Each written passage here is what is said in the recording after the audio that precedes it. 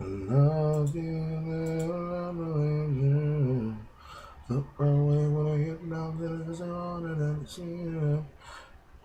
Love you right away, right away.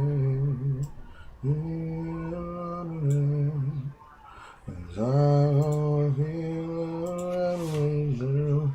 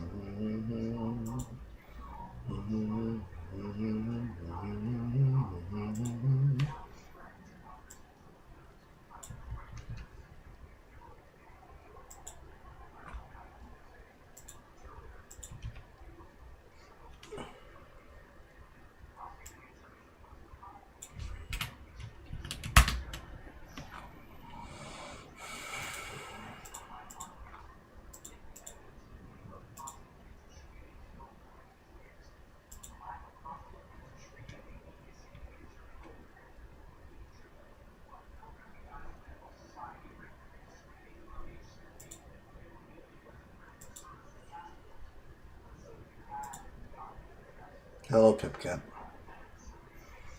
Beating out Master Wolf this time, being the first one here. That's crazy.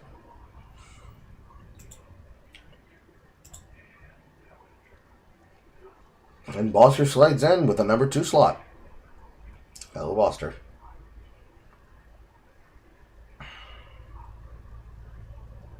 You wake up early. I see.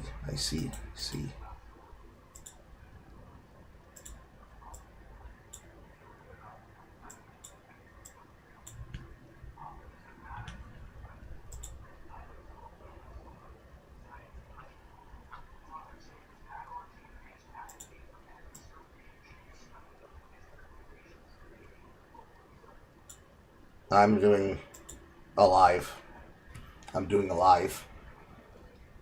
doing better is debatable.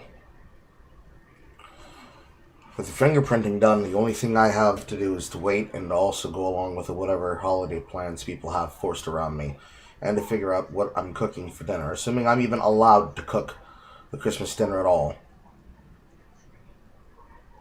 Also, I was able to go find the thing. Inside of the mainstream window, you can see that there's a supported streamer promo that instead of me having to clog the title with this information, especially on Twitch, you can simply be able to see this material here on the side here. It is what is in the supported streamer promo. It will be running for a specific amount of time that encapsulates the first and second week of the event. 2 new subs of any tier or donation, or 2 gifted subs of any tier or donation, to receive the MTX of the Red Queen portal.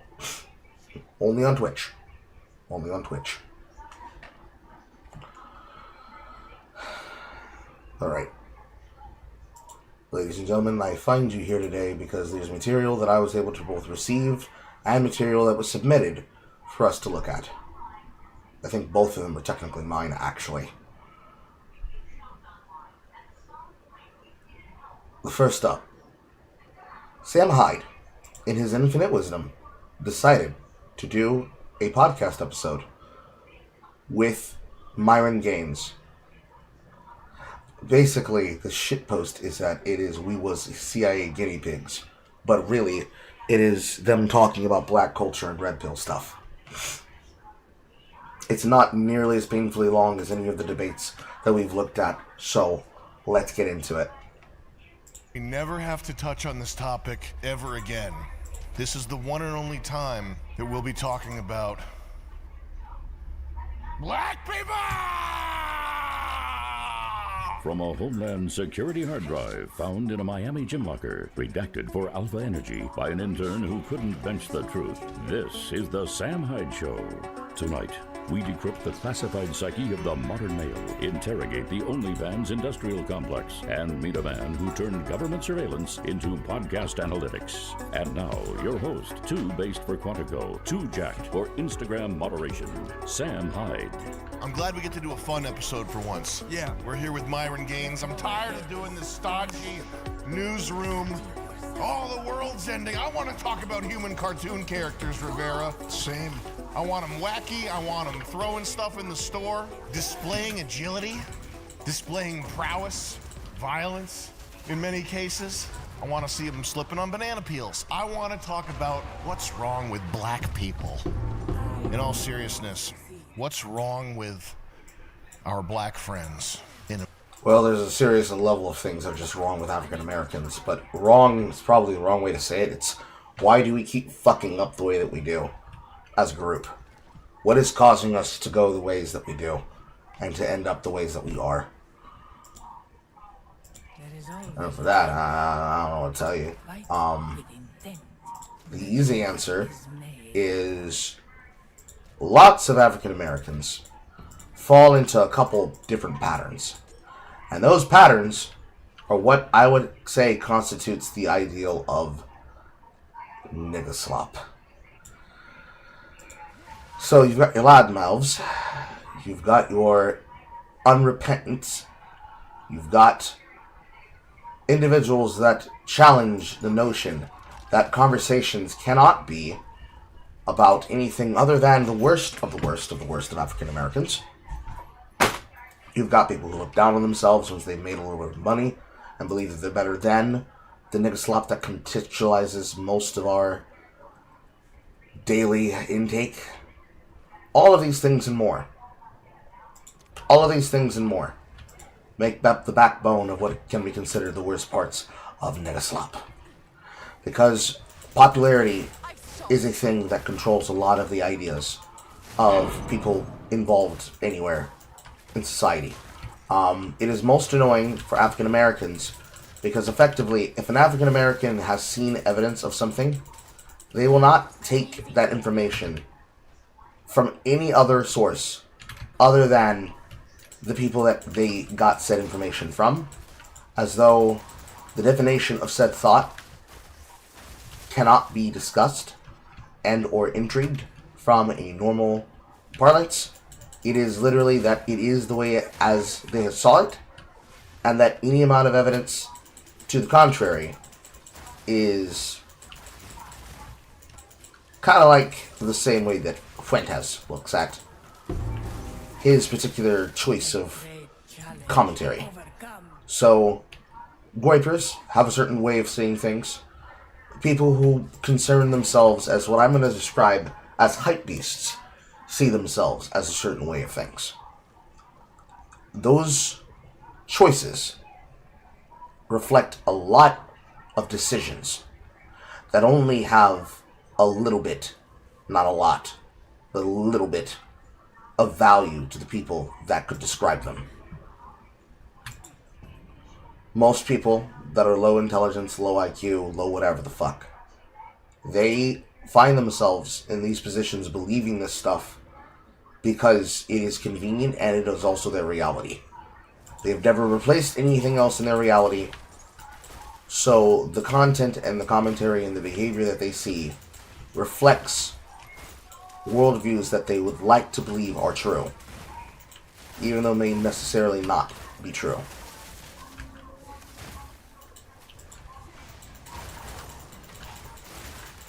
At the end of the day, they are simple people. Simple people, simple creatures.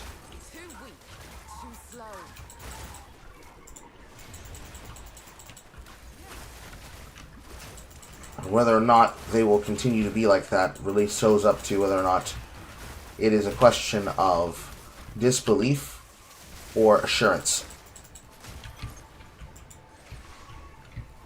One or the other could be more responsible than most. But it really just comes down to what they think and what they're willing to buy.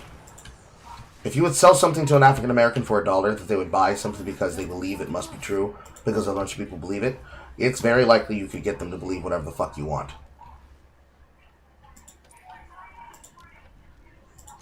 Outside of that, it really comes up to what you might believe in general. Like with society as a whole. Because normal African Americans don't behave the way that nigga African Americans do. Which is to say, if you have ever seen a broadcaster on Twitch, and you compare that to with what you might think that person would do IRL, outside of their live stream, those are the two paradigms that make up the majority of most content creation and most people's attention spans. So, if you want them to believe something is true, you basically need to have it said by one of the people that makes up the daily intake of most of the people's involvement. That is how you get them to believe it. So, if you want to get African Americans that are mothers and fathers that stay at home, you put it on The View. If you want African Americans of a younger age, but still closer to normal, believe something, you put it on some place like, say, Eric July on Riververse. If you want African Americans of a youth to believe it, you have Kai, Ray, Kai Sinat, where I Show Speed do it, and the people that are around them, both on TikTok and more, they emulate the patterns. So they see a successful black person doing it, therefore they should do it.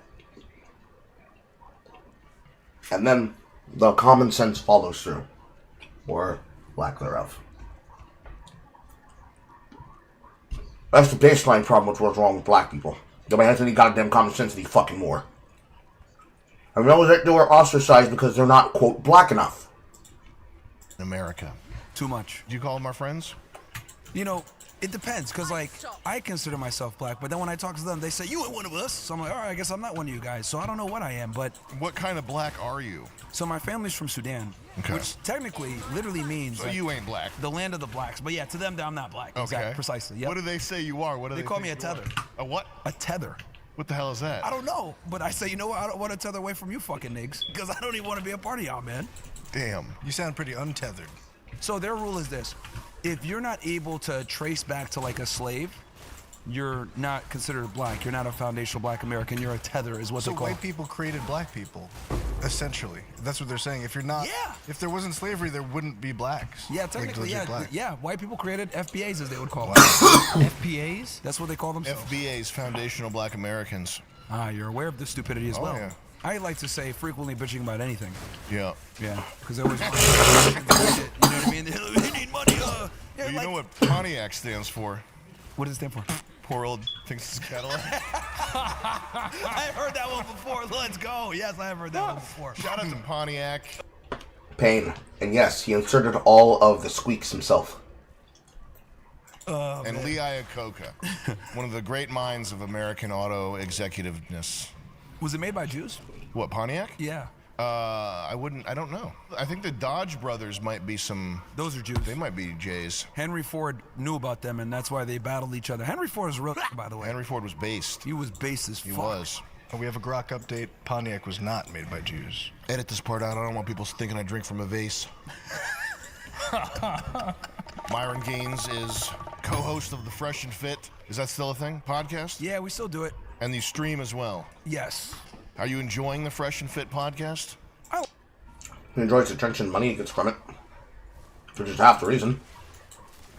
Cool off. I find it ironic, maybe a little bit topical, that we pick one of the many people that is demonstrable to why there are African Americans that behave the way that they do. Right now, when it comes to seeing is believing realities.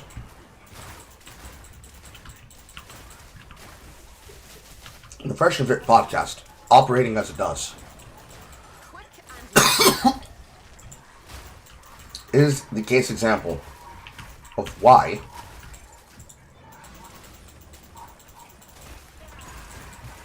this issue is pervasive and hard to deal with. Because you put women that are less than scrupulous in front of a camera, and you then say to those African American men, look at these fucking whores, look at these sluts, look at these disgusting women. You say you want that? You say you want to marry that? Then the logic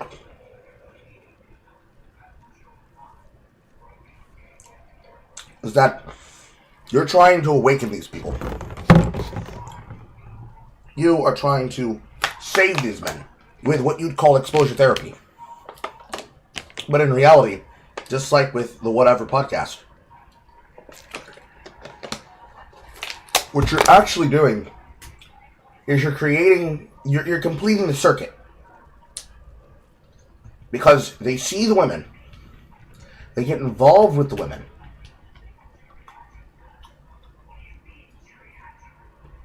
yes, Myron Gaines is basically a lolcow.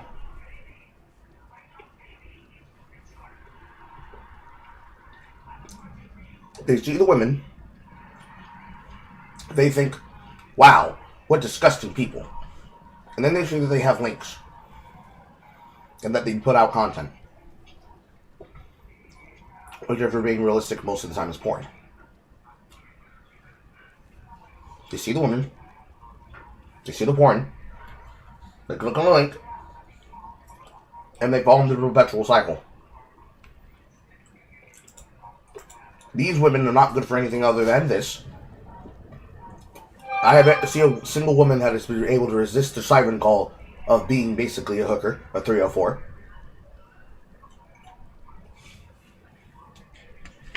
Because he picks the most vapid women that he can find in Miami to bring on the Fresh and Fit podcast,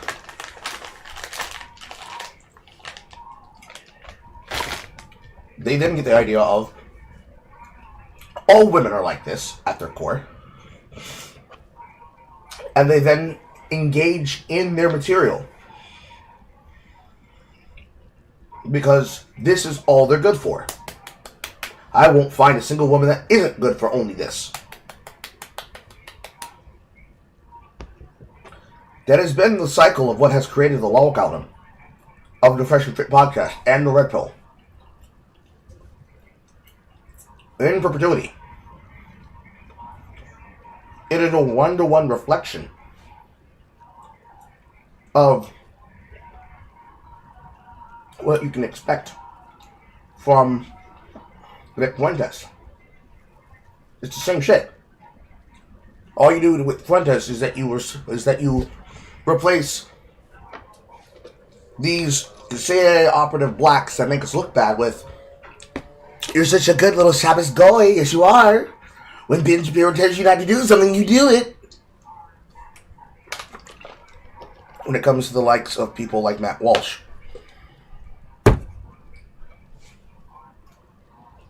they are one-to-one.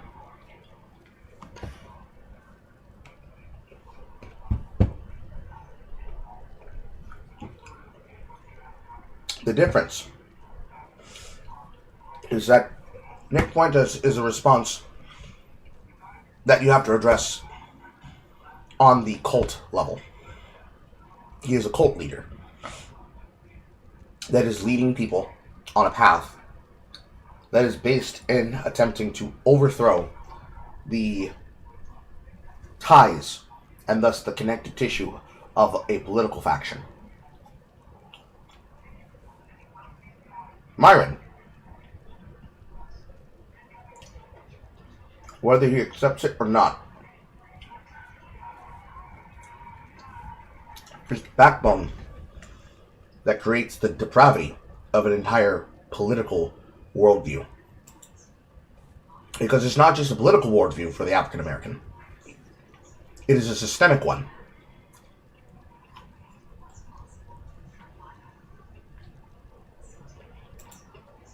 The ties reflect themselves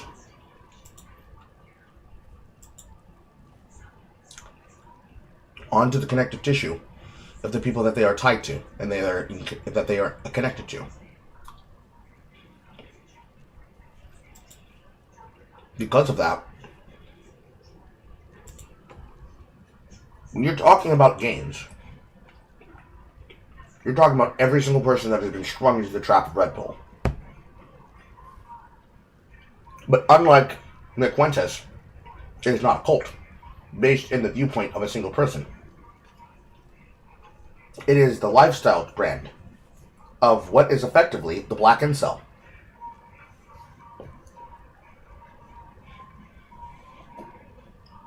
Men that have had it hard at life, can't find women, don't work for themselves.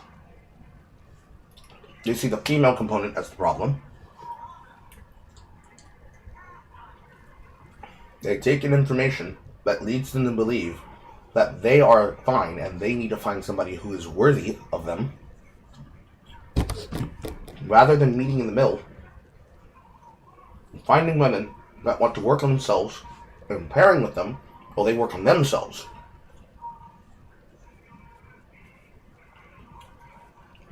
And they push each other to be better versions of each other.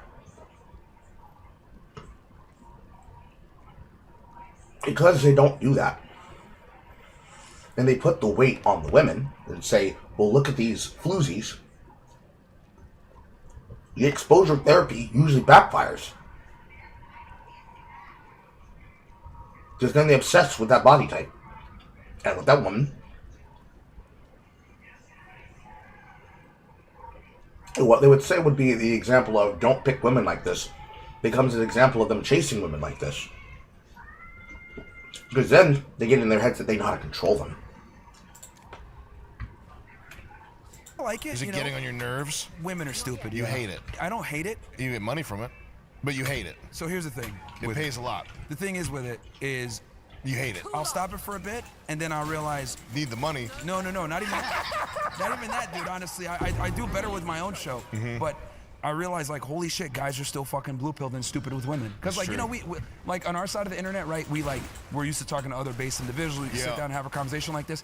And then you kind of go out into the regular There's world. simps walking around out there. Dude, normies everywhere. I hit this realization literally yesterday. See what I mean? Everybody who's unawakened is a normie. Everybody who is with us is a sovereign, divine individual who has awakened their Yakubian parts and can see through the illusion. If they refuse honest, obvious truth, They are just in the Matrix still. They're not truly connected. They're not truly evolved. They are in the Matrix. There is no solving that kind of spectrum of worldview, because it inherently requires a victim. There's no off-ramp. Oh, you see.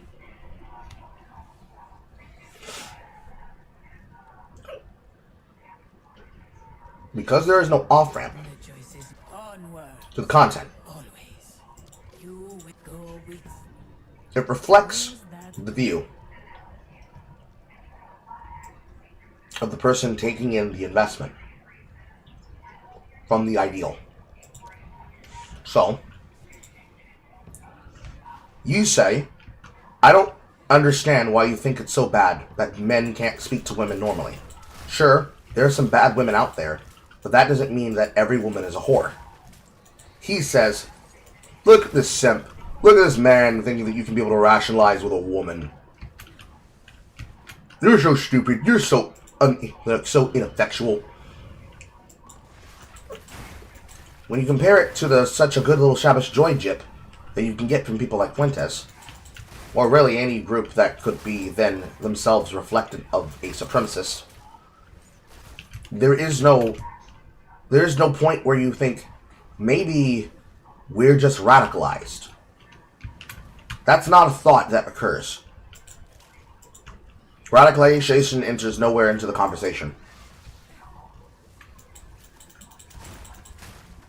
Because, of course, obviously, you'd have the inclusion of a group of people that are not a part of that dialectic. But that is not the reflected opinion at any point in time. It becomes a self-fulfilling prophecy. You see disillusioned, unaware people at all times and all places. So the only way that those people could exist... Hello, Broadhead. Nope. Not the one moving for its prime. The people who are unaware and unawakened, they need to have their eye opened by a way that can only come from you, per se.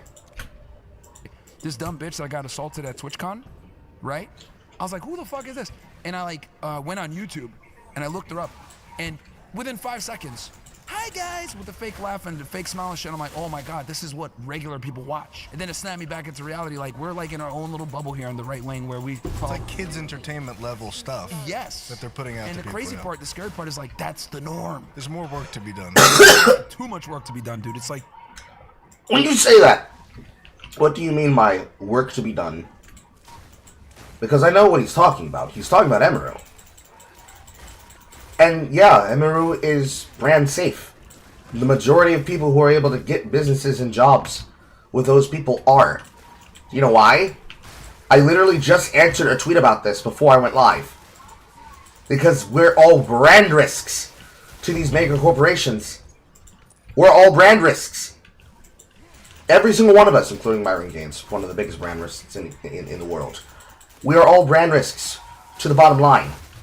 Because we, as we are people that cannot make money on the shit that we could be able to address as a part of our general problems. Because a lot of the problems, you could say, come to the consequence of being because we are not able to get sponsors. Because reach is a very serious problem. And reach is half the problem for most of these things. If we were able to have these conversations in a way where the reality of the situation reflects upon us as it should normally, Emiru reflects the viewpoint of normal Twitch users, which is to say Reddit. So,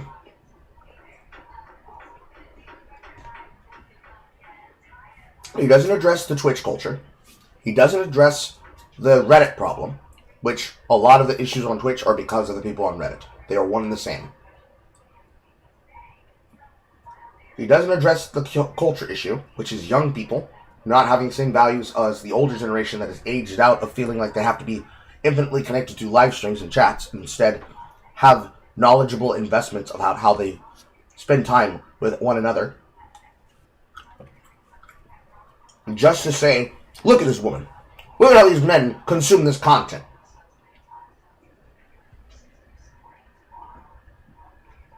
This is schizophrenia. To anyone with a normal, rational, functioning brain. Too many simps out there. Who was the chick that got assaulted at TwitchCon? And what was the assault? Oh, he wanted it to get crazy. that, and then the bodyguard comes in. Yo, dude! Dude, no foreplay, no nothing. Just. Oh, wow. No preamble to that. I knew something was wrong. Rather than admitting that this is a person who just overshoots, it's, look at this man. He thought he had a chance with her. That bro doesn't even know how to control himself. Yeah, you know he's thirsty. And that's not the situation at all. It's an entirely bad read from somebody who doesn't understand the culture because he's not involved in Twitch. For him, Myron Games' use of Twitch, which has been restricted multiple times, banned multiple times, has been a way to access people. Because he himself is an example of nigga slop. With the guy, as soon as I saw him wearing that shirt, the only people that wear shirts like that are cops and feds. Because I remember I used to wear those when I was in Texas. So they can hide the good gun? for concealing. Yeah, That's right, It's yeah. great for concealing a gun. Those Carhartt shirts. If you're a regular person wearing those, something's wrong with you. Can you have a gun anywhere you go? When I was a Fed, I mean, I left in 2020, but yeah, I'd carry my gun everywhere on the plane. Or, Yeah, what's the resignation process like? What is that? Oh, dude, it's rare. It never happens. I went in, I turned in my creds, I turned in my badge, I turned in my vest. I'll never forget December 5th, 2020. It sucked, but yeah, I resigned. And everyone was shocked when I resigned because they were like, because they told me like, hey, you know, you can't do this shit anymore. Most people would like leave. No one leaves the government, dude. It's like you get, you know, I was making. I left the government. I don't like having people over my shoulder. I don't like having people over my shoulder.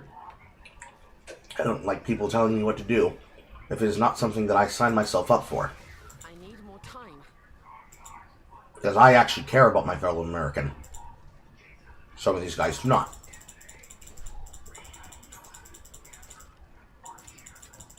So for a lot of it, it really comes down to whether or not you see yourself doing something for a greater mention and a greater number of people. And most often than not, it is the case that it isn't.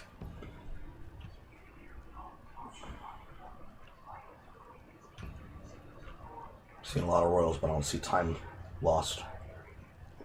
No. It is the case that most people who get out of Fed work, they do it for holistic reasons. It's like the Nazi who becomes a devout Christian. You don't do it to try and subvert people. You do it because you're trying to find something. Me, generally, trying to find proof that I'm not a crazy person. That there are people who actually care about their fellow man. And that it's not all clout chasers all the way down.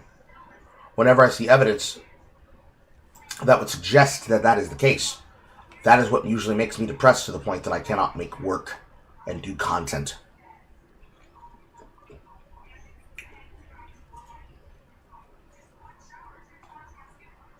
Aside of that,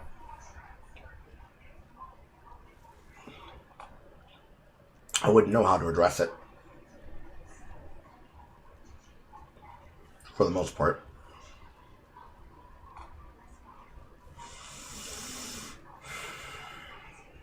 But I suppose, because Myron is an ex-Fed himself, it's different. He saw something different out of what he wanted. In six figures, I was making like 120K per year. I was like, you know, my late 20s. It was a fun job. I enjoyed it. I had a really good case. Everyone loved me. I had a really good reputation. So they're like, this guy's not fucking leaving. And when I came in, I said, I'm going to resign. They were like, what the fuck? Like, you're actually going to leave? But yeah, no, I ended up resigning. It worked out financially and everything, but you know, it was a great job. It was fun. I do miss it. Guys, the one thing about these guns, This is an ad. I'm at a shooting range, I like to pick up other people's guns. I'm always picking up other people's guns. Now, if you don't want that to happen to you, we had the R&D department come up with these 5 solutions right here.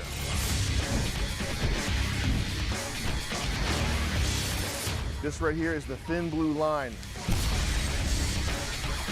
This one's easy to break. It comes right open.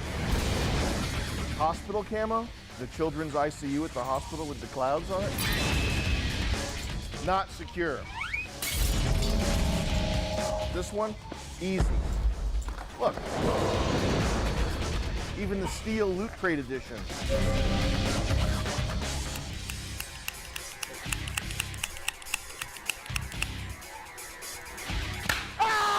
None of these stop box imitators do jack diddly. That's why I need y'all to go to stopbox.com and use promo code SAM. Please personally endorse the products. These things fucking rock.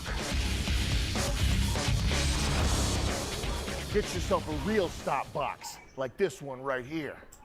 So, there's a whole line of, like, common sense that should be obvious to any person with a goddamn brain cell. When it comes to the joke, the deep cut joke that he's doing here, the obvious thing is that most of every person's involvement when it comes to making content requires some type of sponsor to keep it financially lucrative. It is the case that one of the things that I've asked multiple friends to help for is like, how do I get a sponsor? Where can I get a sponsor? How can I start the process of getting a sponsor? Because Lord knows I would love to have the money. Lord knows that I need the money. And I need the money to, in order to live, to fix basic things that are a part of my day-to-day life. For people like Sam, I feel like we've gotten to a point where Sam Hyde and figures with attention like Sam Hyde, with the exception of Mr. Medicare, because he's the only one that does it off of crowdsourcing alone. And only through merch that represents who he is. Not necessarily corporate brand ownership. And there's nothing wrong with doing corporate or doing commercial marketing, influencing, and affiliate work. Because that's part of what we do. That's part of the job. At some particular level. Even Mahler, plus she's not from an in-home source, but from a business that does content runs of his merch. It's a part of the cycle that Sam's going to have to take money like this. Because it's like the sovereign money problem in esports and in Twitch content. One of the recent announcements being that they're going to start putting gambling sponsorships and gambling commercials on your material if they have not started already. The kind of people that would sit up on high and judge other people for having to take, quote, gambling sponsorships or, quote, going to Kick and joining the gambling website. It comes from a place of superiority. I know Sam doesn't think himself superior. It's just business at the end of the day. That's what it should be seen as. It should just be seen as business. Obviously, Sam likes guns. Why wouldn't he want to do a promo code for a company that basically features a way to keep people from getting to your guns? I see it as a critique of the general space itself. Some of us can't get sponsorships from Logitech or Razer or some startup PC building company. Some of us cannot get sponsorships from Loot Crate or Factor. Some of us do not make videos for ya boy Shadow Legends or the various VPNs. Partially because we're not offered them, and partially because there's no way for us to be able to build it.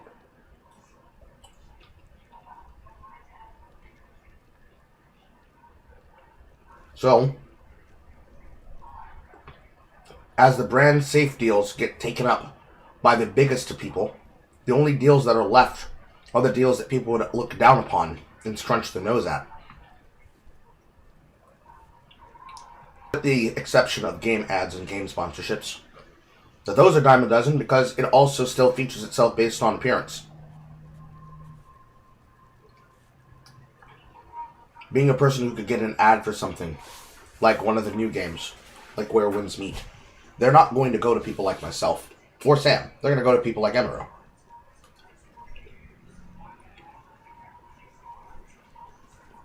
And because of the particular iconography of the people who are taking these deals,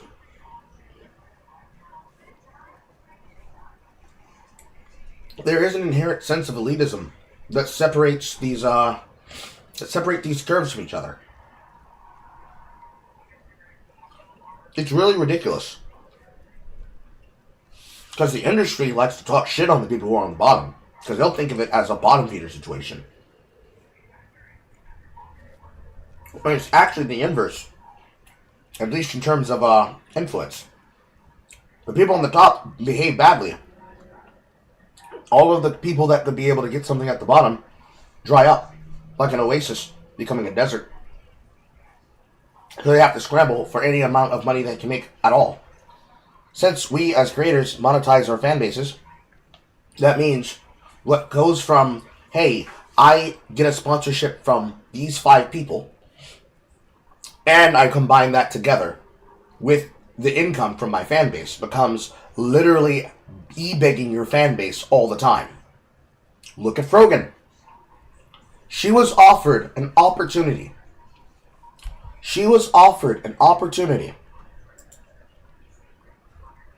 I don't know why Frogan would resist this opportunity. She was offered an opportunity directly from Caleb Hammer to come on to Financial Audit and to have an opening of the books. He openly describes the ability to speak directly and talk directly about only the things she wants to talk about. And she does what? Opens her fat fucking mouth and says, I refuse. Because I don't want to be lectured by some guy. Which is wild. Because then, denigrating him on her own broadcast, Denims pops off from the gums and says, you just want to antagonize people for views. Why don't you actually give them tools to help them better themselves? Which I guess you could say this is the Gordon Ramsay effect. Nobody ever sees what happens after Kitchen Nightmares. Because that requires follow-up. Same thing with the bar scene with John Tapper. Knowing the names and knowing what happens after they've done their job is half the issue. Because you have this perception that makes you think that this is the wrong way to do it. But actually, it's the right way to do it. Because a lot of things come down to attention economy. Hi, horror. Bye, horror. I'm surprised you're not here to see what happens with Sam Hyde. But you got work to do. We will see you when we see you, horror. You'd think that somebody like Frogan would love to take the opportunity and get the chance to literally involve themselves with the attention economy that comes from Caleb Hammer, one of the bigger shows popping off. An individual who, if you go on his show, you're more than likely going to get clicks secondhand through his content on your content. And an actual pathway to financial security, because here you are in a clip, Frogan, crying on air, saying, oh, I can't afford anything going on.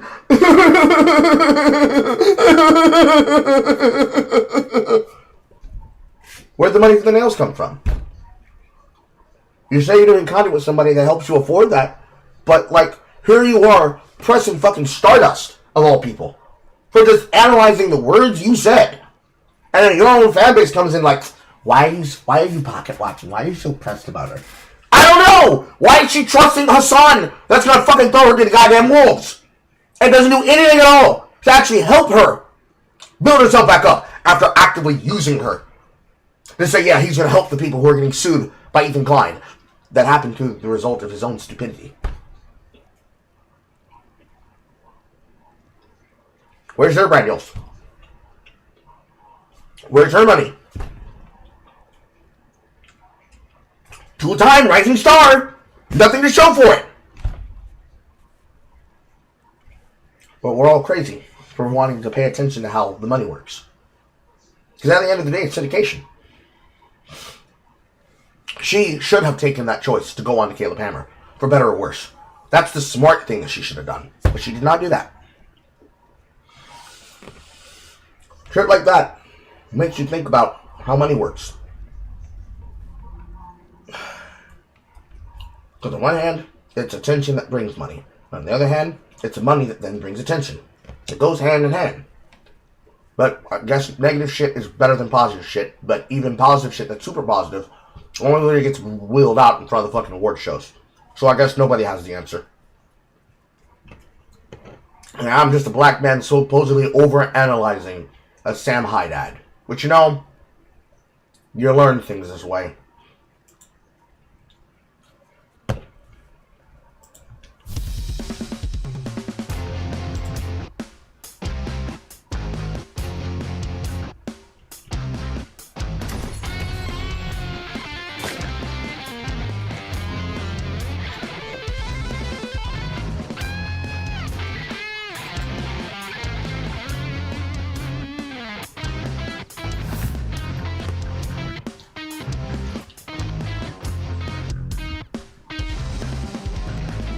For a limited time, use promo code SAM when buying your stop box for 15% off. And that's a good deal. Ah! Smoking. Ah! Oh! Ah! Double feature. Ah! That's a good deal. Smell my breath. Ah!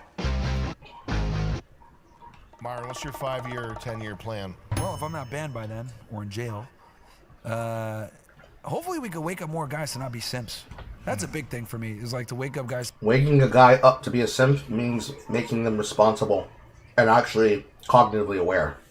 The word, Myron, is sexual discipline. Many of you guys don't have it.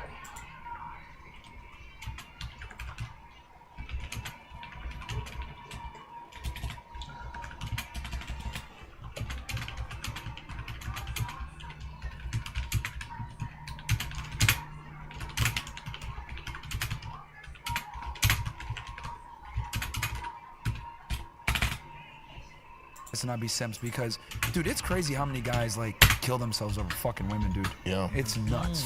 It's one thing to like talk about red pill awareness and how to deal with women and how to properly date, but it's another thing when it's like they need to see with their own eyes how much they don't give a fuck about men and or preserving relationships. It's all about what they want, and that's what the after hours like red pills guys are on. Because it's one thing for me to say this is how women move. Oh, okay, Myra, but all girls are like that. Okay, dumbass. Here's a whole panel of girls from different walks of life, different education levels. They did not talk about this. Why do they all think the same?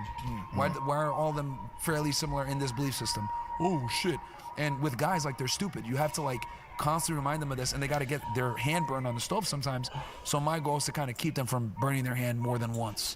Because, dude, so many guys, like, message me, like, oh, my God, I was going to lose it all. I was going to end it all over a girl. And I'm like, and then I found your content, and I stopped. I was like, holy shit, like, this is a serious problem. But no one talks about it because no one gives a fuck about men, right? It's a good point. Yeah. I like that. I mean, considering that most grifter men do not care about men, and they just use them as a target to be able to get their politics, their opinions, and their shit off, how are they supposed to solve problems? Like, before they even start dating women like this, they need to actually be doing something viable about it. Like, long before you are ever supposed to date a woman, you should probably be worried about your own financial stability. Because you don't need coochie that bad. Hello, Drampa. You don't need coochie that bad. Nobody needs coochie that bad. The coochie ain't fucking worth it, man. Nobody needs coochie that bad. I can promise you, you will never need coochie that bad that you need to destroy yourself for recognition. It's not worth it. If she is worth it, she's not going to do that to you, first off. Secondly, if you like yourself, you're going to like yourself not desperate. You're going to like yourself not being targeted and used for money. You're going to like yourself not being made an example of. You're going to like yourself not being made a fool of.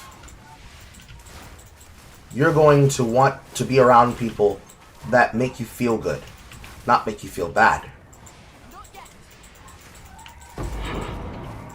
And, most importantly, assuming that they like you well enough to not make you wait unrealistically,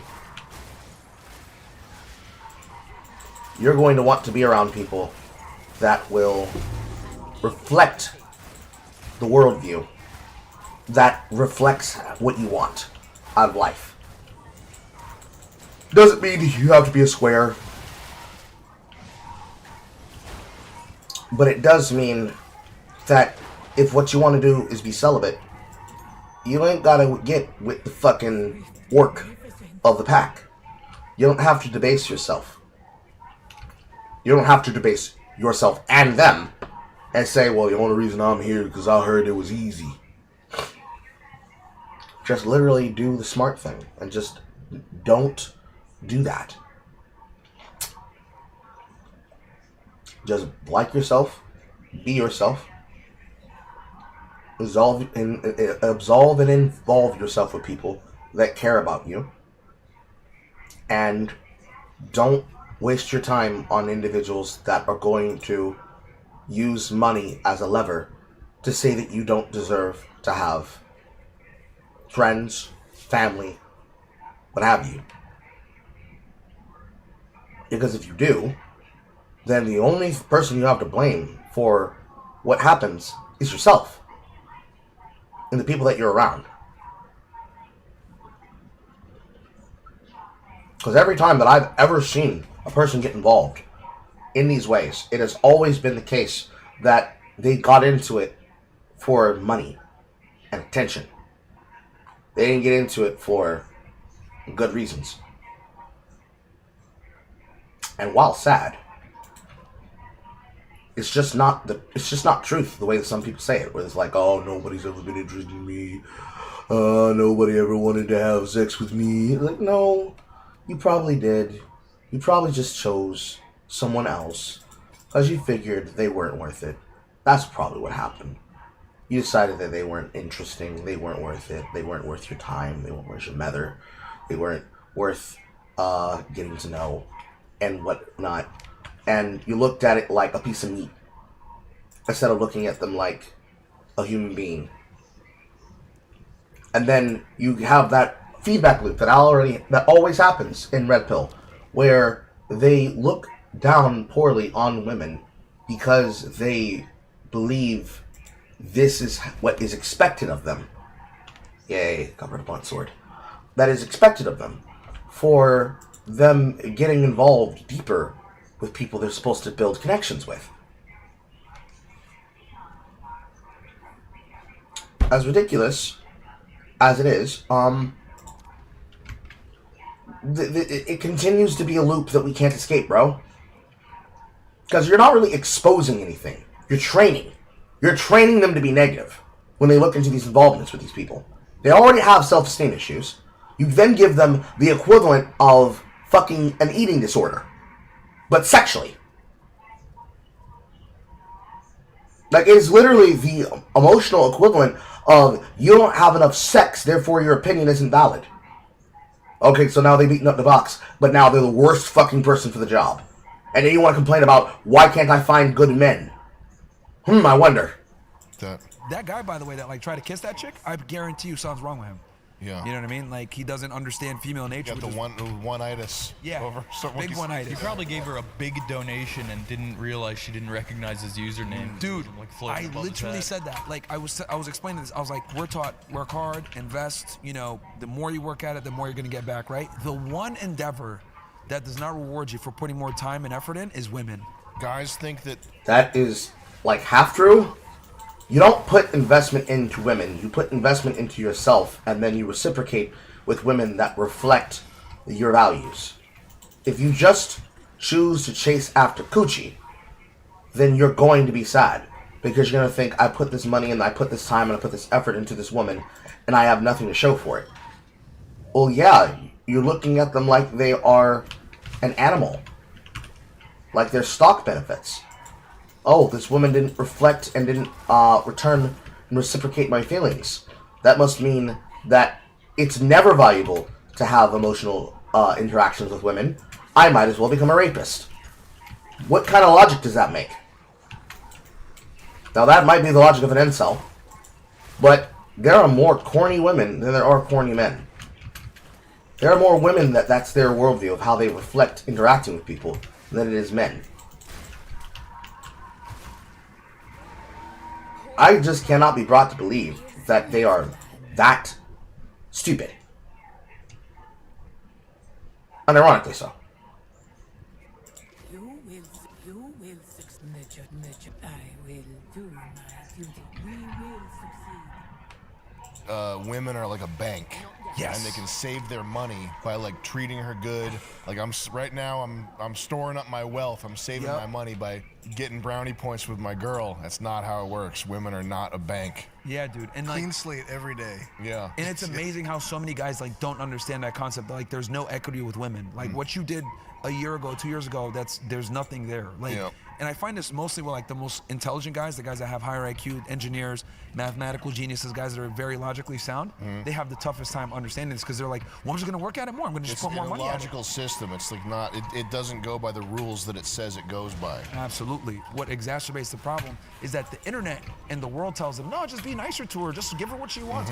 You happy wife, happy life. So not only do you have like, this is what their mindset is. Yeah. And then, and then society tells them, it like kind of shocks the thing, and then they don't believe it at first until they start seeing me talk to these girls and they realize, oh shit, like these girls really don't give a fuck about us. So there's like multiple things there that is a part of what makes this shit wrong, and what makes it also hard for them to break out of this cycle. One part of it requires them to get experience. Another part of it is that they are seeing something that does not reflect the reality of most people's situations or their investments. So, boomerisms. To say the boomerisms are what hold men back is cope. That's cope. I would say you don't need to even bend and become a doormat, because the other half of it is becoming a doormat. You don't have your own personalities. Your personalities are decided on what you think they would desire from you, not what you actually need to do. Then you get lost in feeling like you have to do a bunch of stuff to make people feel better or what have you, and you don't have to do any of that. None of that is necessary. You just need to have a spine. And the problem is that these guys are inexperienced with women in general, so they lack spines. Because they lack spines, it is very easy for them to get walked on by people who otherwise don't appreciate them. These women are going to take them for granted. They're going to take them for everything that they're worth. They're going to feel no problems with doing so because they're fucking with women that are useful. They're useless. The only use to them is that they have a vagina. It is possible for us to know that there are women that are bums. Straight bums. But that doesn't mean that the men are finding themselves here for reasons other than they are getting bad advice, and they're basically being told in-game concepts for people who are not even past the early game of life. That's how it was explained to me when I first learned this. And ironically, I learned this in college. The kinds of things that you're expecting, where you're surrounded by women who are interested in you, want to be with you, want to be the mother to your children, that is endgame level stuff. Becoming capable of being like Elon with his harem full of women, all pregnant with his kids. That is endgame dating. Early game dating is just having the ability to say, "Hi, how are you?" And you don't shit yourself out of anxiety.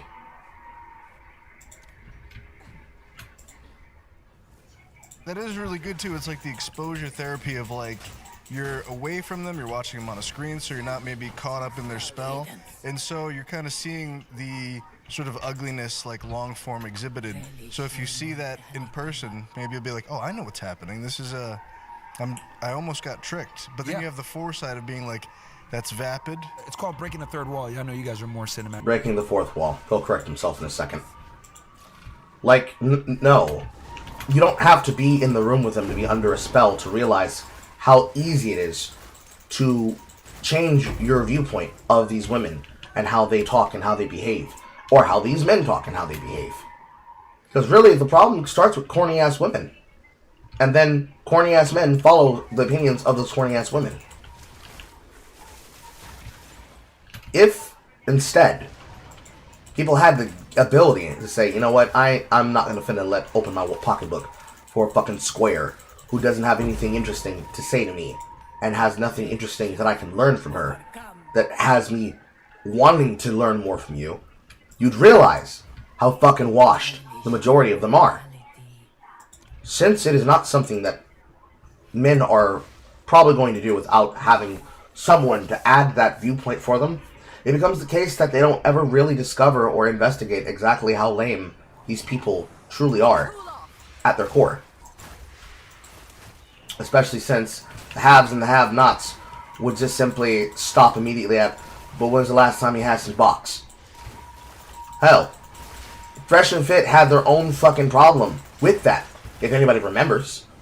Granted, it was Walter, but technically both of them now have been caught up with women that got them out here fucking fiending. And much like how it was when it was Derek Jackson cheating on his wife, or the bald black one, my brain wants to say Damon something, choosing to have a woman that, in his own words, a man should never get with, which is a single mother. They have found themselves in what is a environment that it is a self-fulfilling prophecy, that they follow their own advice, and thus they are unhappy with where they are because their advice does not let them take part in the greater emotional lesson that they should be learning from the fact that their advice is negative. So, I'm with a woman who is a single mother. By their own logic, I'm already a fucking simpleton. Yet I'm happy as a fucking clam. I'm as happy as a clam being licked by a ram.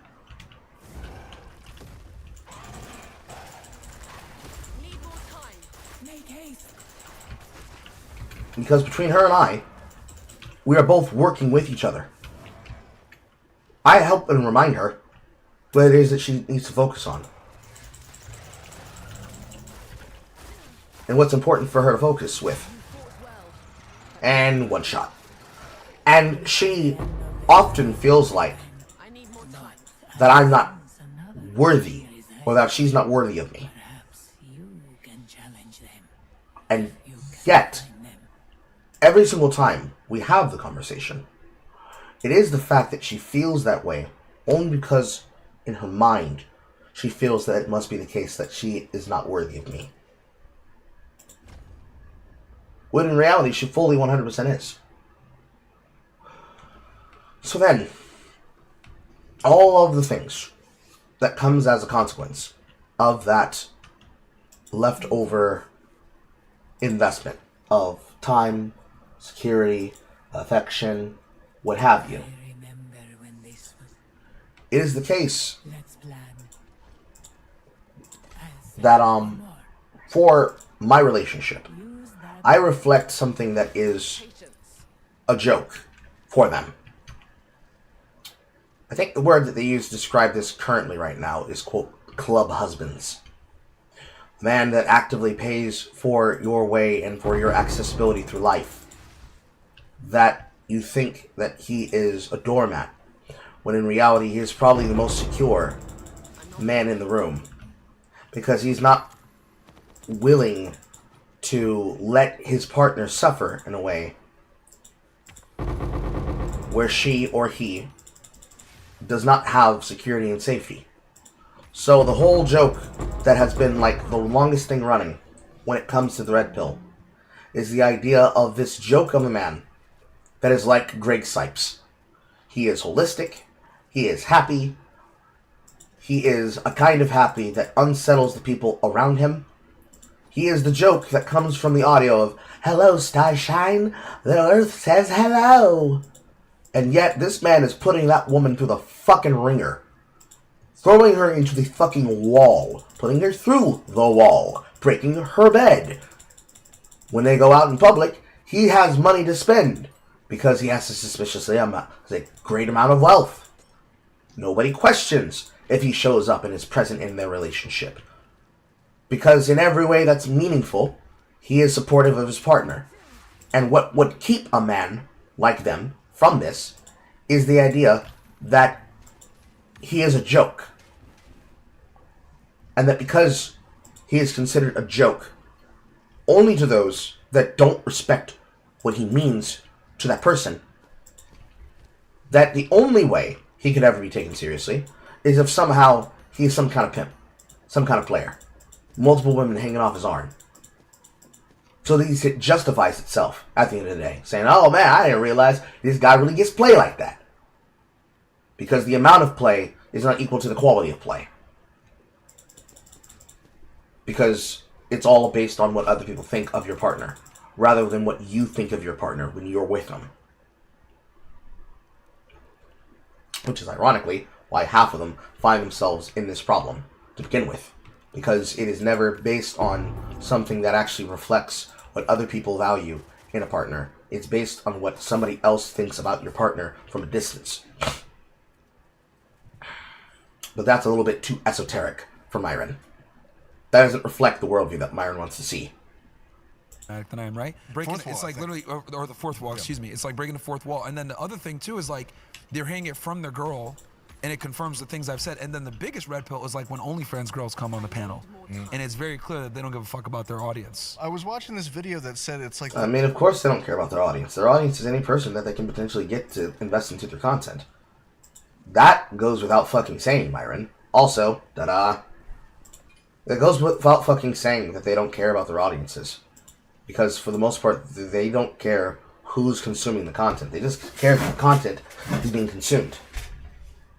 This buried report from the Nazis that they got this cluster of soldiers to do reports and determine like women, like the women of the soldiers, and apparently like their loyalty was so poor that they like buried the report.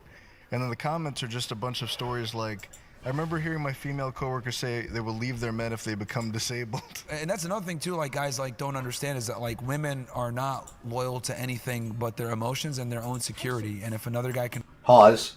That's what I'm talking about, Myron. Women are only loyal to themselves and their emotions.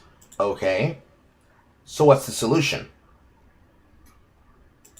I need to surround myself with sluts. Ah! How does that help? What does that change, Bubby? Are you making them better or worse? You're making them worse. You are giving them a viewpoint about the world that does not help them solve problems. And then you turn around and say, well, you see, well, it's not like that. It's different. It's different the way that I said it. How does it help men? How does it help men? How does it help women? And provide that, that's what's going to happen. That's another big red pill for guys where they think that like women are like us, where they're like inherently loyal based on that. Like, you know, there are some women that can be loyal because they get it from their parents. There's a lot to the joke about women being fatherless that actually does explain why many kinds of people go to the joke as representative of the values of the women that they are investing themselves with.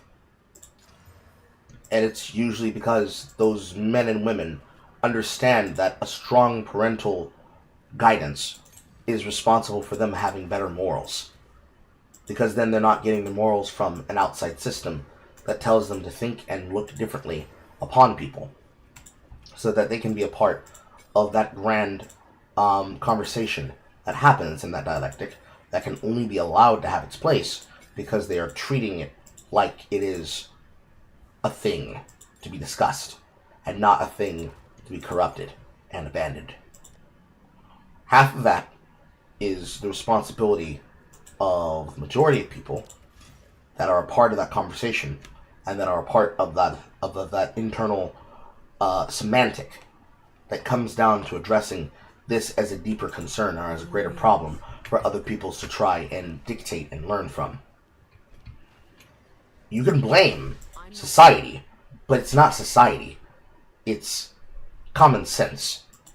It is the common sense that belongs to a group of basically little to no one, if you're being serious. Like, we'll die for a chick, but like women aren't going to do that necessarily for us. Like, the way they show loyalty is differently.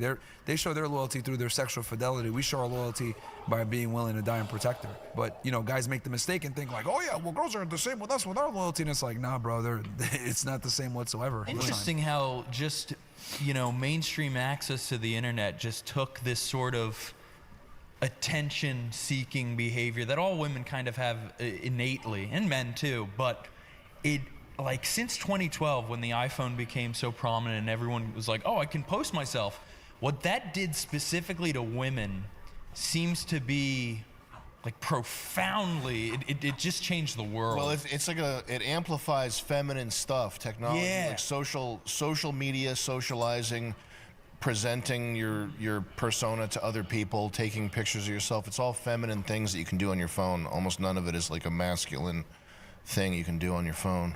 I think social media is probably one of the most pernicious things that's destroyed relationships in the modern day age, by far. Because what's happened is it's taken the ugly side of female nature, being narcissistic, solipsistic, things that like actually are good for them so that they can protect themselves, so they can have the next lineage of kids. But most normal women, right, that aren't weirdos from New Zealand, like, they want to protect their kids. And What's that dig about?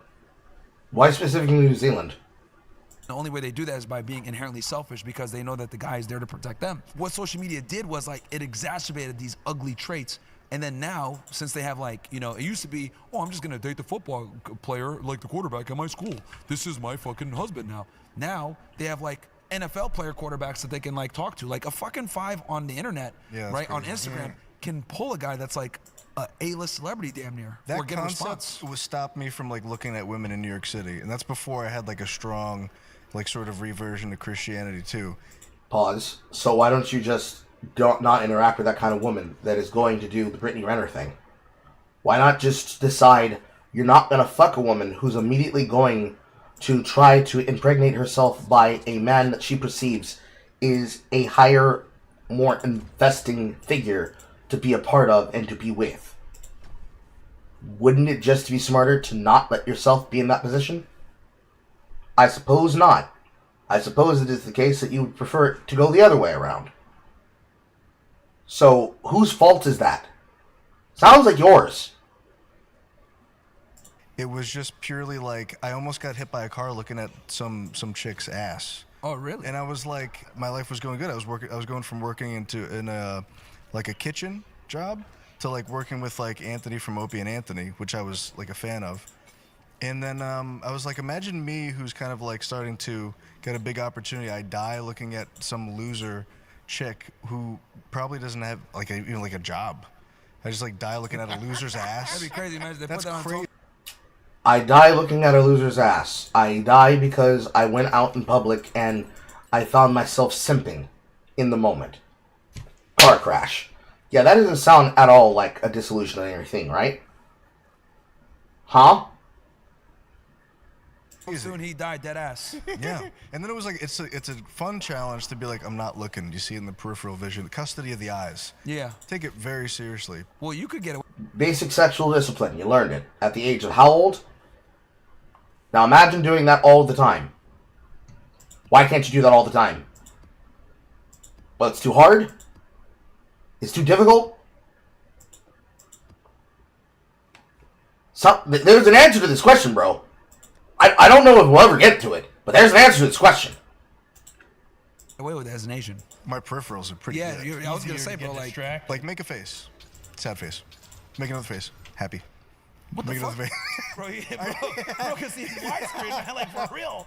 Like, that's the thing. Like, I truly do think that, like, social media has absolutely made it where the dating landscape has been inverted to the detriment of men, but to the benefit of women. And True, and that was done by feminism. However, going the other way with what effectively becomes meninism is not smart. Are we going to address that at any particular point in time? No? Okay. it's hurt relationships a lot, because now women, like, okay, you get in an argument, right? Now she could kind of surf on Instagram and look at her DMs. That opening of her even looking and seeing other options is the problem. It's terrifying. Right? Even if you're a top tier guy, you can't compete. And I think the only way really to like deal with this problem is like, Your girl should have a limited profile with like almost no people. Shot caller. Bro, honestly, I'm gonna have to give that bitch the Hassan Piker's treatment, man. What are your thoughts on that, brother? I gotta ask you. The shot caller situation? Yeah, what's your thoughts on that? I'm just That's not funny, Myron. That's not funny at all. so glad I'm not anywhere near it. I'm just glad I don't have to think about it, bro. We should have done a bit where like you go to stretch or I go to stretch and then you shock us. I don't even want to joke about it. Kaya, please just fucking go. Just stop. I think what's fucking him up is like that it's clear that he shocked her, but like he keeps like lying about Yeah. it. That's what's fucking him up. He should have just said like, yeah, I shocked her. Who gives a fuck? But like, like you know what I mean? It's like, bro, real niggas, you know, got to train their dogs, right? If he had just owned it, but here's the problem: his audience are a bunch of like purple-haired, 99 gender idiots who like, you know, will sit there and say, Sam Hyde and Myron Gaines need to die. But like, God forbid a fucking dog gets shocked. He could literally put a shock collar on himself and have his audience shock him on using donations. Yeah. Right? They donate, you know, That already happens. It's called getting one guide. That's half the reason why Hassan even is around. He is a lolcow in his own right. The only reason why it's valuable to look at what he's doing and saying is to make fun of the fact that he and all the people around him think that they are some bigger, developed, intellectual group that are themselves fucking mollusks compared to the common sense person. $5 every $5 Don't even donation. joke, but what he's done. He's cultivated this. It's like brinksmanship. Like he's invited this fan base of bad guys, and he has to get badder and badder every time. Like he has to call for the deaths of, you know, United Healthcare CEO or whoever, just to appease these wackos who They called it brinksmanship? Like going to the edge. yeah, of, going like, to the edge. Like, to you the gotta absolute go edge. harder every time. Like what Trump does with tariffs. Like that's like, you know, like, hey China, 100%, 200%. It's gonna be very bad for you. It's gonna be very bad, Ping. It's like reckless. Like he does it with like his political stuff, where it's like he's right there at the line. I mean, you know, obviously the shit. Dude played like Houthi videos, you know, in his Twitch stream. Like that, yeah, that's like political brinksmanship right there. He gets away with it, though. Yeah, of course, he's like the golden boy of Twitch. But yeah, I bet that Dan Clancy guy is a weirdo. oh, dude, have you seen like how he'll like go through his feed? It's all like a bunch of Twitch girls' thoughts. Yeah, we've all talked about that, but what are you actually saying about the attitude of the regular Twitch user? Are they all stupid men that need to be led by proper adult men that know what's going on and will show them how to escape being tricked by these, quote, whores? Or are we talking about a group of people that need some actual assistance and guidance on how to have some basic discipline about who they should invest their time and their energy into? Because it doesn't sound very good from where I'm sitting. It doesn't sound very good from where I'm sitting at all, bro. Is it?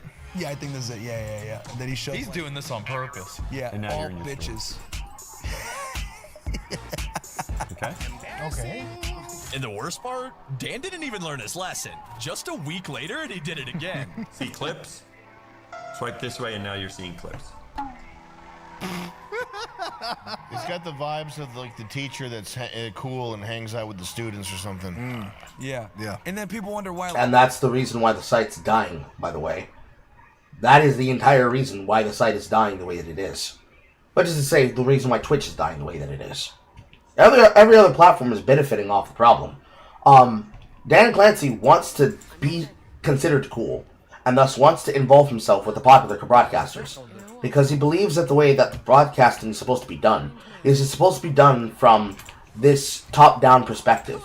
That the cool people are the ones that then dictate who is the popular ones. When in actuality, it is supposed to be the inverse. We are supposed to be people that involve ourselves with other people that actually like being around each other. We do not let somebody like Hassan have this level of power where he can just simply shirk the rules and avoid all accountability.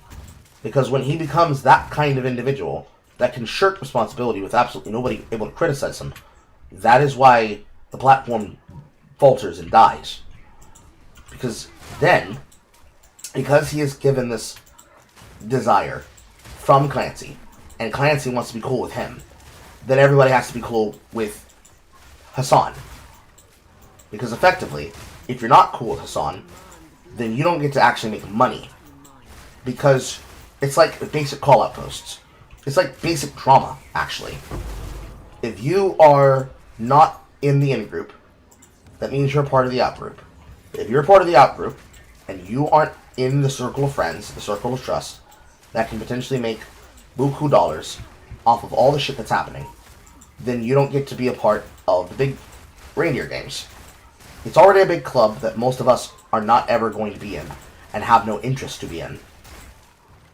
But this is the reality of what causes people to want to be invested in material content.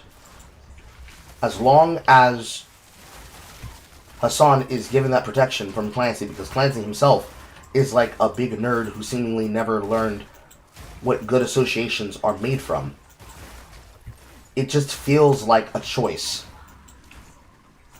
that comes from a lack of investment and attention around people who really actually want to be near each other. Then you wonder if it is a mistake or on purpose. I believe that it's a choice that is done on purpose. Like, Clancy wants to be involved in the big club with all these particular content creators. That reflects his viewpoint of being with the hip in crowd. And he doesn't want to be considered outside that group, because then he wouldn't get recognition.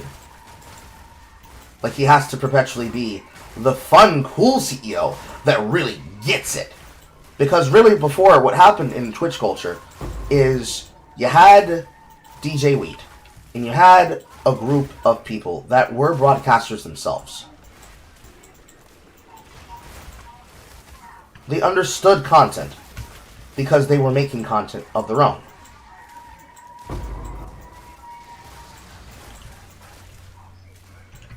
Now, you have this strange societal bound where you've got a group of people that ultimately don't really associate with anybody outside of like a couple of different places and a couple of different things. Those people don't interact with each other directly, intentionally. I found a visceral. They don't interact with anybody intentionally or viscerally to act as though they are a part of a greater sphere of influence and a greater friend group, which is really how streaming was when it started. That attachment to a particular person or a group of people that were your favorite broadcasters to watch collectively together, not just an individual broadcaster alone. Because everybody knows you never just get in it for just one person. It's always a group of people. That's what streaming was at its core. Personalities, not just personas and brands. You have these people that were together doing things collectively, and that investment of doing things together was what bound them to each other to make stuff of various patterns.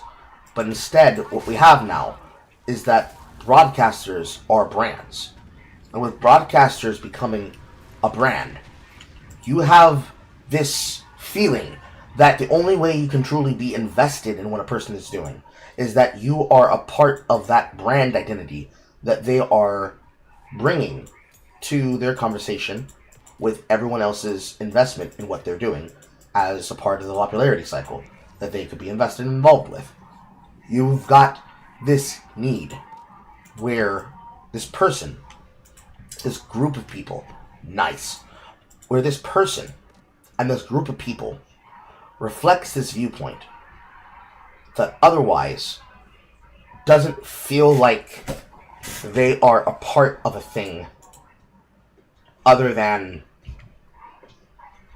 an afterthought of greater involvement in conflicts of investment that they could really say that they're a part of, in the viewpoint of general experience. So at the end of the day, when you try to get these people into a room with each other to discuss things with each other like trusted individuals, you can't really know whether or not they really get it, the stuff that they're doing with people, or if they really appreciate what that stuff means to people, because they don't see that investment as reflectant of a worldview that they really give themselves to as a part of a greater structure and group of people. That's really nice. Like female streamers like never get banned for being thoughts, but like, you know, like me and Sneeko got banned, completely banned for off-platform behavior. Hassan or other people like fuck shit up, like call for the death of senators and shit, like on stream, and it's like, oh, we'll ban you for 24, 72 hours. All these platforms, though, we were saying 5 years ago that they would cease to exist because they were still doing this crazy stuff. They were still making things difficult for everyone and then playing favorites really overtly. So Yeah. it's kind of weird. It almost feels like they're too big to fail. That like these alternative platforms are definitely putting pressure on them, because I remember it used to be like on Alternative platforms in the case of Rumble? No. Rumble and Odyssey are acting as a place where the banned for a reason streamers are now able to have some kind of a niche comeback.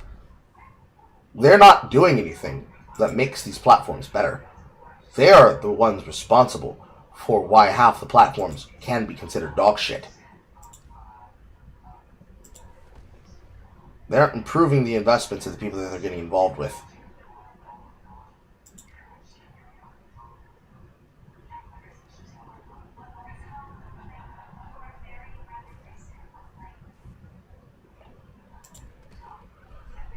on YouTube, for example, like if you get 3 strikes, you're done. But now they do warnings.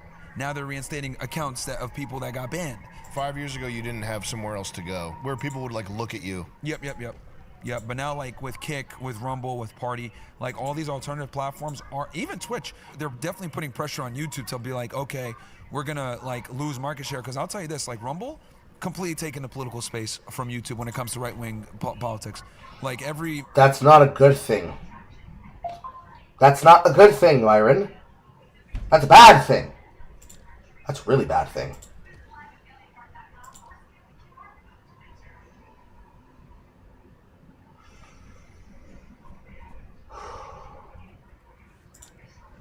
Apex.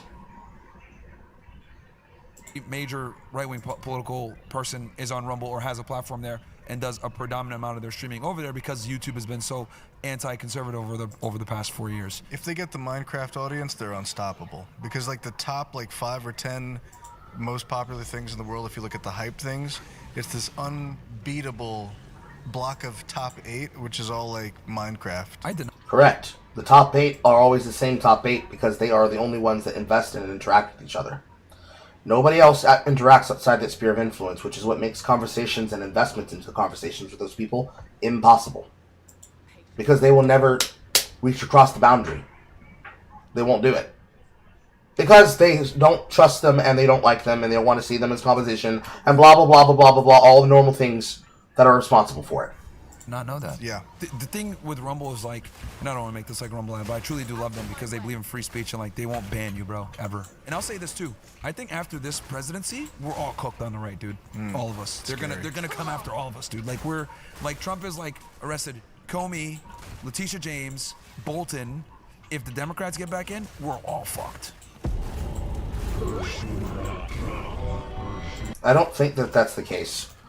I think it's going to be normal. I think it's going to be a normal involvement of people that already are a part of the spheres of influence today that are going to ask and they're going to expect a certain kind of feedback loop from their audiences and from the people that they're going to be around, side, and with that will be responsible for helping them through their normal conversations and their normal investments of conversations. Because at the end of the day, if you feel like it's all going to go tits up the second that you don't get money for doing an extremely dumb thing like political extremism, that's not my fault, bro.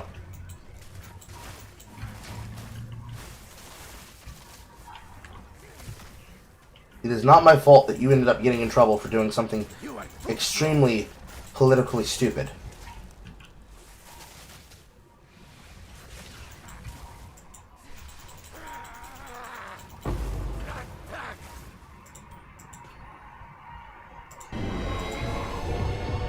Purge Store's advanced parasite clone. Herbal ingredients that target parasites. The unwanted guests that can cause bloating, sluggishness, and digestive discomfort.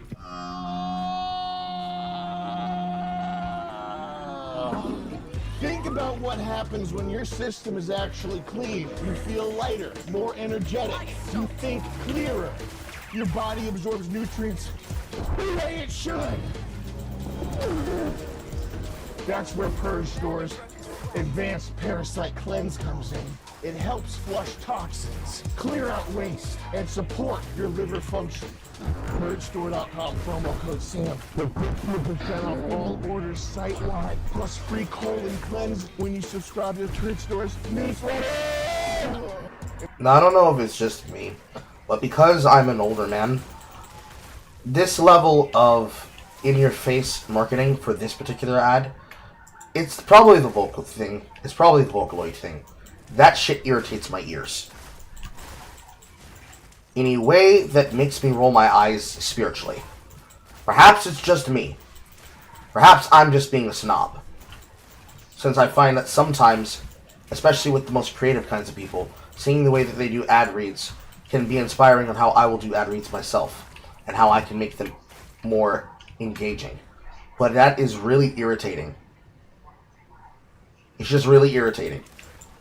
It's nothing to do with Sam Hyde, it just is the way that he's cutting the promo.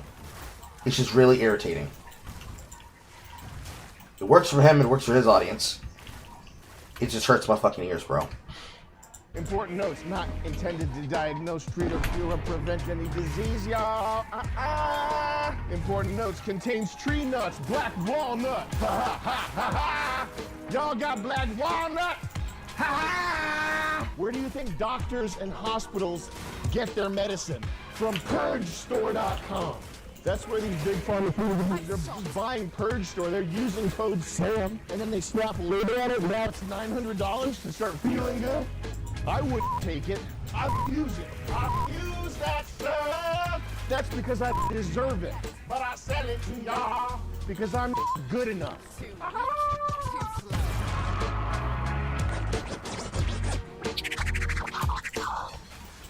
Myron, what do you think of these hakas that people do? I've always thought it was weird for Oh no, he's about to start talking about the Polynesians.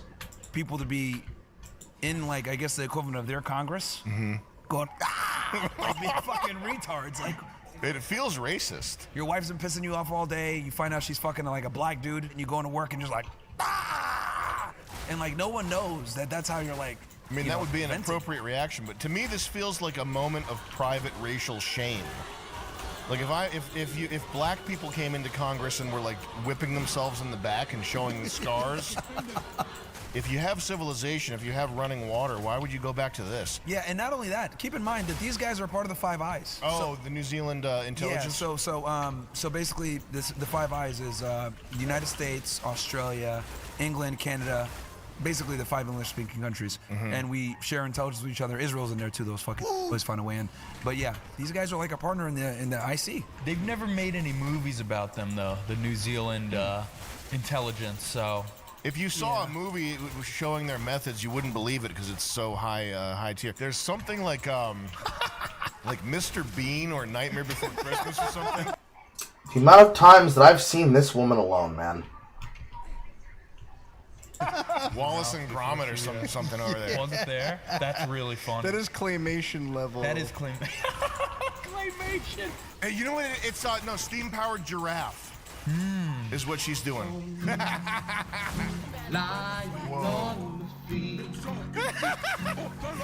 Gotta reach that goal. Have you ever read or heard anything about Maori cannibalism? No, I haven't. The people that these New Zealanders are descended from, Yeah. they were cannibals. What the haka is to psych yourself up for battle. Okay. The mothers, you know, the baby has a soft spot. Yeah. The mothers would push their finger into the baby's soft spot to kill the baby, and like give it to the male warriors. It was like a thing they did before battle. They were all killing babies and eating people. They were cannibals. Can you believe that? Wow. Bored on an island. Of all the things you could talk about, that's the most interesting thing that you want to be able to offer about the Maori? Perhaps it has gone mid. Lord have mercy, perhaps it has gone mid. They gave you an ad for Rumble? Exclusive boxing match. Which one? You know, and this is why we don't let fucking Native Americans go into our Congress and do the dumb shit that they do. Like, right? We just like, hey, here's your sovereign land, buddy. Here's your reservation. Here's your $10,000 a month. We went from running coyote to fucking running booze. I think a lot of this historical stuff gets in bold right there, situational and ritual. They're trying to wash over this stuff and make it sound not as bad as it was. If you want to know how bad it was in like Congo, Africa, or wherever, whatever region of the world you want to know how bad it really was, read the accounts from the first explorers who went there. Because these are guys, like, there's no motivation to lie.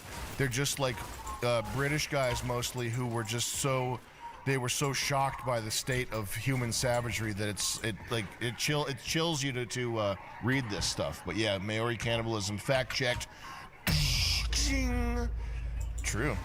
That paints that haka ceremony in a whole new light. Yeah, I did not know, like, the background. Yeah. And I don't think most people know that. And the most insidious thing is that these New Zealanders, they look like fun little island guys, like that Disney Moana movie. Tribal tattoos, and they're all cool and stuff. Yeah, spam and pineapple, but these... Spam and pineapple. What does that mean in this context? What do you mean by that? Haka dances, they show the true nature. Young Republican Club narcs. Let's talk about this. You know these young Republican leaders here? Oh yeah, I heard about this, man. Exposed racist slurs, Nazi jokes, the Republican outrage about the language in these chats. I still don't care about this reveal at all, because it's not meaningful. It's just another way for most of the people in the establishment to attempt to shame the Republicans because they had themselves a slip up. And, like, it's no different than the chat rooms that were revealed with left-wingers. It's just something people reach for. That's is so weak. If you want support, go to the left. They forgive and forget death threats, blackface, straight-up assassinations, and zapping dogs for stretching while you're streaming. Who's the guy that exposed it? Something Wax? Gavin Wax, yes. Yeah, who's a Jew, by the way. That's true. If you can't even, like, you know... What does that have to do with anything, Myron? Make fun of, you know, people. Like, how the fuck can I trust you to, like, support me in, like, you know, in a political battle? That is a form of trust, of saying I trust you enough that I'll say the things that I don't want anybody to know that I said. Absolutely. And he violated that trust. And apparently it's, the strong rumor around is because he didn't get a photo op with Trump. So basically there's two New York Republicans. There's the state and then there's the city. And so his club did a joint thing with the other one. And the leader of that got like a photo op and he felt snubbed by it. So this is a personal vendetta that he threw everybody So that under is the confirmed, bus. because I heard that was the reason too, which is an extremely petty reason to leak a bunch of text. It's very feminine and gay. Like, that guy should be banned from anything political because you can't trust him. If he's willing to do that, he works in the White House. Like, the White House should get rid, like, or they should, like, put him in an area where, like, he's not, you know, accessing anything sensitive, because guys like that will do anything to move up. Can't trust those guys. It's not time to make apologies. Notice how we've gone from men are stupid with women to you need to remove that fucker because that guy is a threat to our innermost sanctum. Because something Jew. Also, did you hear about how the Maoris used to eat people? What are we doing right now, bro? What are we doing right now, Sam? Why did you bring Myron in on this? I'm certain you would have said it without him. But you're saying it with him here, and you're just letting him talk openly. And he's making you and everybody else look stupid by comparison. It's time to win, okay? The left is like a woman you have to hold frame. Facts. You have to hold frame. Treat the left like a woman, she'll make you sandwiches. If you mess that up, you're gonna have to buy her a new Range Rover. It's $200,000. Black female principal not nailing it. What's this? Y'all are brilliant! Y'all... Just please take your phone. You hear that? You need Jesus, I'll pray for you right now. Baby, you don't even know what I just discovered. Girl. Does she have a Smashing Pumpkins shirt on? Yeah, and then she's listening to Panama by Van Halen. Black man stabs Derek Chauvin. That was in 2023. This is old news. Oops. But you wanted to relive it. It's not me, sir. What's he doing now, Chauvin? He's in federal prison right now. We're calling on the Trump. You have to free Derek Chauvin. This is ridiculous. You got to get him out of there.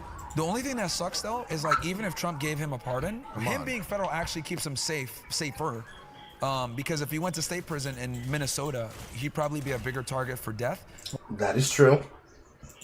This is a downside of what happens when a person is made into a political example, because there are too many people who are not capable of actually dealing with the greater problem of people and their public opinions making all of us look bad by affiliation. What I will say is if Trump pardons him, what's going to happen is his federal charges will be gone, but his state charges are going to still stick because the governor's too much of a pussy to pardon him. And that's at the governor level when it's a state charge. So he would still have to serve his state stuff, and he'd probably be in more danger. Well, even if he was free, he'd never live like a regular life. He'd be he would never. Witness protection. The thing that pisses me off the most about this is like he did not get a fair trial by any means. No. One of the biggest things that was weird that no one ever talked about is that one of the people on his jury was a Black Lives Matter fucking activist, and he lied in the voir dire in the questioning. Are you a member of the Black Lives Matter? The guy fucking lied. And got on the jury. That should be a case dismissal, right? Yeah, this is like absolute violation of his right. And the thing is with the federal case, so the FBI came in and hit him with like color of rights violations, but that was only based off of the state case. So, you know, because FBI likes to piggyback on everything. I could talk about the FBI being retards all day, you know, famous but incompetent, but that's a whole other story. But like, yeah, dude, like he did not get a fair trial whatsoever. Remember the most horrific part of that is during the trial it was COVID, so like all you do is just, while things are happening, you just see his eyes darting around in fear, just like, oh yeah. And I was like, this is so dark. I wish I could just be Superman and stop this. Another ugly secret that no one talks about. He had a lawyer, right? A one-man team. The state brought in every fucking like prosecutor in the area, and they all would like take turns. There was like 10 attorneys on that case, obviously because it hit so much media news on the state side. So what they would do is they would file frivolous fucking motions late at night to keep the attorney up, so every day he would come back in tired as hell, like just to wear him out. Like fucked up shit like that. That's dude. like evil. And it's crazy to me like how the general public doesn't know any of this. Like a lot of these like Black Lives Matter retards. But do you have any amount of proof on that? That's a nice story, bro. Do you have a shred of evidence that makes it true? Because this is the same problem with bringing people like Milo on to go talk to people. Milo made a career for himself getting attention by saying salacious things. Not salacious and true things. So when you have Myron on next to you and he's saying all this shit that you're just allowing to go free, can you fact check this? Because I can almost promise you it's not true. Or the version of truth that you're getting is half of what you were supposed to hear. And the rest of it that is just by fabrication is just a rumor that then went unconfirmed and uncontested. They don't understand, which I think they should be a terrorist organization. That's a whole other thing. I think BLM, I'm glad Antifa finally got designated as a terrorist organization. I've been saying this for years that they should be a terrorist organization. But yeah, BLM too, man. Absolutely. And that's what they were doing to his lawyer, because he only had like one guy who's a good lawyer. But this guy was literally having to fight like 10 different attorneys every day, and they wore him down. You mentioned that you work for Homeland Security, right? Yes. What kind of red tape and bureaucratic nonsense did you witness that prevented them from, I guess, you know, doing more? Sure. And I'll kind of go through real quick and explain everything. So like you got Department of Homeland Security. Under DHS, you got something called Immigration Customs Enforcement, ICE. Now, within ICE, there's two different sides. And it sucks that, you know, Christy Noem and them need to do a better job of marketing because a lot of people don't know this, right? You have Homeland Security Investigations, HSI, and then you have ERO, Enforcement Removal Operations. So when you guys are like looking at these deportation videos and stuff, if it says ERO, that means that those guys are deportation officers. If you see HSI, those guys are special agents. So the difference is with the deportation officers, they're the ones that are like, before this crazy immigration thing, which I'm going to talk about here in a second, they were the ones that would like go pick up the illegal aliens a lot of the times, put them in deportation proceedings, bring them in front of the immigration judges to put them on the JPATS planes to actually deport them. HSI special agents do criminal investigations, so they would do everything from like drugs to terrorism to, you know, money laundering to immigration violations, people smuggling illegal aliens, harboring illegal aliens, marriage fraud, document benefit fraud, all child exploitation, everything. And that's what I used to do. I used to be a special agent with them. Now, as a part of my duties, we obviously had what's called Title 8 or Immigration Authority, right, where we would be involved in immigration enforcement, but it had to have a criminal nexus for us to really care about it. All administrative stuff, illegal aliens, people coming in illegally, whatever it may be, that went to ERO or ICE ERO. Now, When people come into the United States illegally, right, and they're caught at the border, under the Biden administration, they were getting something called a notice to appear, or NTAs. And what that would do is basically allow them to come into the United States. That's how the CBP One app was a thing, because they were like getting caught at the border, and they get a notice to appear. They go in the United States, and they'd have a court hearing in like 5, 6, 7, 8 years, because immigration court was super backed up, right? This was under Biden administration, so they were coming in. They always come in under Democrats, way more, because they know it's going to be a bit more lenient. Under the Trump administration, when I was an agent... This is true. This was even the case when I was doing my job here at the local state level. Just placing people before actually having to deal with the other shit that I'm famous for. And they're getting caught on the border. And I was in Laredo, Texas, where I started my career. When Border Patrol was catching them, they were getting what's called an expedited removal, which means they were getting removed after 2 weeks. So they get caught. Within 2 weeks, removed immediately. So they're not like, you know, messing with our immigration system, or we don't have to lock them up or, you know, spend resources to keep them, right? Within 2 weeks, we're sending them back across the border right away. They're not withheld in those 2 weeks? They're being held, but it's not going to be the same level. They're not spending the same money as putting them in a deportation facility. Because at a Border Patrol at a Border Patrol station, it's way less resources than like an actual ERO deportation facility. The thing is, on the border, Border Patrol are the main agency catching people and arresting them, right? But once they make it in, now it's ERO's job, ICE ERO. Now this is where the problems really came in, because under Biden, a lot of these guys came in, got the NTAs. Now let me put into perspective for you guys how hard it is to get NTAs. When I was an agent, if I showed up to the Border Patrol station, right? Let's say they caught a load of like 10 illegal aliens with like 2 drivers.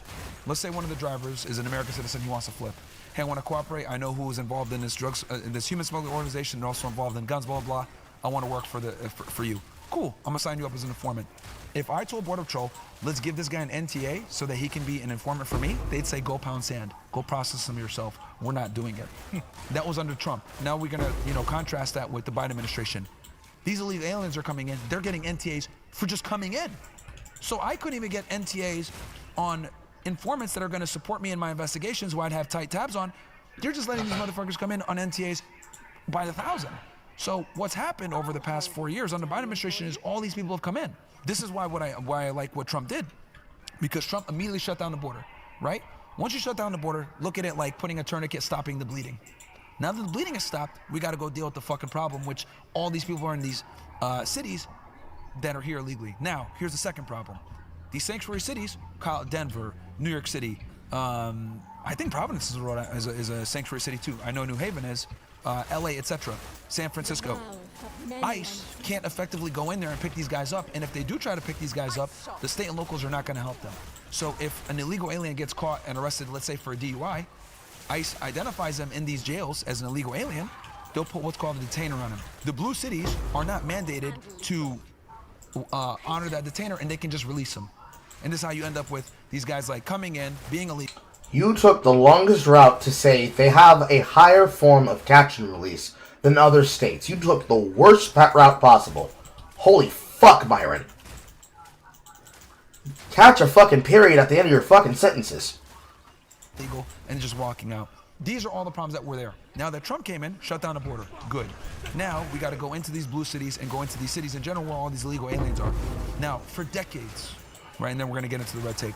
For decades, ICE, ERO, has not been able to go out and arrest illegal aliens in the United States because it's a very political, dirty word to deal with immigration. You can't do it. The only time that you can do it is with criminal aliens, right? This is what the Obama administration said. Oh, we're only going to go after criminal aliens. And people say all the time, oh, well, Obama did more deportations than Trump. That's bullshit. The reason why he did more deportations than Trump is because more illegal aliens come into the United States when the Democrat's in office, because they feel like they're going to get a better chance of being able to come in and be able to stay. So those deportation numbers are BS. What we really need to focus on is actually arresting and deporting the people that are illegally here, that are abusing the system. And it gets worse, because not only are people abusing the system when they come in illegally, we're talking about the people that come in on a visa, student visa, J1 visa, come in on visa waiver, like these HB1 visa. Fucking Canadians that come in all the time, and French, huge abusers of our system, come in and overstay their visas all the time. They do this shit. And they come in and they abuse the system too. So, and then on top of that, you got people that are abusing the marriage system, the green card system, where they're committing all types of fraud. Like in Minneapolis, they did an audit of like CIS where they do all the immigration stuff, and like something like 40% of it is like fraud. All these fucking Ethiopians and Somalians anyway. But the point I'm trying to make is that we're getting destroyed with immigration, and we've been getting destroyed for a very long time. That's what the No Kings protest, I think, is about. Yes. It's like no immigration or They're ICE. bitching because ICE is finally doing what they're mandated to do, which is go pick up illegal aliens that are here without any type of status. But the reason why we haven't been able to do this in so long is because we've been cucked, and most presidents are terrified of actually enforcing immigration because it's politically ugly. That is why these people are protesting, doing all this stuff. But this is the big problem. We've been so pussified in America for all these decades where these illegal aliens come in, don't learn the language, don't assimilate, and they don't even adjust their status. You're here for 30 years, you don't speak the language, and you haven't figured out how to fucking get some type of status, you dumbass. You deserve to get deported. But they feel so entitled because they know nothing's has happened to them in so long. So now Trump's coming in saying, okay, you guys don't have status, we're deporting you. No, no, no. But it's like, no, they violated the law. By them being here, they're fucking criminals. So I hope that kind of explains that. That was a very long-winded way. What I've realized is like a lot of people don't understand immigration, and I don't blame people for not knowing because this is very nuanced and nerdy, and unless you work in immigration, you're not going to know these problems. And I wish, you know, the American public understood this more. But this is what they're dealing with. So what Trump is doing is fucking fantastic. He's the first president to have nuts to actually do real enforcement in the interior. It doesn't matter when you catch him at the border. What matters is I didn't clear my dungeon, and the door shut behind me. I'm a retard. is getting rid of the people that are actually here, that are here illegally, and then closing down the border like Trump did. So did you leave because Biden was in office and he was making it more? No, so I left. What ended up happening with me was I ended up resigning because I started to go viral on the internet, and they're like, dude, you got a clearance, you got a big case. At the time, I had one of the biggest national security cases in the country. How convenient that you are a big rock star. It's so convenient, bro. It's just so convenient. Which involved, like, Sri Lankans coming in illegally to go to Canada, funny enough. And they're like, dude, you got to pick one. Like, what are you doing here? Because, feds, they don't have outside employment. They don't understand the internet, how it works, going viral. So they were like, dude, what are you doing? Like, just drop this shit. Because, most government employees have never done anything else besides the government. So to them, they couldn't fathom, you're making money on it. What are you doing? Are you making money here? Like, what are you doing? So I ended up resigning because I had to, because at that point I had employees. I had just put money into the studio. And I didn't want to leave. I fucking loved that job. I could talk about this shit all day, whether it's immigration, federal law enforcement, terrorism, any of that stuff, because I did it all. Secrets of the Millionaire Mindset presents Get Rich Quick. All this could be yours.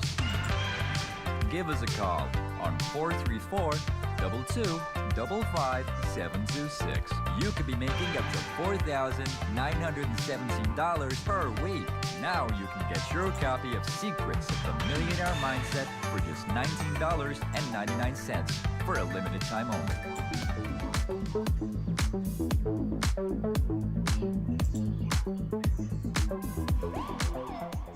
Hey Sam, I'm a white dude, my early 20s. I'm hopefully going to be getting married here. And my map closed? So, graduating college, and I'm really not sure where to go from here. Thinking about the military or something like that, but obviously I have my reservations. I was wondering if you could speak on some things that are practical, concrete goals that guys like me could set out to achieve to move the needle a little bit. Do whatever little part we can to try to fix things. Well, I'll tell you what, you're going to join the military, and then you're going to be the little soldier boy who saved the world. That's step one. Join the U.S. Army right away. It's the perfect move for lost young men, is to get military experience under their belts immediately. The only thing I would say is just be careful with the girl. Make sure that you don't get married with the state involved where she can get all your benefits and absolutely destroy you. So get a secret marriage in a district for secret marriages. Or just get it done I think he's Christian, right? He said he was Christian or Catholic. Just do it with the church, bro. Don't get the state involved. Set up your friends. Get a fake wedding arranged. If you're fresh out of college, it's not your job to fix the world. It's your job to establish yourself as a person, because right now you're essentially powerless. And I don't mean that as to diss you or something. I know you made it through college and you've got a fine young woman, but you don't have the ability to really sway anything aside from being a regular citizen and making sure that you have non-fruitcake opinions and whatnot. But there's not anything that you can do until you have economic or social power, which is what happens when you when you're 30, 40, 50. Yeah, men are useless when they're young, unfortunately. It's the opposite. This is true. I don't like the way that Myron's going to address it, and Sam's more or less a meaning, but men in our youth, from 20 to about 35, don't have actual staying power in economy, which itself leads back into the problem that brought us here. Men being simps. Low skill, low expertise, low experience with women means that they will then trust a resource or an economic upswing that comes from an idea of putting your faith in something that doesn't necessarily reflect a realistic viewpoint of it to the people that you're around and with. So, if you put your trust into things like a creator who says, listen to my content and you'll be a well-adjusted man with wife and children by the age of 35, and you're 15 in high school listening to them, this is how you get lost into the sauce of the skeptics and the creators that have become supposedly signs of the right wing, but are similar to that of people like Vosh. People like Vosh, people like Cutie Pie, people like iDubbbz, people like Mojo, people like Ruscum, people like the older echelon of aged out creators like Zombie Unicorn, Legendary Lee, Zoe Burger, so on, and a bunch of like alternate creators that exist in certain spheres of influence on the internet.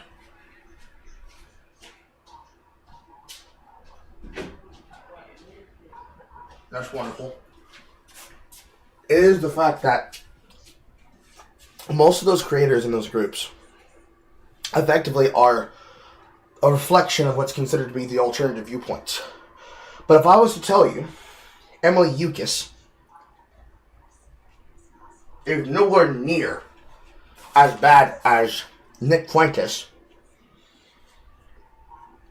certain people who recognize the name Emily Yukis would be like, who?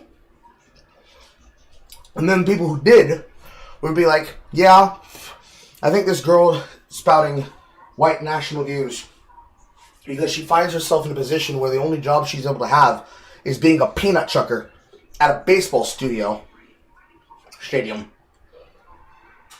Yeah, I think she's not the worst thing possible. And I think, like, little Mr. I've never had sex with a woman, but I think Hitler is great.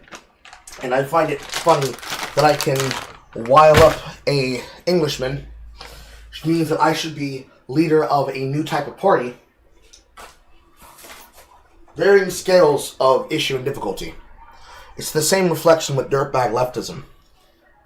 All of the dirtbag leftists from Occupy Wall Street became establishment yuppies. Every single last one of them.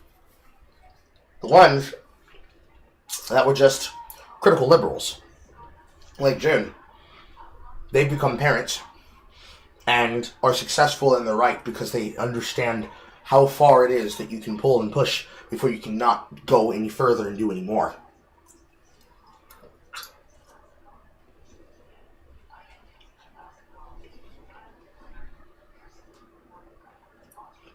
It is to the point of interest that people like the angry atheist, the amazing atheist,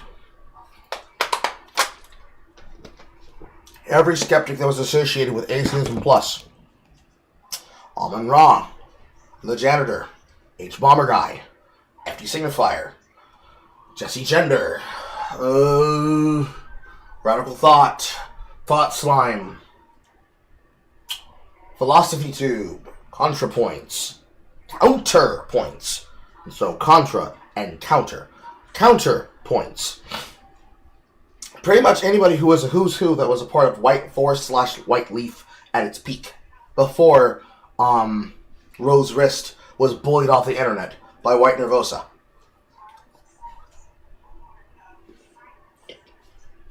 All of those people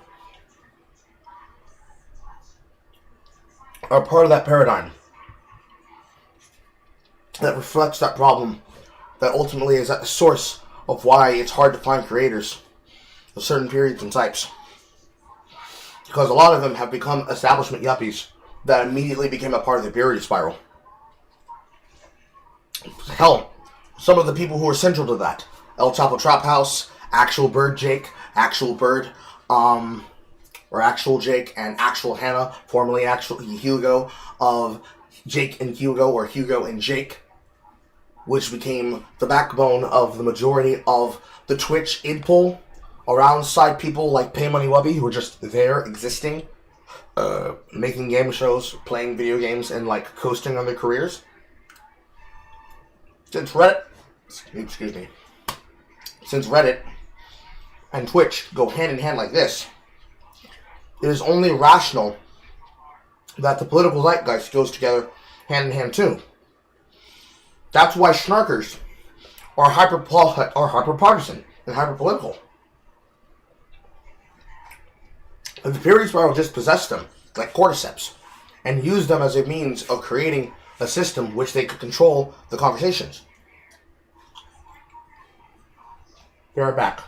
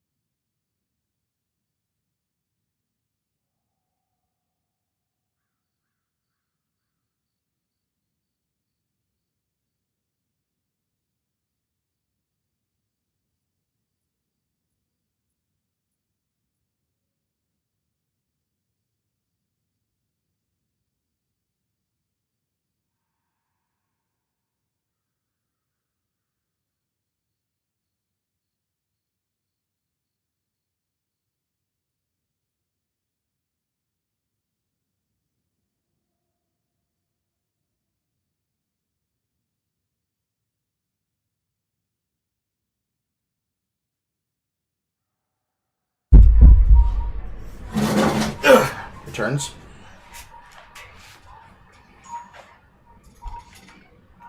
Opposite of female value, where females have sexual market value when they're in their 20s. Men have no value in their 20s. Men are maggots in their 20s.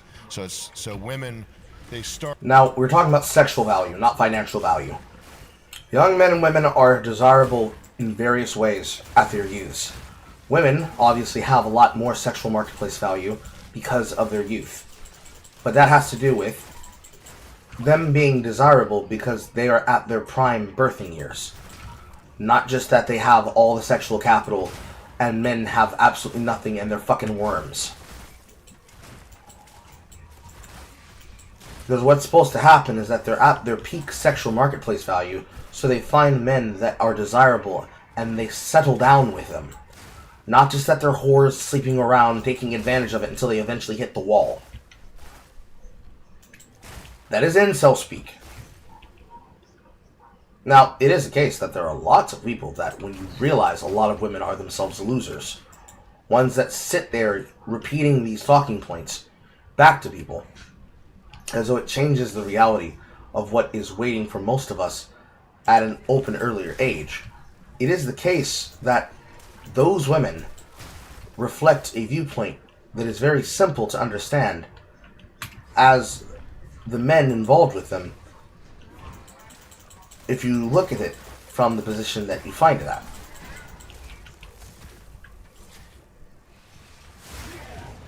Most of those women are losers because of the fact that they put their investment into dating, into having a man, not into being housewives or loyal girlfriends or partners, stewards of something that is bigger than themselves.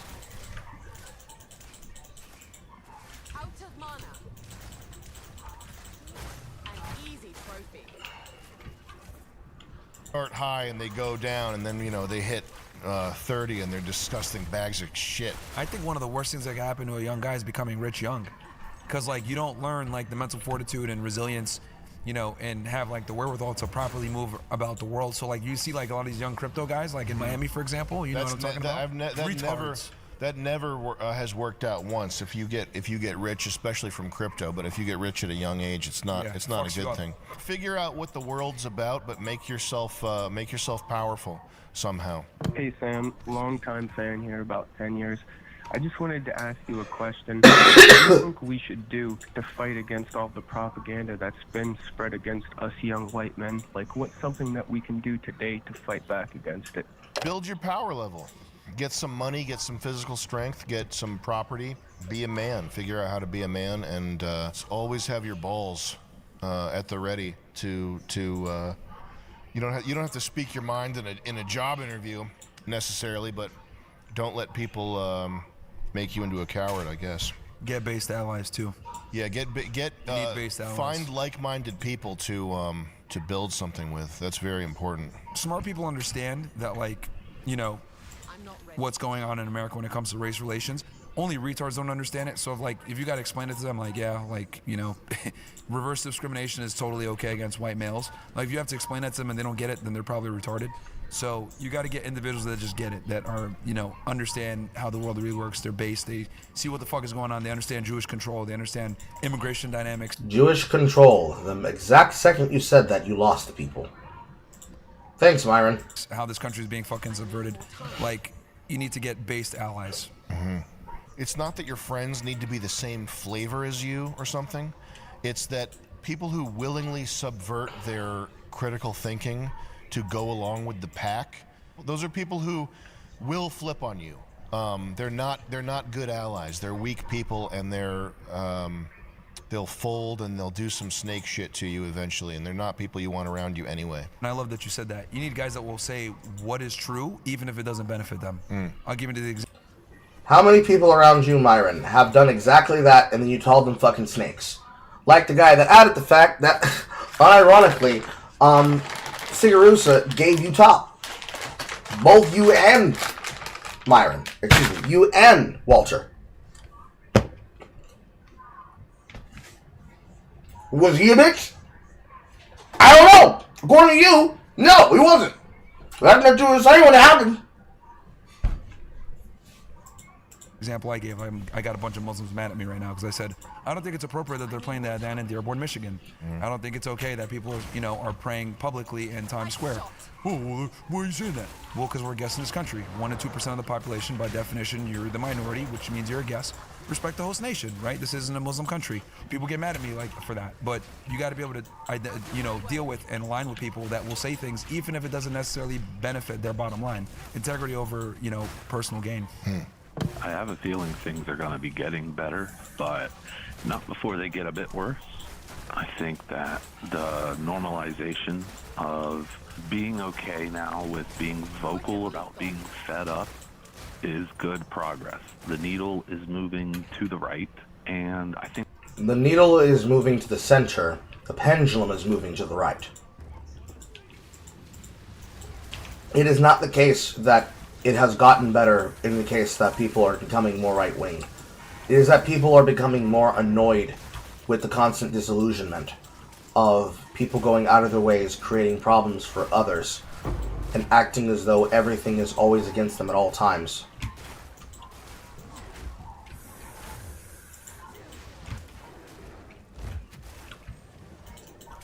They have become very tired of seeing and hearing the same talking points with no results.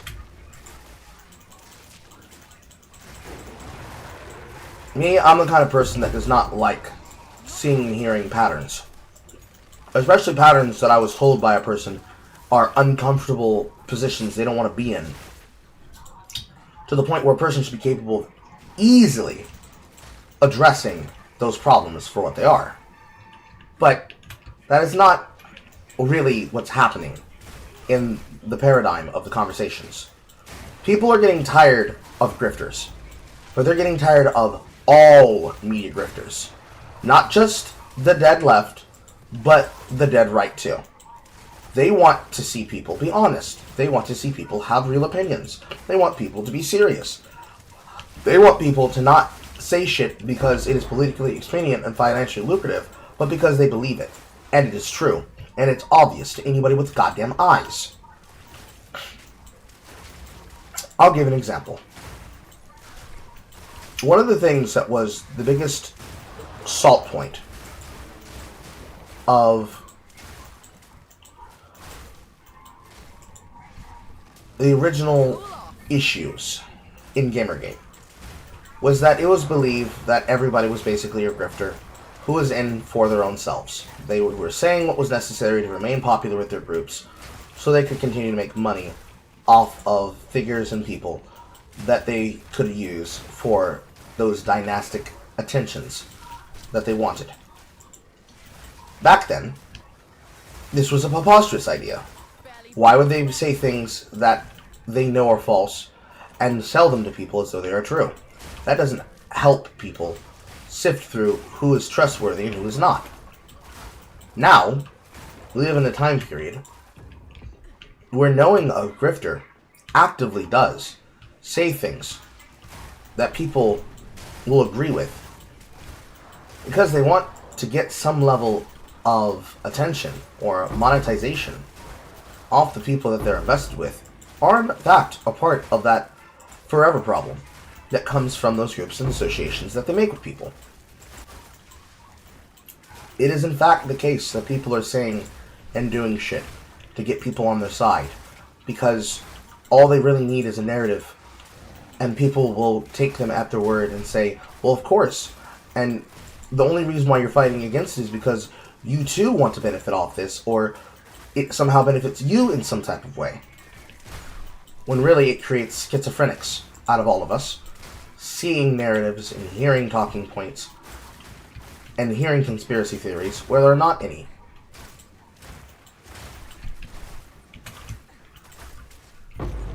But if you were to let somebody have this potential viewpoint, it'd be like saying you have to let them believe what they want to, when it's actually in your viewpoint to not let people believe what they want to. It is in your job to put people on the straight and narrow, like you said. But not because you hate the right wing and the right wing are doing it, and you hate the left wing because the left wing are doing it, because everyone's fucking doing it. And you want to cut through the bullshit.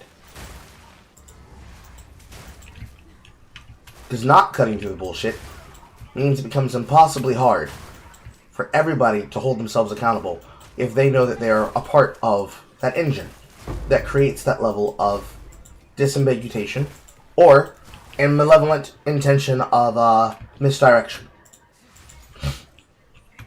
So if you want to say that it's happening to people in a certain way because they feel some type of way about something, or that it's only this case because this group of people believe this thing because of some kind of conspiracy theory or shit, it should be something that can be proven, that empirically everybody can look at and know is the truth.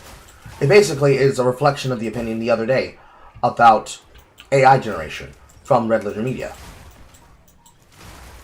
If Red Letter Media can recognize that AI slop is a problem, it is the same thing, but you just replace AI with political proselytization. People are politically proselytizing to people in the center and in the middle because it is easier than telling the truth about what's actually going on. And because it makes money, people will continue saying whatever is the thing that will be convenient to keep people on this pathway, believing this particular type of paradigm and conversation topics, because to tell them wrong otherwise is to take from them something that they believe they are owed.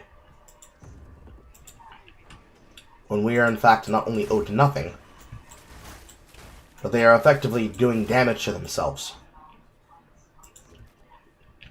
investing themselves in conspiracy theories that true friends would not let their friends get stuck into.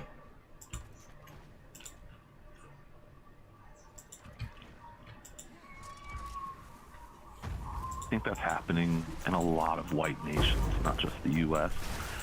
People are fed up, man. There's not a lot of wiggle room left. We're all burnt out. Now we just want to swing back. Yeah, white people are tired, and the thing you don't think about is the seen versus the unseen. And the seen is when, you know, somebody directly steals from you, they take money out of your wallet, they punch you in the face or whatever. But the unseen is the alternate universe where you own property and have children and a wife and a future because your economic agency hasn't been tampered with in 100 different, thousands of different micro, secret, sneaky ways through inflation, through propaganda, etc., etc. Even if you're based, you don't know what's been stolen from you, I think. And yeah, we definitely need to get that back, get on the right timeline. Property, real estate. I'm a real estate investor myself. Got 20 plus properties. Real estate is by far the most inflation-proof, asset class by far. Inflation hits you when it comes to owning real estate. So get into the real estate game. There's a reason why the Jews are in the real estate game. There's that word again. Obviously, get into crypto, diversify your portfolio, and up your power level for sure. Hey, my current thought is writing and reading. All the writers that are coming about through, especially universities, but also just online, are much worse than been going on in the past. It makes sense. You can see it in the test scores and how America's basically becoming illiterate, but kind of scary, me being a writer, going out into a world where there are no writers, and worse, there are no readers. That is weird, because most books I read are like sometimes 100 years old, and it's like, I can't remember the last time I read a book that was like made within the last 5-10 years. Movies aren't like that. Movies are like, you can hear about an independent film, and it's still hard to make a film, right? Like, it still requires all sorts of moving parts. Writing, maybe that's the reason, maybe because all you need to do to write is just, pay Amazon to publish your stuff. Yeah, the Amazon Lightning, or whatever they call their book on demand thing, is like is contributing to illiteracy. That's a tough one. I think about that all the time. I think about that like all day, pretty much. Just the decay of craft. I don't know how to fight it, or how you would fight it. I think the only way really nowadays is like, because I have a book, it's called Why Women Deserve Less. It's under 100 pages because they deserve less. But I think nowadays, like, if you want to like be an artist, be an author or write a book or anything else like that, it's almost like you have to have a platform a little bit to drive people. You have to be famous first before anything else, before something that you do is going to pop off inherently. It is a fact of clout. Even recognizable clouded individuals recognize that this is the case, that they need to have clout first in order for them to make things happen. Because they have to have clout first, it makes it impossible for most conversations to proceed, because people don't understand how exposure changes everything. It's not the only thing, but it is one of the main things. The difference is in being clouded versus not being clouded. It is a different world than where you come from. When you're clouded, you have the ability to talk to whoever you want. Nobody can stop you. The world is your oyster. Nobody can deny you a door. Nobody can close a door on your face. When you're not clouded, you don't have the ability to do certain things and to go certain places and to be around certain types of people.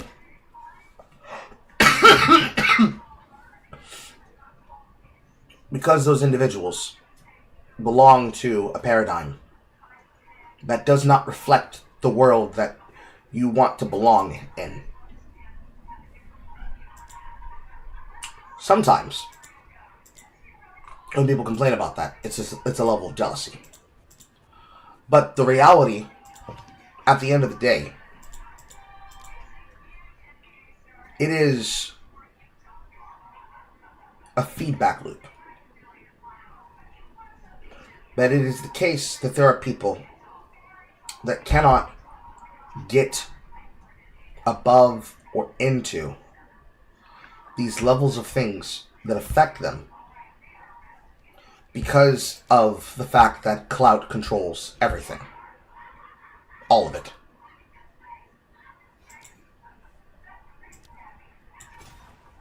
It'd be easier if it were not for the fact that because clout controls your reach, your inevitable career, whether or not you get to have a career outside of trying something, it not working, and then you go back to your normal 9 to 5. It is the fact that without that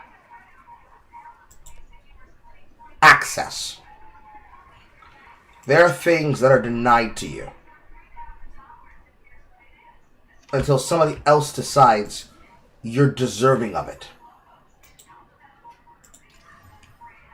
Because now it's different. Because they've decided that social proof dictates you finally get to be involved. Which is dog shit in of itself. It's annoying as fuck that that's usually how the conversation goes. But that is the problem. With a lot of things, including broadcasting, because you're asked to broadcast yourself, but you're not really broadcasting yourself. You're broadcasting people's opinion of yourself. It's like a divinity and godhood. You have to start presenting yourself more as something that may or may not reflect the reality of what you actually like to be or what you feel like, rather than the norm. But at the end of the day, it's all just different, similar, the same. That because since we have so many people out there that want to write or want to be influencers, whatever, it's like you almost have to kind of like get their attention first, build that trust, and then they'll want to hear what you have to say when it comes to writing. Outside of like obviously famous books like you're saying, right, like that have been around for 150, 60 years, that are famous, that are always going to stand the test of time. But nowadays, to break out as like a newer author, it's almost like you have to have a platform so people want to even hear what you have to say to break all the other noise of everyone else that has wrote a book. Yeah, if you want to be a serious writer, I would recommend you start streaming video games on Twitch. It is indicative of like cultural decay. I had to put my book out on Kindle and on Audible to make sure like I can capture everyone, because a lot of people don't want an actual hardcover book to read. They want to listen to it on Audible, or they want to maybe get it on Kindle digitally, because a lot of people don't like to read anymore. Make AI reels of your book. I think if you're doing anything along those lines, you're basically doing it for your own satisfaction. I don't think there's any there's basically no hope for design to have any type of renaissance or return to craft, return to an elevation of that art form. I think that in the past, the design that you would have wanted to do would be, I guess something noble would be a textbook, like a science textbook, either that or a big corporation, AT&T, something like that. And it's like the glamour of the big corporation, like the Mad Men type swag that there used to be in this country, that's gone. The logo doesn't matter anymore. There used to be a glamour to American business that's absolutely not there anymore. So that's one thing. So it's like the prestige of even if there's a company where you could explain to the Could you explain to... Holy fuck, I don't even know how to, like, start to pick apart. The Cracker Barrel thing, like, that's... They flipped it back because of how much backlash they got. But that's the, that's what refinement means. That's the Lindy, I think Lindy's article, refinement culture, is one element here. But it's like, how could you even explain, aside from sending the CEO death threats, or whatever made Cracker Barrel turn around, how could you explain to a CEO what good design is, or even why it's important? If your ambition is to do anything like that, just remember that it's a hobby, and you got to stream video games on Twitch. If you want to write literature, if you want to write poetry, that's beautiful. That's your hobby. Your income is going to come from streaming video games on Twitch. If you want to be a designer, that's great that you want to do something antiquated that AI and Asian people are going to... No offense, Ryan. And it's not Japanese people, because Japanese people are good at design. It's Koreans and Chinese people. You want to do something that is relegated to the realm of AI and finalized by Koreans and Chinese people, young women only. Good luck with that if you want to be a designer, if you want to be a filmmaker. Making films about Ari Aster. There's something wrong with the Johnsons. Have you seen that? No, I have not seen that. I know you haven't seen it, because if you had seen it, you'd be dead, because you would have shot yourself. Could you please pull up, there's something about the Johnsons. Fuck this, forget it. But if you want to be a filmmaker, the punchline is that there's something about the Johnson, is that the son is raping the father, and the mother tries to ignore suspicion about it for so long, while the father effectively is put in a position where he is constantly being raped. This is a long-standing meme that has existed since for like forever. But, you know, people bring it up in hushed tones as like the equivalent of meat spin.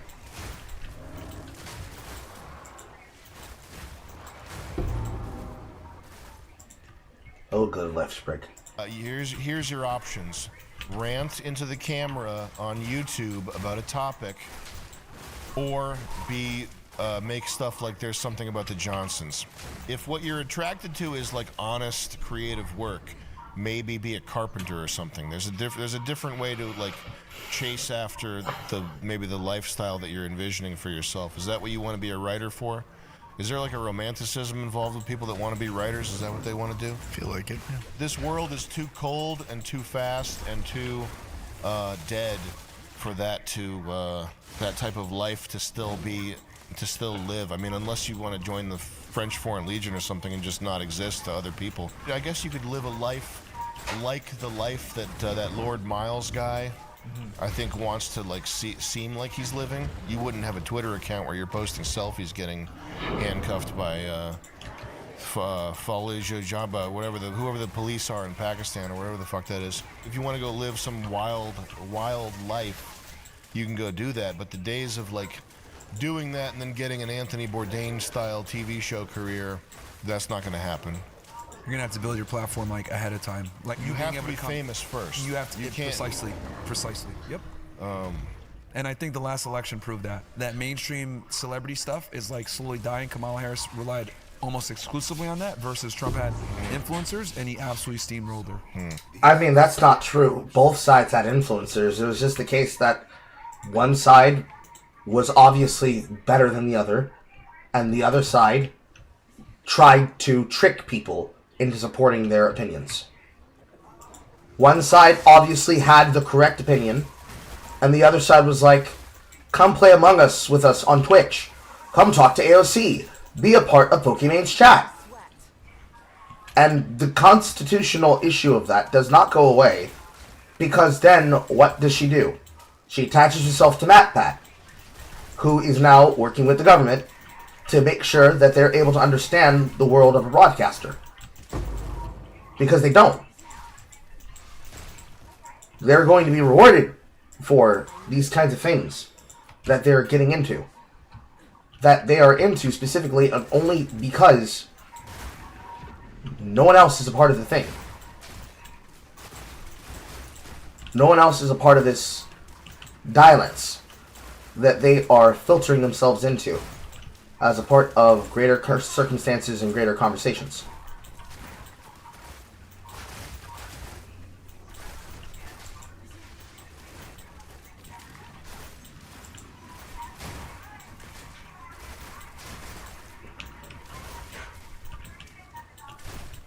It is the case and the opinion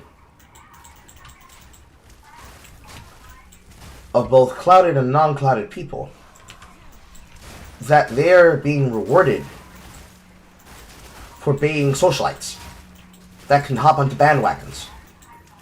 This year alone, we witness what it looks like when you are one such person that hops onto bandwagons to make your controversy known, which was Pirate Software.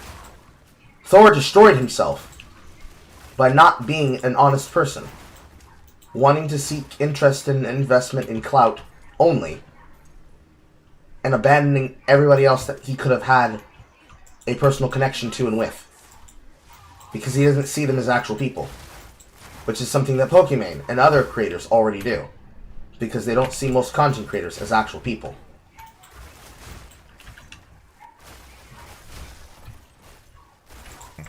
We're going to commercial break. When we get back, we've got a special treat for you. Hang around. You're going to want to see this. My favorite. The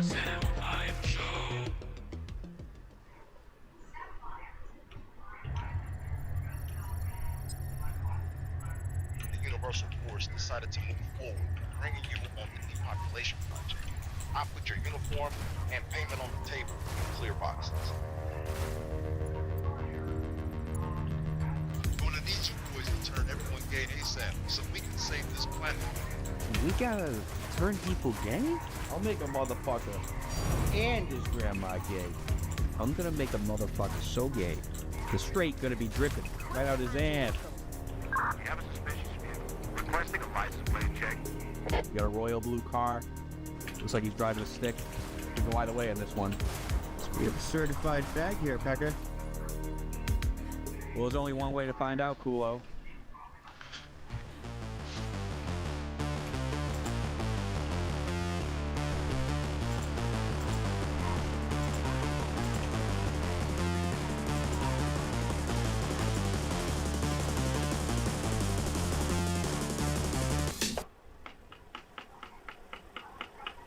Good evening, sir.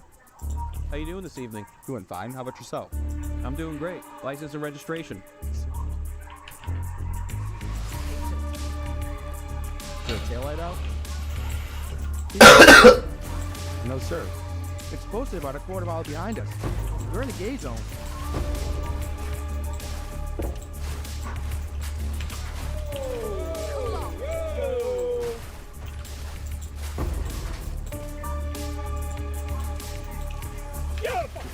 That hurts my soul.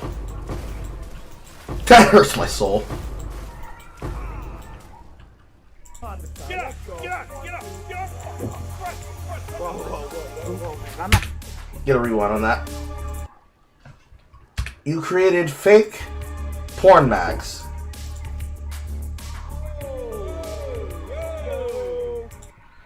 Featuring Sports Illustrated. And it's a fat black woman in sportswear.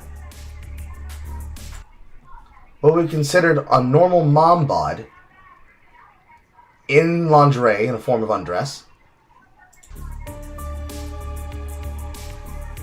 Get up! Get up! Get up! Get up! Whoa, man. I'm not black. Calm down. Yeah, no Calm shit, down. you're not Easy. black. If you were black, we wouldn't be pulling you over. We all know the brothers are gay. No funny shit. All right. Watch your head.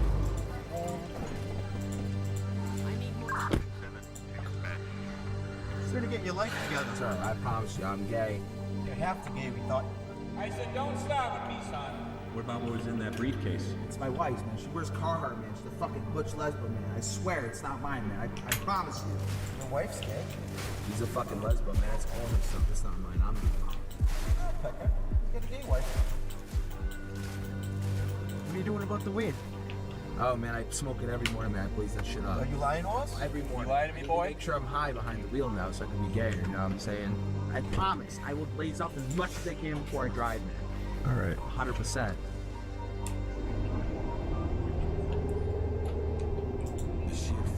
I believe so.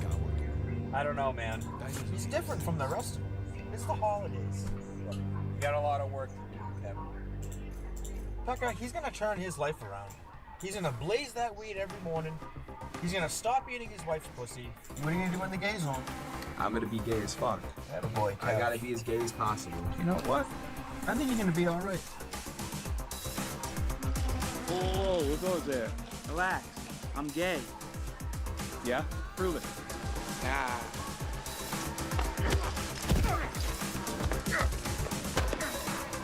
I'm gay, man. Stop. I'm gay. Prove it. Hey, I think it's working. What are we even selling with this ad? What are we even selling with this ad? Is this even an ad? This is just a long form skit? Gay. Working. I'm gay. Stop. I'm gay. Stop. I'm gay. I'm gay. I'm gay. You tripped hard on that, man. He went, whoa. Okay. It would be very... Okay. That's just to get into the episode, I guess. Wait. Because now this is Feature Tux. What was that? Samuel, what was that? Fuck, man. It wasn't anything, Carl. It was esoteric. You gotta be in the know to know where the deep cuts are.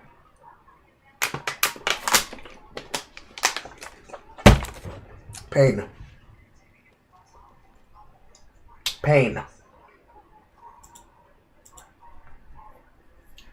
No, I think that was just a long form skit to close out the episode. That's what I think it was. I think it was a long form skit that was supposed to close out the episode. Deeply unsettling. Okay, so, review. Nothing deep to say about the connection of what Red Pill has done to men. Saying basically you're waking them up, but you're still making them victims to the same stuff because you're not actually teaching them sexual discipline. You blame a lot of problems on the Jews.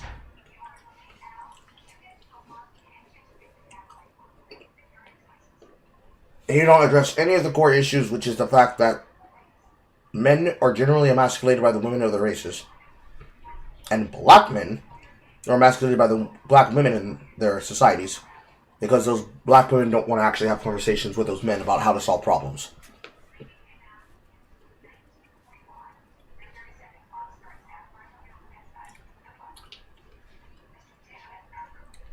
That's what I expected of Myron, but I expected more of Sam.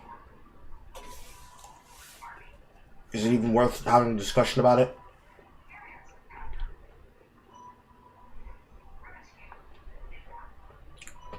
I suppose. Black men are emasculated because women are forcing and leading the households because they have created this idea of what masculinity is supposed to be that serves them without being hostile towards them. So it has none of the actual danger to delegitimize female sovereignty.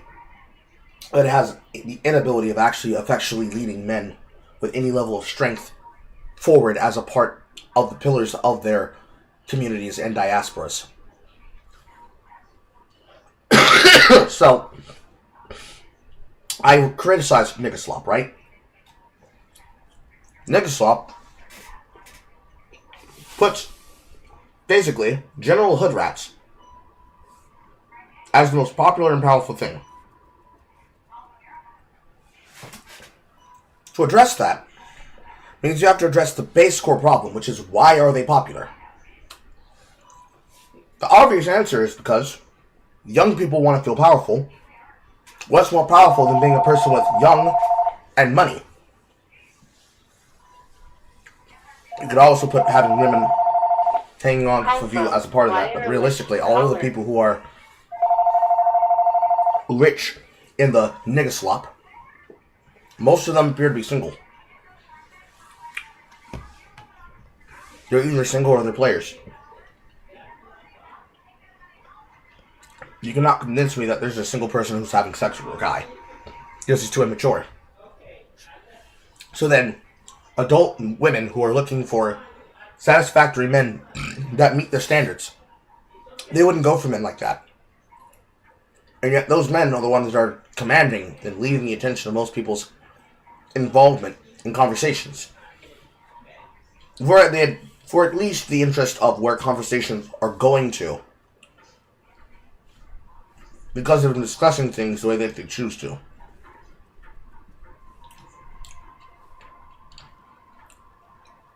How that then involves itself with all these other people that could be invested into it.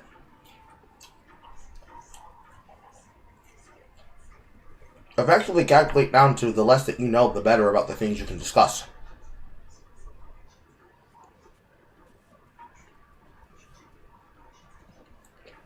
Because those men then watch all of that content, come out of it with no answers, go towards people like Myron, instead of necessarily flowing towards people like myself. Because since Big Bank is Little Bank, the popular streamers are seen as the one that have the answers, but they feel more vacuous the more they consume their content. Thus, if they end up hitting the point where they go towards the left wing, they're going to get pulled down the purity spiral that tells them that they deserve nothing because they are only greater than white men, but they are lesser than every other minority group. Which is what then leads it to being a self-fulfilling prophecy. Because they're not able to break connection for themselves. And they aren't able to discuss things greater for other people.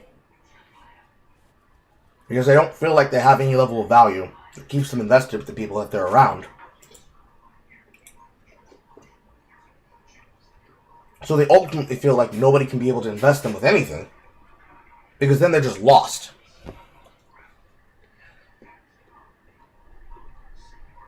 And they feel unrewarded. Because the more they look in the left wing, they're going to find black creators like Signifier that are basically cucks.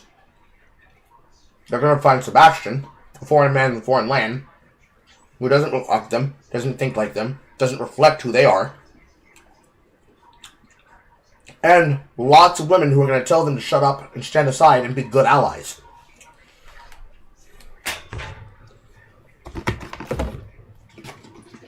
Assuming that they have enough perseverance to stand up for themselves, then they're going to break out of that paradigm and they're going to go towards the right wing. At the least, towards the red pill. The red pill then makes them into misogynists. They get their brain pumped full of shit that doesn't have anything to do with their reality. And then they become disillusioned and incapable of actually having a common sense response to a normal situation like, hey, I feel like I'm out of touch with my peers. And instead of telling them, Goyim, Goyim, Goyim, bring the Goyim! You instead tell them, did you go to a gym recently? When was the last time you had a workout session? You should do things that improve how you feel about yourself. Instead of donating your money on a super chat to ask vacuous questions of women that have nothing insightful to tell you. And men who have nothing insightful or deep to tell you. That's pretty much the conversation that they did not have. It was just basically men need to be woken up to female nature without ever discovering what it means to be a man. That's gay. Then the rest of it was ads and money and sponsorships and vacuous conversations. I'm sad to say, it feels like Sam Hyde was extremely out of touch there. I certainly would not let Myron lead conversations like this. Because then it makes me feel like he doesn't know what the fuck he's talking about. Which we all know Sam Hyde knows what he's talking about politically. But this was a social conversation. Why was politics pivoted to so fucking quickly? The world may never know. I need to make some Kool-Aid. I'll be right back. Then we'll get into the next video.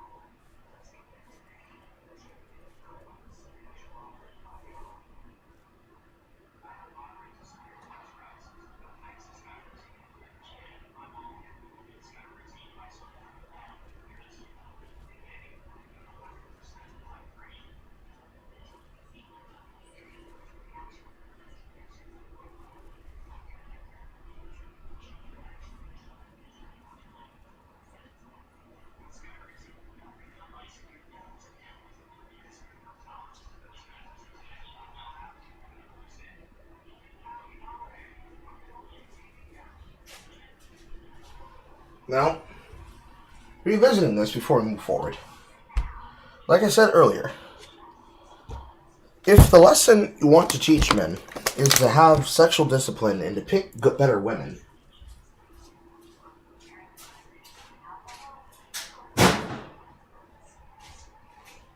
same way that absolute bums need to learn to pick better men and stop blaming their problems on anything and anyone other than themselves and their bad choices,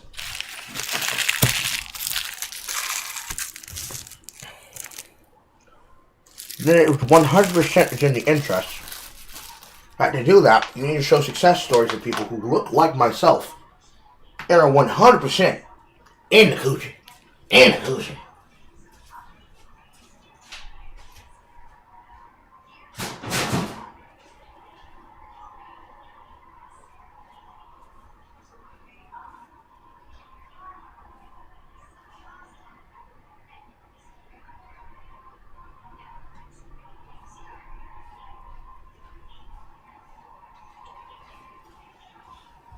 Because the general fault is that if seeing is believing, then you need to show them more examples of successful people.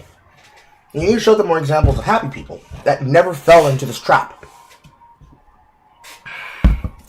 Since people like using popularity as a sourcing figure, they're forever stuck. Hi, Tusky. And so what happens next is their own fault. However, switching gears, prepare yourself for Angry Woman.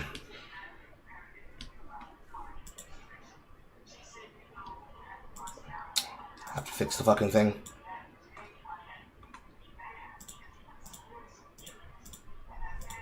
There we go. And we are going to be on this woman for a while, because we're not just watching one video, we're watching several of her videos. Her name is Leeja Miller. Miller. M-I-L-L-E-R. She had a video that was discussed by Diesel Patches that then was discussed by Jay on her stream. And now someone has put it into my feed, so now we're talking about it. But we're not just talking about her, we're talking about her entire channel's worth of content. But let's start off with a sample, shall we? Hi, it's Monday, November 24th, 2025. Welcome to Why America? I'm Leeja Miller. I don't know about you, but my For You page has been dominated by discussions about the rise in popularity of extreme thinness.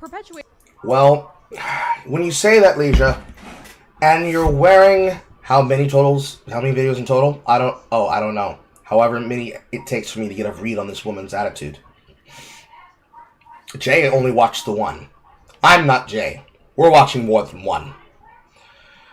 Wow, Leeja, when I look at you and you wear a shirt that says women don't owe you shit, and you look like a Diaz, I can only begin to attempt to understand what your potential viewpoint must be.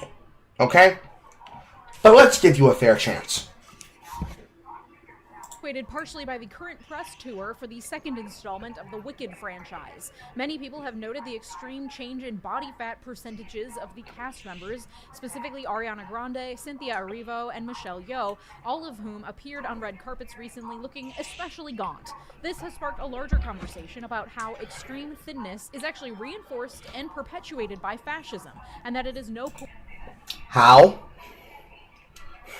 Women are the ones that create the beauty industry standards. Men do not enforce these things. Men do not care about these things. They care about the health of the woman, so that she looks like she has some meat on her fucking bones. So that if you poke her, she doesn't fall over. But, what the fuck does that have to do with their weight? Coincidence that thin is once again in now that we have a fascist regime controlling the government. Yes, because in the last government, Biden was all about the fat queen BBWs and SBBWs. Man was broadcasted and owned by xhamster.com himself. Huh? But is that true? Is there really a massive government conspiracy to keep women thin and hungry so that we can't fight back when the revolution comes? Commentary about bodies online tends to trend towards black and white thinking, and I think that is also happening here. It also tends to ignite a firestorm of back and forth, of debate, in a way that few other subjects online tend to do. I made one offhanded single-sentence comment in a video a couple weeks ago about how I don't like diet culture because I think there are better things to be doing than starving yourself, and y'all had more to say about that single line than about the entire rest of the video, and there's a lot to unpack there, which we'll get into. So I wanted to get to the bottom of this discussion and figure out correlation versus causation, cause and effect. Are we all getting more obsessed with thinness because of the fascist takeover in the White House? This headline from CNN caught my eye. Cynthia... Can you ever find a period since? Jesus Christ. What do you mean by that? Why do you say that it has something to do with fascism instead of, like, reality? Why is it fascism? Why are these things that you believe? Please explain it to me. Arrivo shields Ariana Grande from barrier jumping fan. It is this video that has helped to spark the discussions about thinness and fascism online. Using the Ground News browser extension, I can see that in the US, CNN is considered left-leaning. To get the big picture, I can click on full coverage, which will show me coverage of the same story from publications across the political spectrum. My partner in today's video, Ground News, uses 3 independent monitoring organizations to assess the bias rating for each publication. Each news monitoring organization has their own methodology, including editorial reviews, blind bias surveys, independent reviews, and third-party research. These are legitimately independent organizations, but they are limited by the data available to them. Their analysis is done in the context of the U.S. political system. Our Overton window has shifted so far right that CNN is considered left-leaning. That tells you a lot about the context within which the media you're consuming operates. And thanks to Ground News... No, Leeja, it does not tell me. It does not tell me anything. It just tells me that you don't like the particular political perspective and the people who have it. I get even more context, including how factual each publication is and who owns it, giving me a well-rounded idea of the motivations, biases, and accuracy of the news I'm consuming. Wouldn't it be great if everyone in America had that much information about the news they consume? Because depending on where you or your family members get the news, you're going to get very different takes on the same story. This is where Ground News comes in and why I've been using them for over a year. Today's partner, Ground News, is an app and website that offers tools to help you critically analyze the news you read, providing context to understand the full picture. I feel better equipped to make sense of what's happening in the world without being influenced by just one perspective. And I'm not the only one who loves Ground News. The Nobel Peace Center even called it an excellent way to stay informed, avoid echo chambers, and expand your worldview. I'm always really impressed with Ground News and genuinely think they're a great resource. If you want to stay informed on US politics and more, subscribe through this QR code or my link below at ground.news/Leeja for 40% off this unlimited access Vantage plan. It comes out to $5 a month for unlimited access to all the features I've mentioned. Thanks, Ground News. First, let me take a step back to quickly define fascism, because it is a term that has been thrown around a lot lately, I think for good reason, but people tend to dismiss it as just an epithet that doesn't mean anything anymore because we use it as a label for everything. And the reality is that fascism is hard to define. It doesn't fit into a box like other isms tend to do. I don't think I believe you, Leeja, because I'm pretty sure fascism means one thing. If it starts meaning a spectrum of things, I think those people aren't using books correctly. And it is entirely dependent on the state in which it arises. Robert Paxton's book, The Anatomy of Fascism, helps to give us a kind of definition. Under Paxton's interpretation, fascism is a mass anti-liberal, anti-communist movement, radical in its willingness to employ force, where nationhood and membership in a dominant class is put above all else, and where national unity and distinction from a class of deplorable others is reinforced by the state. And by anti-liberal, he didn't mean liberals like we use the term in modern United States, like liberals versus conservatives. He meant the term like liberalism to mean liberal economics, the idea of unrestricted free trade, a la neoliberalism, or what some might call globalism today. So an anti-liberal, anti-communist, pro-nationalist movement that revolves around membership to a prescribed group, and anyone outside that group is seen as a threat, as others in need of elimination in one way or another. The unique thing about fascism is that it matters where it develops, because 1930s Germany was far more susceptible to the argument in favor of putting the nation above the individual, whereas 2020's United States, fascism is wielded by appealing to the rugged individualism that is so ingrained in US culture. But the pieces are all there. There's the tariffs to reinforce protectionism and bring back manufacturing and fight against globalization. There's the radical willingness to use force exhibited on January 6th, 2021, and perpetuated in our streets every day now by a growing Gestapo made up of untrained, militarized, masked men who kidnap people off the streets as our government cheers. And those people... Right. So I think after letting her talk freely for that long, we can put her firmly in the feminazi category. I'm sure she'd disagree, but I don't care. Masked men, because people are threatening to assassinate their families. Doing the lawful job of border control, because there are people that have decided being civil means destroying their country and their nation, and also trying to subvert action where necessary and possible. Because it's just what we do now. Terrorism, by any other means.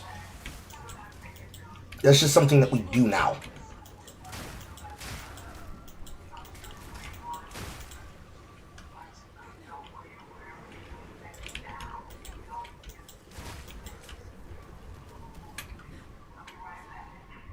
Okay.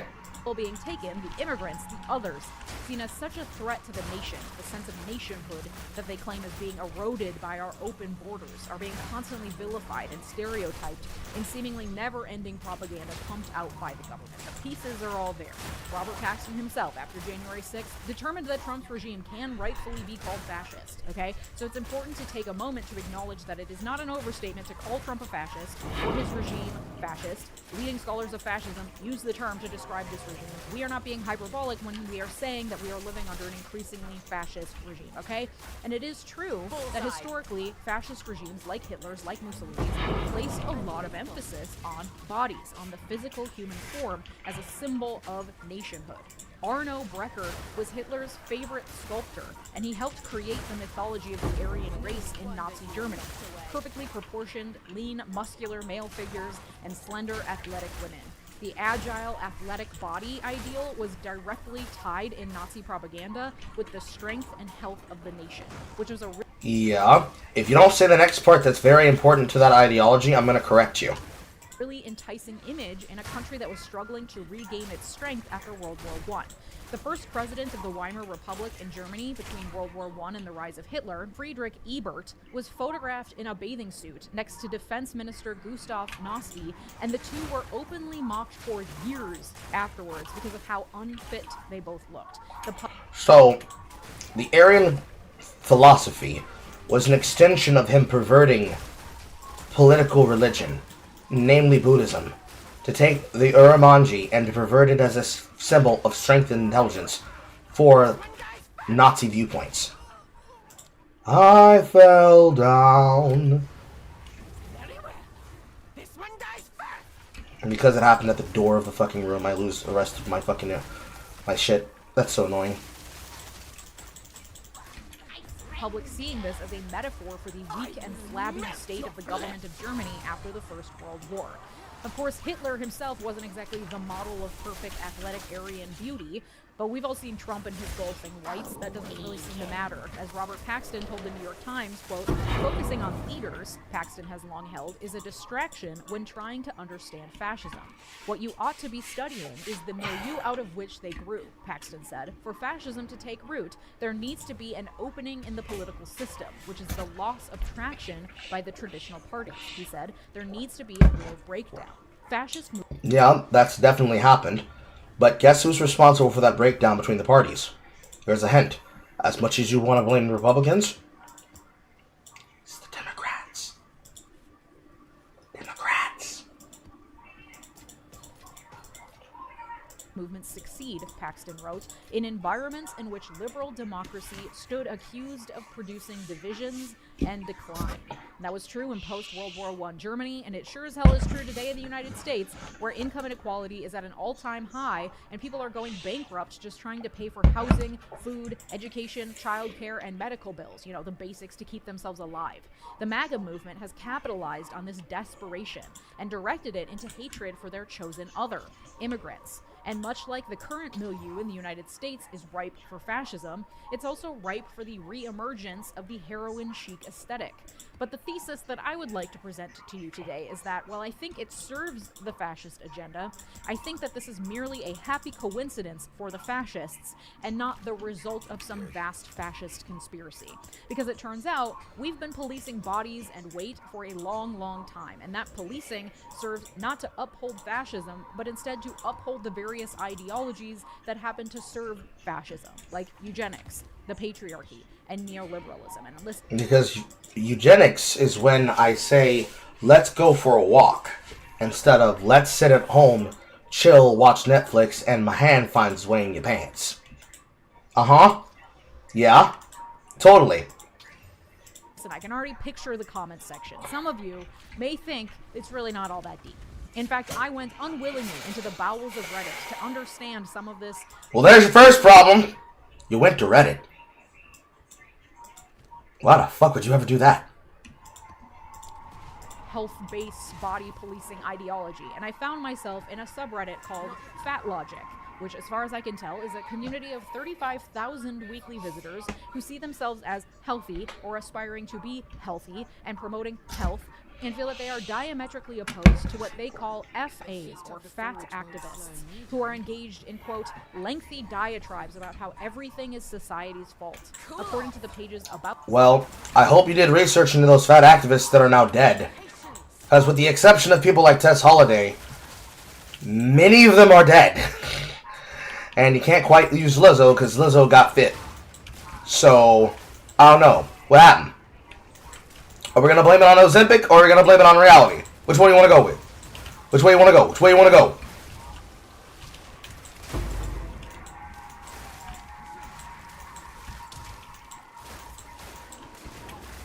Out section, quote, falling victim to fat logic means accepting misinformation that will harm efforts to keep your body at a healthy weight or lose weight if you need to do so. There is so much to unpack about this, but I noted some common objections that these health warriors had to so-called fat activists, equating thinness with fascism, because I have seen these same ideas swirling all over the place online, including in my own comments section. Those objections include that it's not that deep. Not everything has to be political. Though I feel like if you're watching my content, you probably already understand that nothing happens in a vacuum and everything is political if you just take a second to rub two brain cells together and think about it. Well, let's analyze that statement.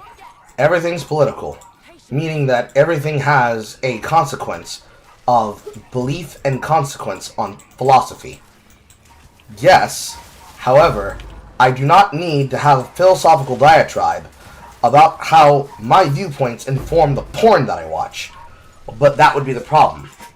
In reality, this need to use this outlook to say everything is political, therefore chuds don't understand that actually when they flippantly say, so what, things like Tetris is political is truly a political statement.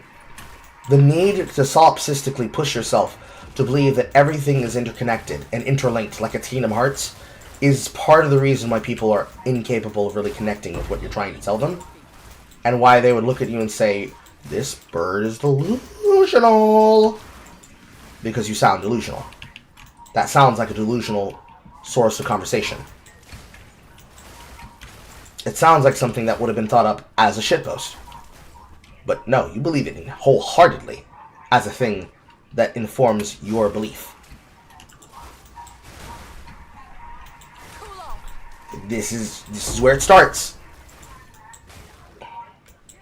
This is where it starts.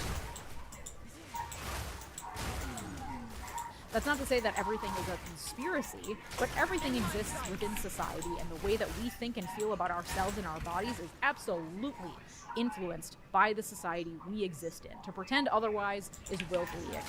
Okay? And then a lot of the other arguments that they had against the idea that thinness serves fascism, I think stems from this idea, which again I've seen all over the internet, that there is a very strict binary here.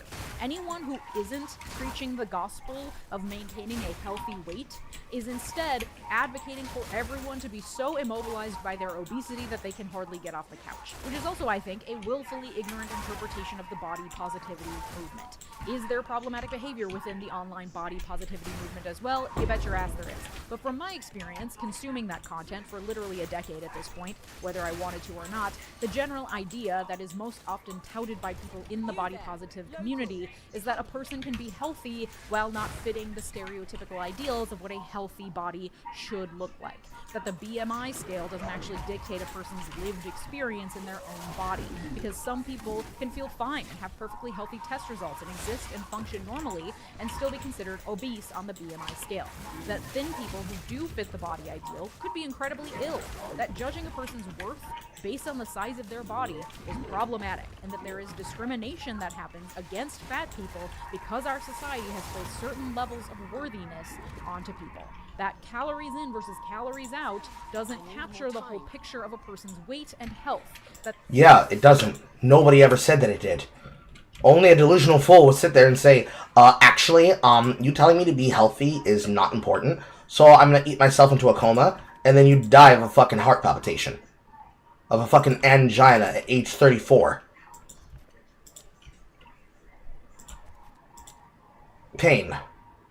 Court-hitted pain. I can only imagine how Jay felt about this, because I did not watch what her version of things had to say. That things like poverty, childhood trauma, and mental health disorders and autoimmune disorders that are, especially in women, criminally understudied and misunderstood, play a huge role in someone's weight and someone's ability to lose weight or gain weight or maintain a healthy weight. At its best, the body positivity movement helps to complicate the conversations we have around weight and health, because it's not black and white, and we actually know very little relatively about nutrition and how the body works, despite all the advances in modern medicine that do exist.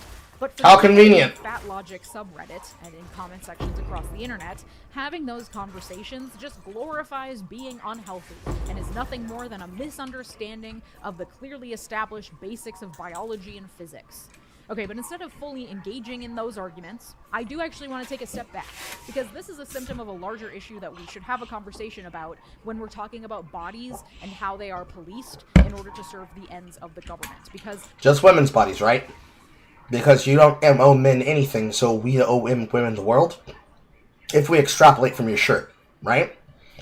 So, instead of discussing the fact that there is a biological imperative to not be so fat that you can't operate, but not to be so Eugenia Cooney that you can't get off the fucking couch because you'll break your fucking hip bone walking accidentally into the wall in your house, we're instead going to imply fascism is why fatness, instead of any other reason under the goddamn sun.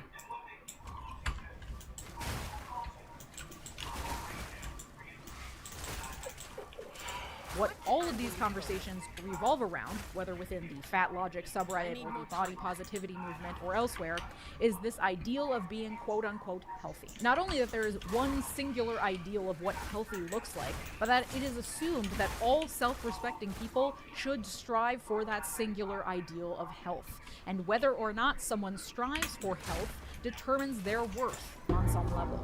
This pervasive obsession with health, or even trying to convince people that health can exist at every size, kind of turns us into the proverbial fish that is so surrounded by water they don't even realize they're swimming in it. In trying to convince people that fat people can still be healthy, we're taking for granted what health is, and that it should be the ultimate end goal for everyone, and that someone's failure to at least attempt to be healthy is a deep moral failing. Once we step back and identify that assumption, now we can start having conversations around the politics of bodies. Instead of infighting in the comment section over whether or not Ariana Grande is healthy, let's discuss why we have placed so much moral emphasis on health to begin with, because that... I think it's more important to ask why you don't think it's important to understand why the fuck she is like that in the first place. Well, instead of questioning why she is, why this is something happening to her, why don't you explain why you're so concerned with it? Because she looks like fucking Skeletor. Because she looks like she's being abused and starved. Let's start there. Is its own social construct that has been orchestrated and promoted by individuals and governments for centuries. I'm, of course, not the first person to ever make this point. There's a great book called Fearing the Black Body, The Racial Origins of Fat Phobia by Dr. Sabrina Strings. So if I haven't convinced you that it is, in fact, that deep, please consider giving that book a read. It's really revelatory, because when we start examining how notions of health and what is the correct body to have shifted and changed throughout history, that's when we start to see how these notions perhaps are not orchestrated by fascism, but are certainly convenient for fascism to thrive. If we go back to the Renaissance, which was the 1300s through the 1600s, the aesthetic of the Rubenesque woman was the European beauty standard. These women were stately, to say the least, often somewhat muscular thanks to the influence of Greek art on the Renaissance, but also full figures, some might say, God forbid, fat. Fatness equated to wealth, but also fertility, especially where you have a societal system dominated by feudal lords and the peasants who serve them. Because if you're a feudal lord that has access to money, being fat means you have the money to buy food. And if you're a peasant, you don't. Did you miss that? Then came the transatlantic slave trade, the growth of the sugarcane trade that allowed for imports of larger and larger amounts of sugar into Europe, making it a lot more affordable and accessible to the everyday commoner. It was the increase in sugar consumption that helped precipitate a growing awareness of fatness and body mass, because, oh no, now the poors are getting fat. But it was the othering of enslaved Africans that helped precipitate the fear and dread of having a higher body fat percentage. The European fascination with the wild, uncivilized black body is best exemplified in the story of the South African woman named Sarah Baartman, who was put on display as a kind of freak show in the early 1800s. People from all across Europe would come to gawk at her because she was, allegedly, double-cheeked up, and the Europeans saw it as a sort of living natural history museum. Not a human, but simply a freakish example of the exoticism of the African continent. Right. Let's not let you be the one that holds the finish on that, because we can't really speak on that. Because I don't think we need to. But, okay. And what do you suppose we learned from that, Leeja? That even back then they were interested in the phrenology of the body? Or that these people just couldn't control themselves because they were like, damn, zam! Like the male and female form. Which one do you think it was? Which one do you think is closer to the reality of what you think it could have been? You think those things were important? You think those things might have a bit of a, a bit of a contingency on context? Nah? Nah. Aye. She died at the age of 26 in 1815, and afterwards her remains, including her brain, genitalia, skeleton, and a body cast, were put on display in various museums. Her skeleton and body cast were displayed facing away from the viewer to emphasize continued interest in her exotic proportions, and remained on display until the mid-1970s. Her remains were eventually repatriated to her homeland in South Africa and officially buried in August 2002. Like, history is not that distant from us, you know? The point is that it was around this time, the late 1700s, early 1800s, and beyond, when the transatlantic slave trade was at its peak, when Europeans were being indoctrinated with the savagery of the Africans, that body policing away from full-figured women and towards a thin ideal began to first take shape. Victorians were real weird about labeling and categorizing everything, and a lot of pseudoscience sprung up to attempt to reinforce the differences between Europeans and Africans, to try to create categories of people based on physical differences that in turn represented something inherent in the person with that physical difference. In time, the accumulation of body fat was equated with the out-of-control and barbaric black race, and it was the duty of the European woman to get as far away from that body type as possible. To be thin, to control one's intake, was a sign of refinement, of racial superiority, of godly self-control that no African could ever possess. Body policing coincided with the invention of races as a means of justifying continued enslavement of human beings. It's fine because they are different and worth less than us Europeans, and attempting to reinforce the supremacy of Europe and of the white race over others. This is Well, we don't live in those current times now, do we? You look down on people who do that, Leeja, don't we? Of course, also when eugenics was invented to give an official air to the racism through the creation of pseudoscience that sounded legitimate but was based on nothing. That's also when the early body mass index, or BMI scale, was invented. Remember how those Victorians loved categorizing and making shit up? Yeah, this was one of those instances. In fact, the BMI scale was heavily relied upon by Francis Galton, one of the primary developers of eugenics. It was originally created by a man named Adolf Quetelet, who was on a mission to determine the social ideal of the average man. His index was never meant to be used as a medical test, but instead was simply a measure of the ideal average normal distribution of weights of men in 1835, and not even men generally. His data was taken from Scottish Highland soldiers and French soldiers, all male. It was, as is still the case for most medical studies, a metric designed for European men. The term BMI was coined by Ansel Keys in 1972 in a paper in which Keys also noted that the BMI was not fully satisfactory, but was, quote, as good as any other relative weight index as an indicator of relative obesity. Not of health, of relative obesity. He also noted that the BMI scale was a useful tool for population studies, but not appropriate to be used for individual evaluations. So for studying population trends and data, BMI numbers may prove useful, but for evaluating the health of an individual, it is not a particularly useful tool. But because it's so simple and has been repeatedly published since it was originally created, it's been adopted as a tool to judge individuals based on their weight as compared to the average Scottish or French soldier in 1835. Okay, but see, here's the thing about that. People would just laugh at those individuals because they would be fucking midwits. Because the purpose of an IQ test gets used the same way that DKs actively don't understand that just saying words does not make things equivocally true. To the point where it's ridiculously stupid that they would aggress this as though that would be the case. Again, we make fun of these people for being on a spectrum that they themselves don't realize is a part of why they get mocked. That same group of men that we were just talking about, they don't have lots of experience in the world. Those same men who will come out here with studies like that and saying, and that's why they are empirically better to be bred with, would be laughed at by normal people. In the same way that you would be, Leeja. Why I think more than just quack opinions. But that's kind of an aside. The point is that the popular notion that thin is preferable has origins in the transatlantic slave trade, fear of being associated with blackness, and religious ideals of piety and self-control, also as a means of differentiating and distancing oneself from blackness and poverty. In a piece for Afropunk, Leslie Vargas writes, over time, thinness has transcended race, becoming a symbol of wealth and privilege across communities. For black women, thinness now operates as a form of social capital, a means to navigate a world that polices black bodies with even greater scrutiny.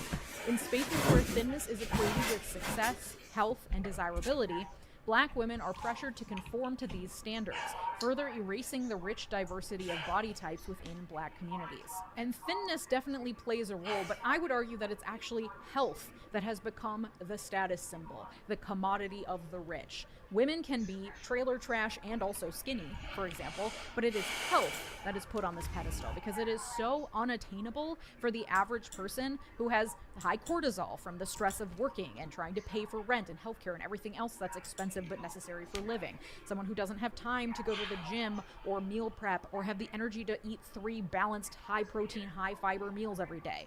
The moneyed class with leisure is the only class capable of truly attaining health at the level that society has deemed is correct. This is not a product of fascism. That is a lie, Leeja. Because now you're talking about things that are in my wheelhouse. Last sentence you just said. else that's expensive but necessary for living. Someone who doesn't have time to go to the gym or meal prep or have the energy to eat 3 balanced, high-protein, high-fiber meals every day. The moneyed class with leisure is the only class capable of truly attaining health at the level that society has deemed is correct. Now we're getting personal for me. This is actively conversations that I've had multiple times with my partner. She works. I work. Because of the nature of how my family treat her, and also, I guess, the conditions of my job. We're put in the position where our ability to deal with some of the basic things that we should be able to deal with as a couple is made harder. Like daycare. And yeah, it's probably going to be harder on a normal working salary to not have the ability to afford all that health shit that you could get if you had a 6-figure income. But unfortunately, to say that this is something that could never be achieved is itself a lie, because that's why our generation keeps finding ourselves on things like programming featuring Caleb Hammer. You say that it's impossible, but it is possible. It's just hard, and people don't want to do it because it's difficult. And since it's difficult, thus it's impossible. No normal person could do it. And it's because you don't want to make the attempt to try. You want to yuck the yums and say, the whores could never achieve this, so I'm not going to bother trying. As a cope for having given up on yourself. And I can understand why there'd be people who would think this. Because it's very easy to give up on yourself. And to say that it's impossible and hard. But it is not. Especially if you do it the way that it was intended to do. As a team. As a partnership. As a couple. Assuming that you're doing it on your own. There are some people that are going to have some health issues that are pre-existing conditions that are going to prevent a lot of that. And nobody's saying that that wasn't the case. You just decided to preclude that by saying, well, historically speaking, fuck all that. Realistically, reality-wise, it is possible to sit down, make a schedule, and create the opportunity to make the circumstances work in your favor. It is on whether or not you actually want to do it. And many don't want to fucking do it. Because it's easier to complain. They don't want to do it because it's easier to complain. Blame the problems on somebody else. Say that it's difficult and that I don't have the time to do it. You have to decide. Get up one day and decide that it's worth doing it. That's how it gets done. It's not going to happen and be easy just because, well, it's a 1, 2, 3 step process. No, there's the desire of it getting up and wanting it. Some of these people don't fucking want it. And just like I could have a tough talk with her and say she might not want it, I know that it's not that she doesn't want it. It's that we have too many fucking problems that should not be the condition of how to rear a child in this world. That's just on being cognizant adults. But the adults often have not been in the room to have this conversation. And so it's been left to basically children. The conversation itself abandoned to children. The attitude itself abandoned to adults that decide that they know what they're talking about more than others do. Whatever you want to decide is a part of the problem. Decide for yourself. Because every single way it can be described and dissolved, it has almost always been considerably cope. What nice boots these are. These are really nice boots, chat. This is not a product of fascism or being caused by the rise of fascism. This has been an issue since before Trump got elected. Heroin chic existed in the 90s under a Democratic president. Our boomer parents are almond moms with fucked up relationships with food and their bodies because beauty standards in the 50s and 60s were so specific that weighing 10 to 15 pounds more or less than you should would lead to ridicule and public shaming. That our fascist overlords can get away with more because we're all starving ourselves into oblivion is merely a happy coincidence of years of conditioning us to police each other over health. that RFK Jr. was able to capitalize on years of crunchy granola liberals falling down the Maha pipeline into anti-vax land, where health has been twisted and contorted to fit an anti-science worldview, one that is based partially on well-founded fears that our world is full of contaminants from major corporations that don't care about our health, and partially on conspiracy theories and pseudoscience. It's not a plan formulated by the Trump regime, but instead the Trump regime thriving where body and health policing has already taken hold. This racism, this patriarchy telling us to stay small and quiet, this was all already within us. Fascism just stepped in and said, how can I exploit this? So while I do love to blame the fascists for the ills currently being inflicted upon this country, this one can be blamed on something else, something that implanted itself in America long before today's fascist takeover. Say White power? it with me, neoliberalism. Okay, stick with So, yes, white power.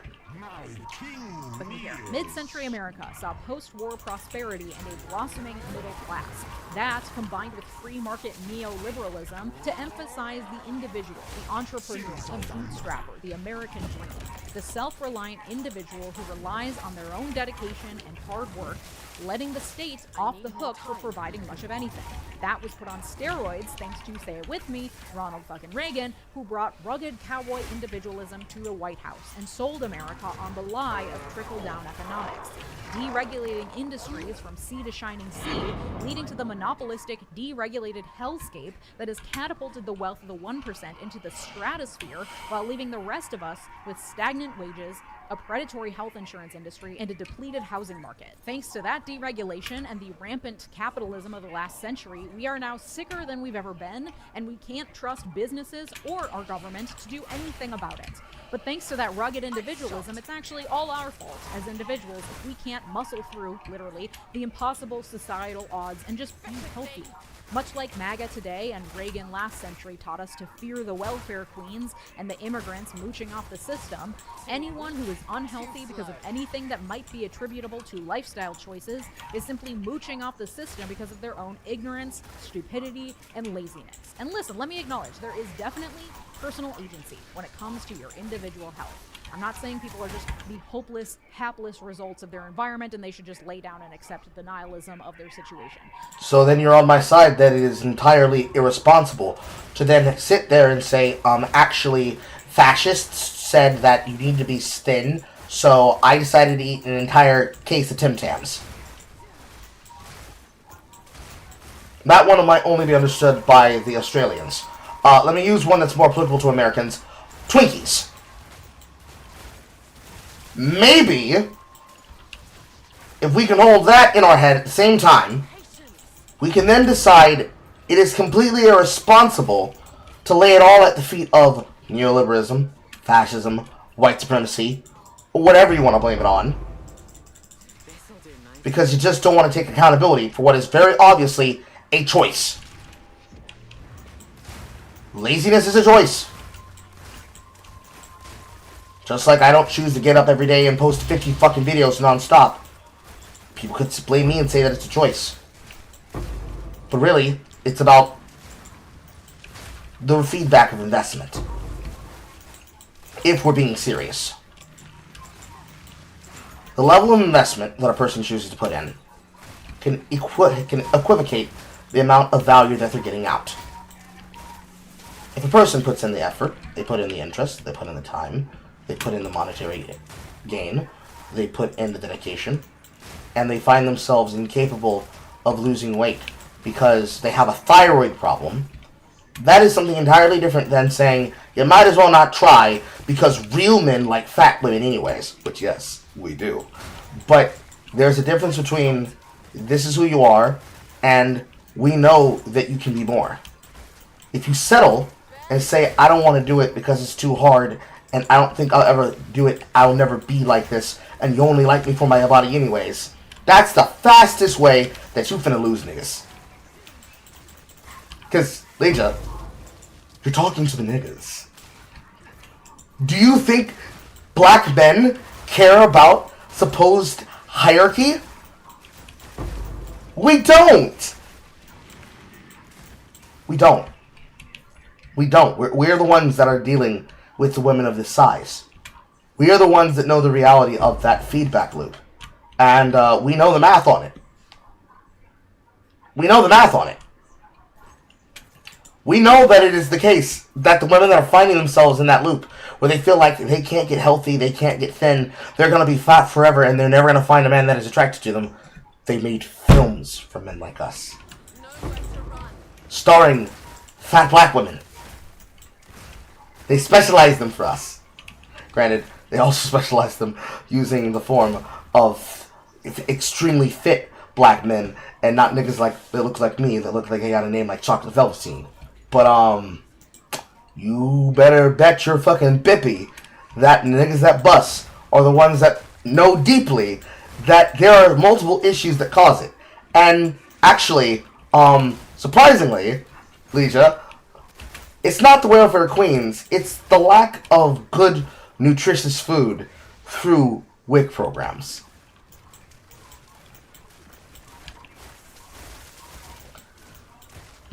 We give the lowest bare minimum of food resources to women, and then we expect them to try and figure it out when they gotta deal with how their health is affected by that content that they're consuming as a part of their day-to-day.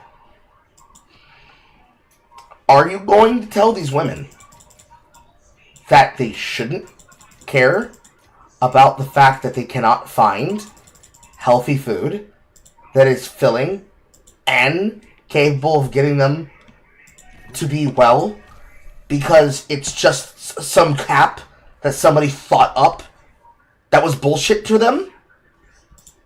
Because it seems like that's what we're doing here. No?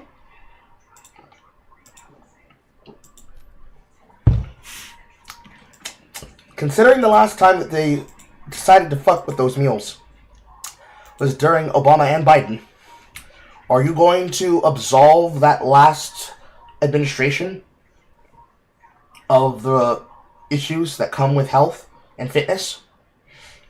Considering that the health and fitness standards failed the children and they're also failing the adults?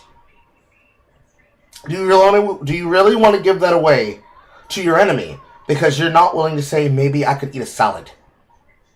Or maybe I could go walking every day, and not every other day? Apparently so. That's what you're doing. Alright. Okay. Moving your body more and eating vegetables is a conscious choice that some people can make, but it is the oversimplification of being healthy. It is ableist as fuck to decide that everyone can just choose health, and the self-righteousness with which healthy people speak about unhealthy people, the moral judgment placed on people who are unhealthy, and assuming that body weight is the best test of someone's worthiness for empathy, that shit is toxic, and it mirrors the thinking and worldview of fascists. It helps to normalize seeing certain people as more worthy than others, as worth more than others. And that is the central tenet of fascism. That is what leads to people getting kidnapped off the streets into unmarked vans because they speak Spanish or maybe don't have their documents in order, which is not a criminal offense, by the way. But we are able to look the other way because we are more worthy. We were born here. We aren't criminals. We're more human. So we're gonna take you away from the minorities and from the migrants, because that's not the key problem here. Leeja, do you think that because people see themselves as at least more fit than the slippingly fat order at size 500 pounds and up, that supposedly means that it's fascism when those people get arrested for disrupting law enforcement for anything, in like having fights in Wally World, and that because a thin girl is more likely to be kidnapped and molested than a thin girl, that this somehow means it is their fault that happens? Is that what you're saying? Please tell me that's not what you're saying. Than they are. And the capitalists and the billionaires and major corporate shareholders benefit no matter what, no matter who's in office, because this creates impossible standards that we are all chasing, that we are willing to spend hundreds and thousands of dollars to attempt to attain. And all they have to do is tap into that desire and promise us a cure. So that when Ozempic, the miracle weight loss drug, comes onto the market, promising to fix all our ailments, to give us the thinness we so deeply desire so that we can finally prove our worth, well, the perfect storm is already there, and the drug manufacturers are simply cashing in. And it is us. So you're blaming Ozempic, even though Ozempic might not work for everybody? Okay, let's go down this pipeline. Take me someplace, Leeja. Take me someplace. Online, in the comment sections, in our communities, doing the policing work that benefits the fascists and the capitalists by commenting endlessly on whether or not people are living up to the healthy ideals that they are morally supposed to live up to, including Ariana Grande and Cynthia Erivo and Michelle Yeoh, who have gone too far, and I'm not sure they're healthy, and therefore they are worthy of criticism, which lets everyone... Leeja, they look like Skeletor! You're missing some steps here! Leeja, we are missing some steps! I feel like they're very important steps, too!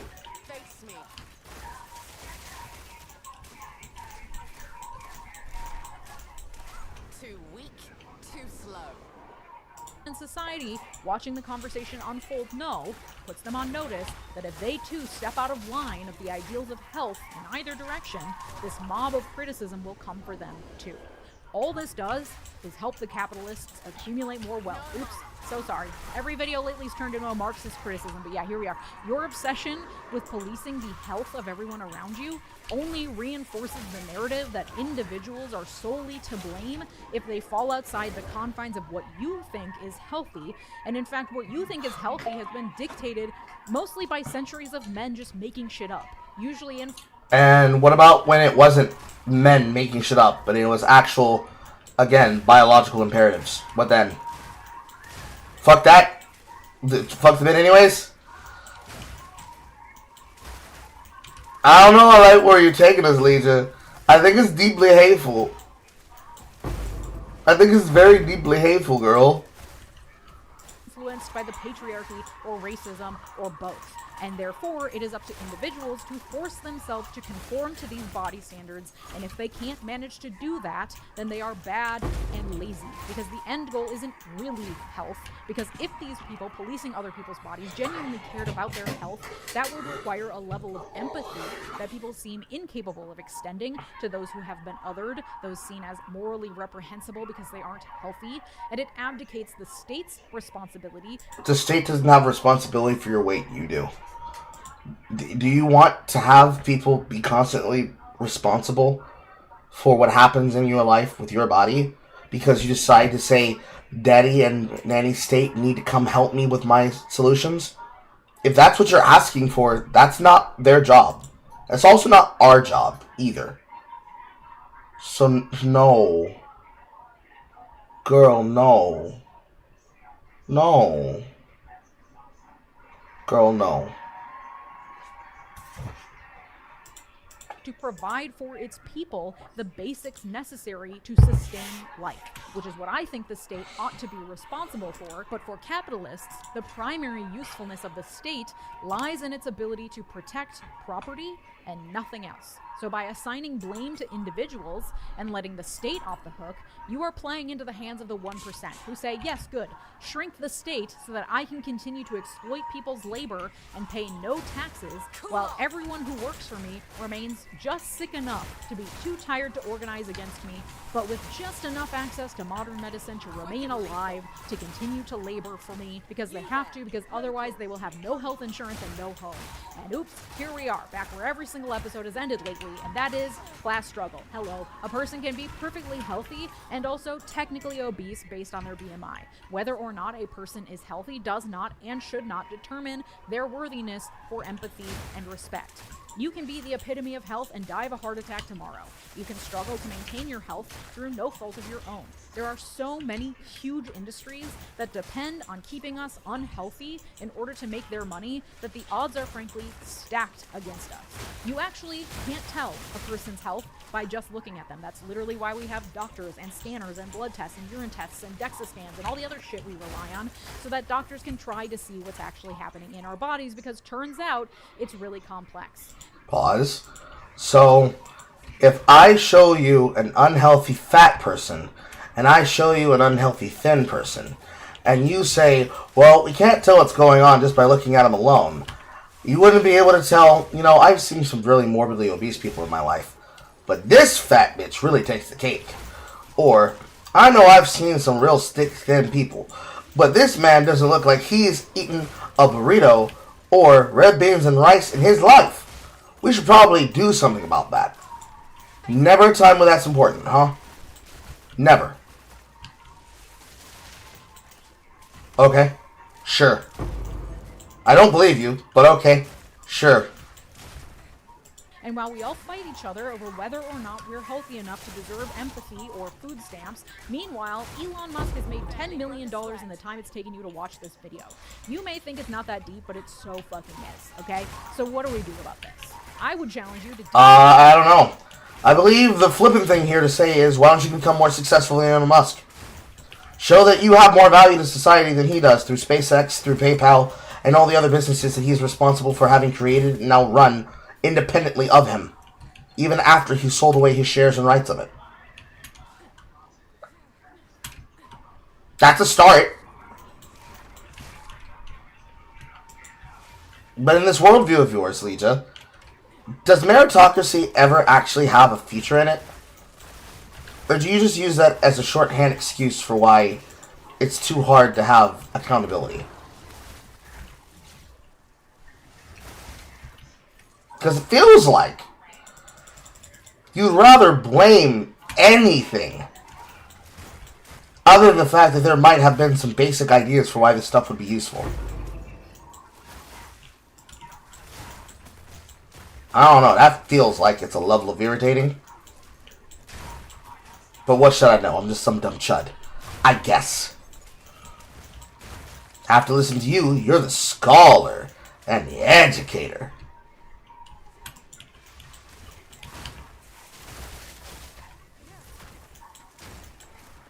Center capitalism from your life as much as possible. That's kind of a major fix for a lot of the ills of society. Can you borrow the thing instead of buying it? Can you make do with what you already have? Do you actually need the thing to begin with? When it comes to your body and the impossible standards being set around what is and is not the perfect health that you're supposed to be, that is being capitalized on by various industries to try to sell you shit. Whether it's protein powders or greens powders or at-home workout equipment or protein bars or special weight loss programs or weight loss drugs or an at-home infrared sauna from Costco. Like, we are inundated with shit all fucking day because it's our responsibility to make ourselves healthy. And if we don't, then we're bad people. So we're willing to impulse... No, not bad people, just lazy.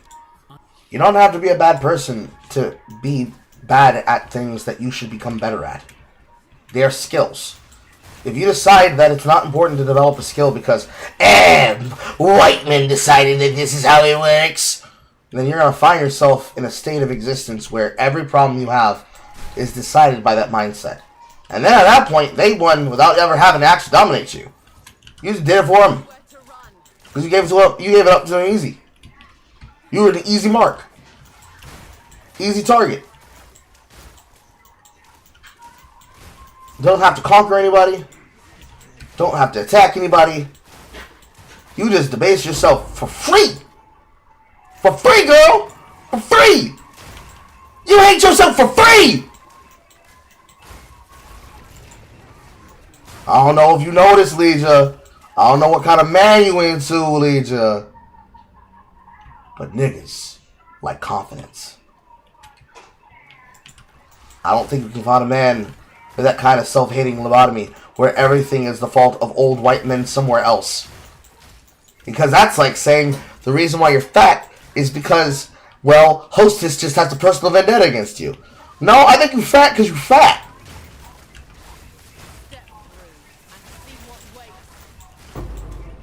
God don't like ugly, and neither does male penises. I'm gonna say that again. God don't like ugly, and neither does male penises. They want to know people. They want to get to know people. They want to know that you see yourself for how you see you. Not an informative feedback loop of your deeply aware, awoke, awakened political takes. Classing you out from being able to take care of your own health. Let alone the mutual aid amongst others. I don't even think that's where it should start from. Mutual aid.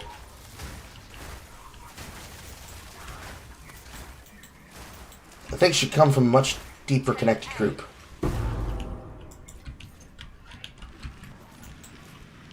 But according to you, no. All white men all the time.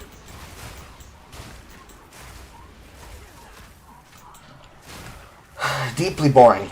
Deeply uninteresting, deeply boring.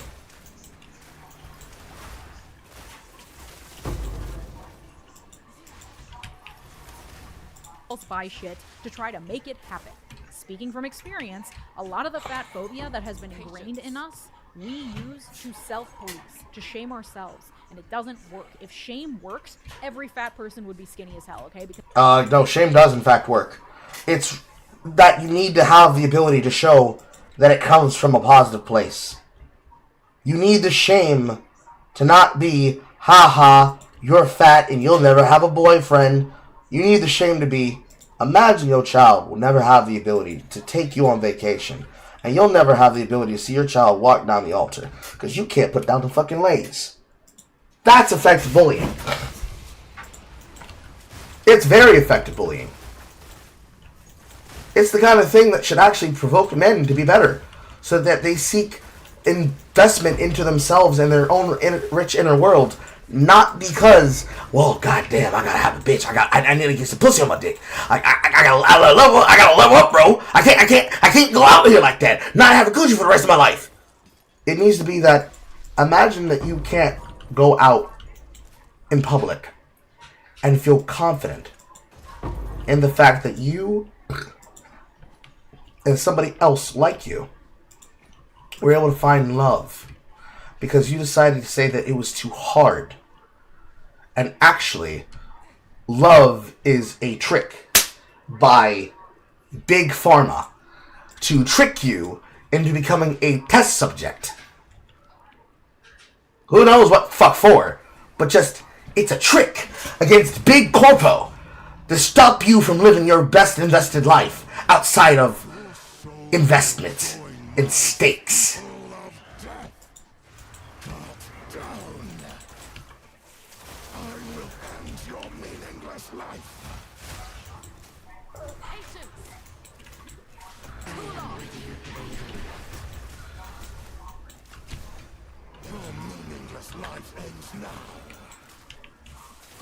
Because the society provides enough shame to go around, and yet we have an incredibly unhealthy population. So a major step is also trying to contend with the preconceived notions you have about your own worth inside your own head.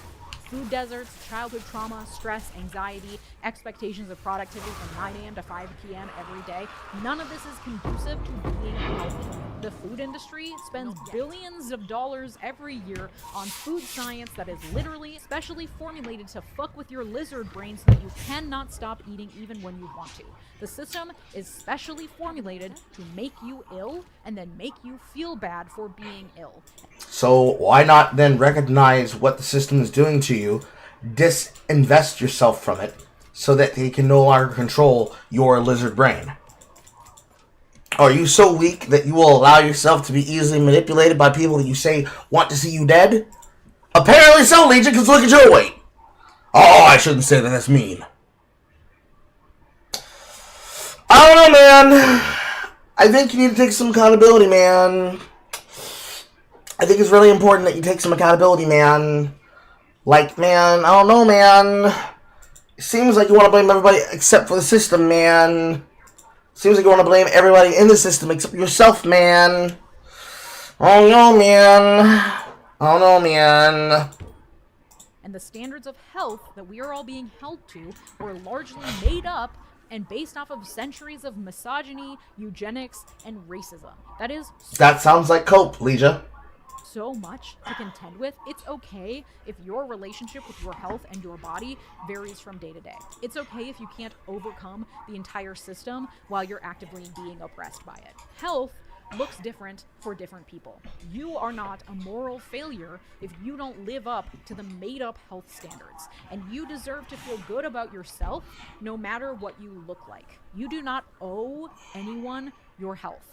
You also deserve to have the tools to have agency over your own health, and that is not easy to attain the way the world is currently set up, and that fucking sucks. But you also do have some agency. This is a yes and situation. We can acknowledge the societal hurdles and bullshit, and also work towards feeling better in our bodies if we do not feel healthy.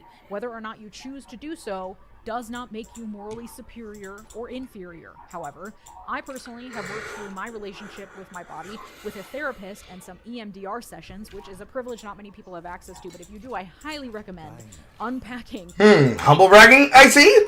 Not everybody has access to therapy, Leeja. What about that shit? Huh?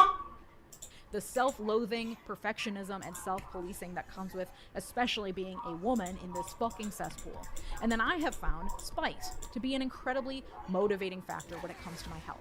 Then why don't you use it? Why don't you use it then? Why don't you use that? That's what I just said. With using spite, Leeja, is an emotional output that speaks on the diaphragmatic wheel of your emotional concerns to pride and shame, because they both lead to the core fear of abandonment and isolation. Spite to speak to jealousy, and shame to speak to weakness and lack of confidence. Both of these things together, with justified amounts of investment, will mean you will be confident in yourself and the things you do, come hell or high water. Why is it that that's not an acceptable response? Because you're saying that it's not. It is an acceptable response.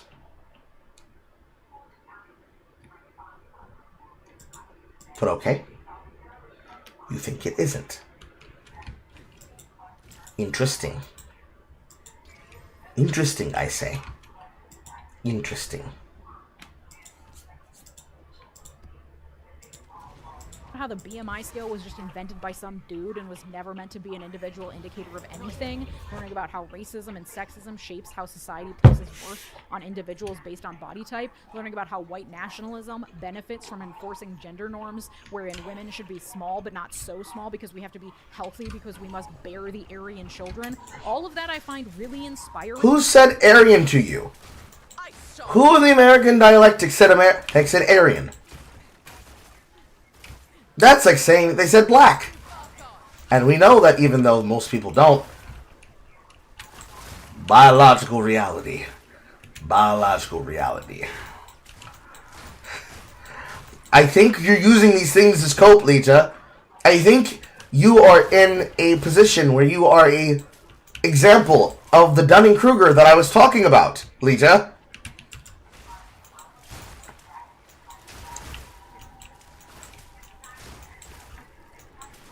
But I suppose I just might be misinformed. Or some shit. Who fucking knows? Who fucking cares? To never have children and instead spend my life figuring out how to be able to deadlift a small vehicle. You know what I mean?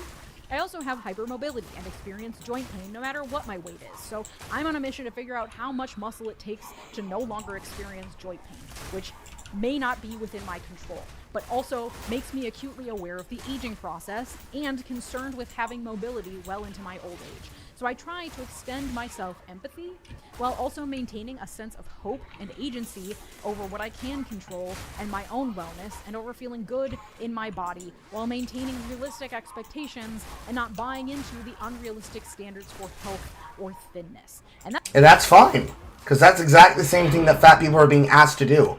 They're not being asked to just basically admit that biological imperatives and that medical realities don't exist. They're just being asked to try making better choices. The same way we can tell a man to stop picking hoes, and we can tell a single mother, stop fucking with dirtbags and pick better men, we're telling you to pick better salads. Going to hell, Carl. We're telling you to pick better salads. We're telling you to make better choices.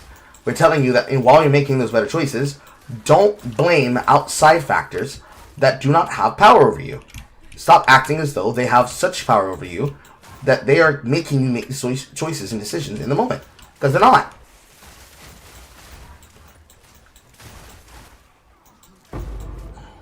That's a lot to juggle, and I often really struggle with all of that. But doing that work inside of yourself means that you will also be less likely to extend that judgment to other people who are likely dealing with things that are not apparent just by looking at them. And once again, we come back to empathy and community as an antidote to the fascist hellhole that is currently engulfed this stupid country. Become ungovernable by showing empathy to yourself and your neighbors, because that's radical. Also, feel free to drop in the comments all the reasons why you don't agree with me, because this subject really gets people riled up, and I can't wait to hear what you guys have to say.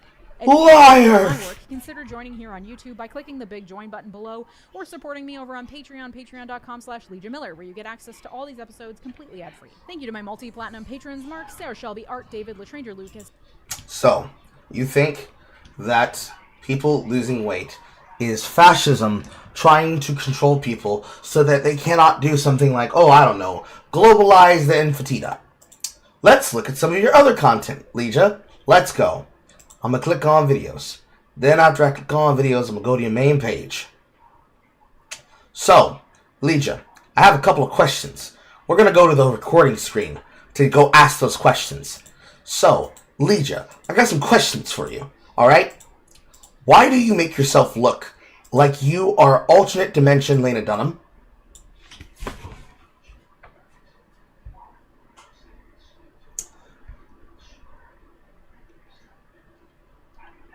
That's where we're going to start. Alright? So, glasses off, attractive, over the shoulder, about face. Literally, alternate dimension Lena Dunham. Okay? Lena Dunham has become a lawyer. Because that's what you start with. You start with the fact that you are a lawyer. Black and white. Perspective. Vogue. So, rare in Australia, daily in America. What the U.S. can learn from the Australian gun trade. The Eliassons want your data. The Supreme Court is about to give Trump even more power. Is this a war crime? Hint, yes, with Hegsess double tap. The immigration crackdown entering a new phase. Can troops disobey Trump? The fascists want you then, what we just looked at. Why are the rich obsessed with Saudi Arabia? I'm noticing that you just don't dress for your own comfort, Leeja. Leeja, why don't you just dress for your comfort and not worry about the fashion standard of needing to feel like you have to be a political blonde? Your hair is platinum, girl. Why not just be a brunette? Break the mold. Break the chains. Break the standards. Break the mold. Break the scale.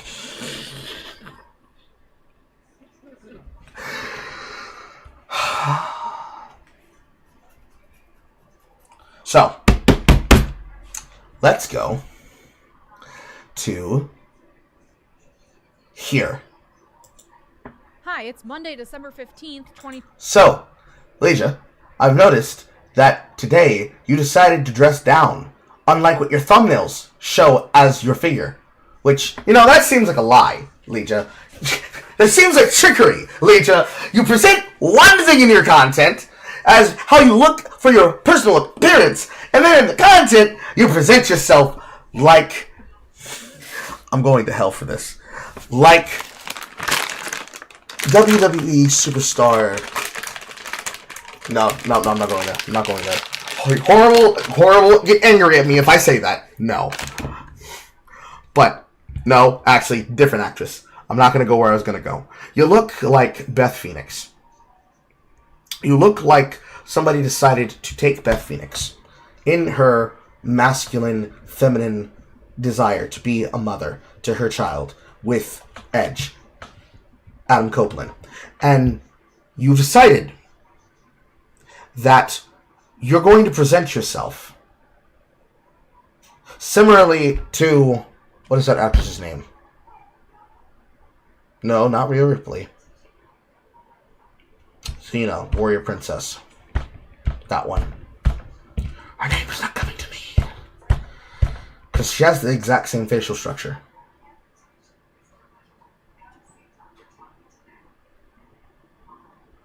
I have to look it up.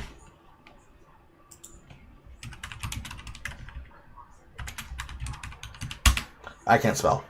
Lucy Lawless, thank you. The abbreviation is getting to me. You look like alternate dimension Lucy Lawless while we're having brunette hair. So, Leeja, was it patriarchy that led you to have to feature yourself with your content?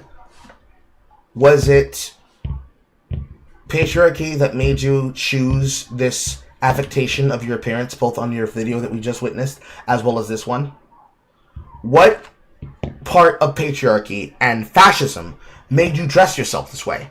Made you feature your content this way? Made you write your material this way? What part of it? I want to understand. I want to know. Where? Where? Tell me where. Tell me where. I want to know where. Point to it. Bring it out to me. Where? What part of patriarchy, what part of society made you do this? Mind controlled you to present your content this way? I want to know. I want to know what made you mad. I want to know. I want to know why you're fucking sad inside. I want to know. I need you to tell me.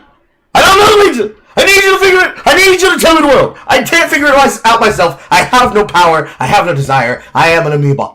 Tell me. Tell me. What can the U.S. learn from Australian gun reform? Educate me, Leela. Educate me. Educate me. 2025, you're tuned into Why America? I'm Leeja Miller. The world experienced what appears to be a particularly violent weekend if you're paying attention to the main headlines dominating the news in the U.S. today. Rob Reiner and his wife were stabbed. 3 Americans were killed by ISIS in Syria. In Australia, a mass shooting at a Hanukkah celebration left 15 people dead. And in the U.S., at Brown University, 2 people were killed and 9 wounded when a gunman opened fire in a lecture hall on Saturday. And those 2 shootings in particular, one in Australia and one here, are what I want to focus on today, because I think it offers a stark example, pulled straight from the headlines, of how we deal with gun violence in America versus how other similar countries handle it. Because while we have been yelling about Trump for the last year and very real abuse... Oui. I didn't know that we were doing this. I'm pretty sure I didn't do shit. Abuses and corruption and scandal have been flowing from the White House, distracting us from it. The gun violence in America has continued. The White House distracted you on purpose? Or you distracted yourself with it because you decided to agitate about it? Because fascism is making people thin, to make them incapable of resisting fascist overreach and monopolistic rule. Again, Leeja, you just told me that's what was happening. Break it down to me, girl! Continued raging, to the point that most mass shootings don't even make the nightly news. According to the gun... Well, the news of another nation should not necessarily mean that I have to turn on the news to hear about what's happening in Australia. I do not live in Australia. That's not evil to do that. It's just, I don't live in Australia, Leeja. Gun Violence Archive, which defines a mass shooting as 4 or more people shot or killed, not including the shooter. So far in 2025, there have been 392 mass shootings, including 3 just since the incident at Brown University on Saturday. That is a major dip from the COVID pandemic high of 689 mass shootings recorded in 2021. Leeja, I'm gonna ask a very stupid, very funny question for all of us. Is that with or without including black crime?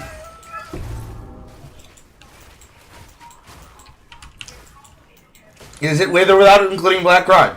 I know you decided to shoot a man in the neck because you don't like hearing that. But I feel like you're not saying the statistic. And I find it curious. I find it curious. Because your worldview says that it's something that it's not. And I want to be told what it is. Because if it's not what it looks like, then what is it? Do you have an answer, Leeja? I hope you do. Because I certainly don't. Because supposedly, the answer that is normal for this is not what's causing it. So I want to know what it is. What is causing it? Only you, Leeja, can educate us. That is your job. Teach me. Teach this black N-word. Teach me, please.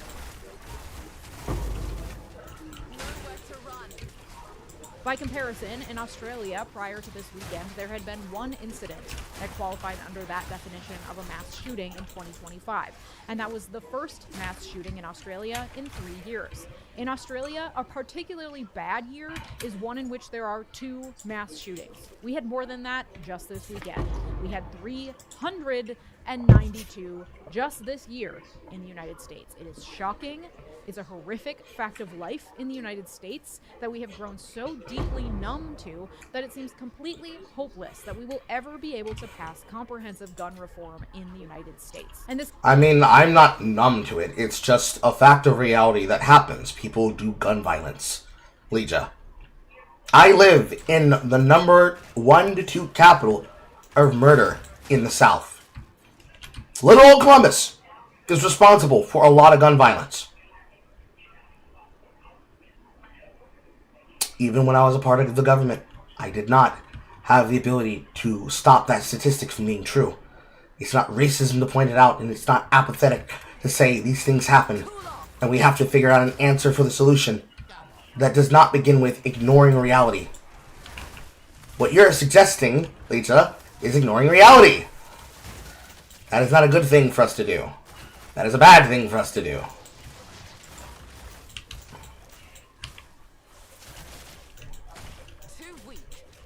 This comparison with Australia is particularly useful because Australia did used to have a problem with guns. And there are many parallels that we share with Australia that make it an interesting case study for why Australia has managed to pass gun reforms and we haven't. And it has to do with the law, the Constitution, religious fanaticism, and gobs of lobbying cash. I mean, the obvious basic answer is we're not cut. And America is not a former penal colony. If you want to really start there, that's like part of it.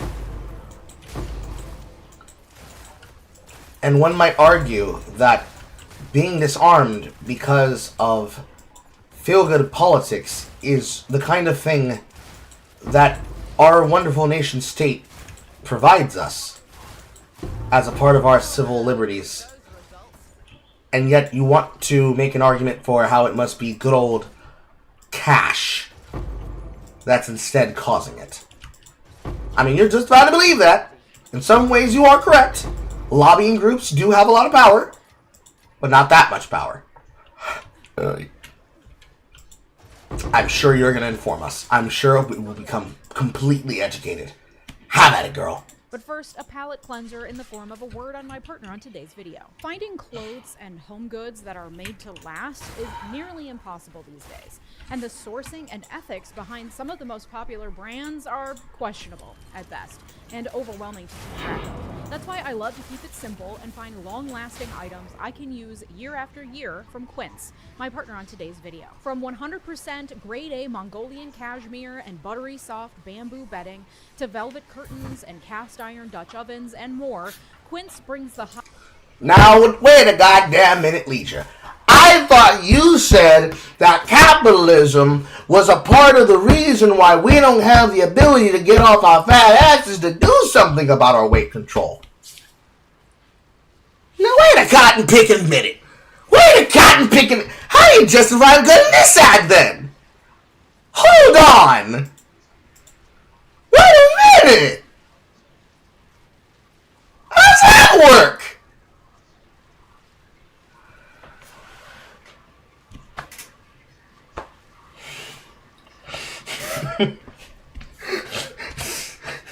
Wayfair, how could you?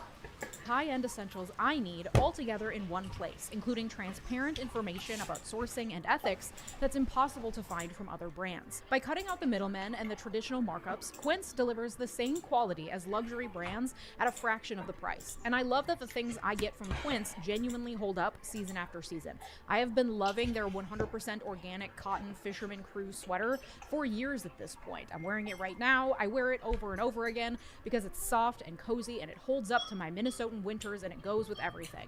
I've also been living in their cotton cashmere ribbed long sleeve dress, and when I'm lounging around at home I often pair it with their Mongolian cashmere bathrobe, and it truly makes me feel luxurious and fancy and also cozy. But what if they're keeping you fat so that in your Minnesotan winters you choose to keep wearing this outfit because they have trained you to feel that this fashion fit comfort that comes with ethical sourcing is just another apparatus of fascism controlling you to say, yes, Minnesotan woman, yes, hide your huff for cuffing season, yes!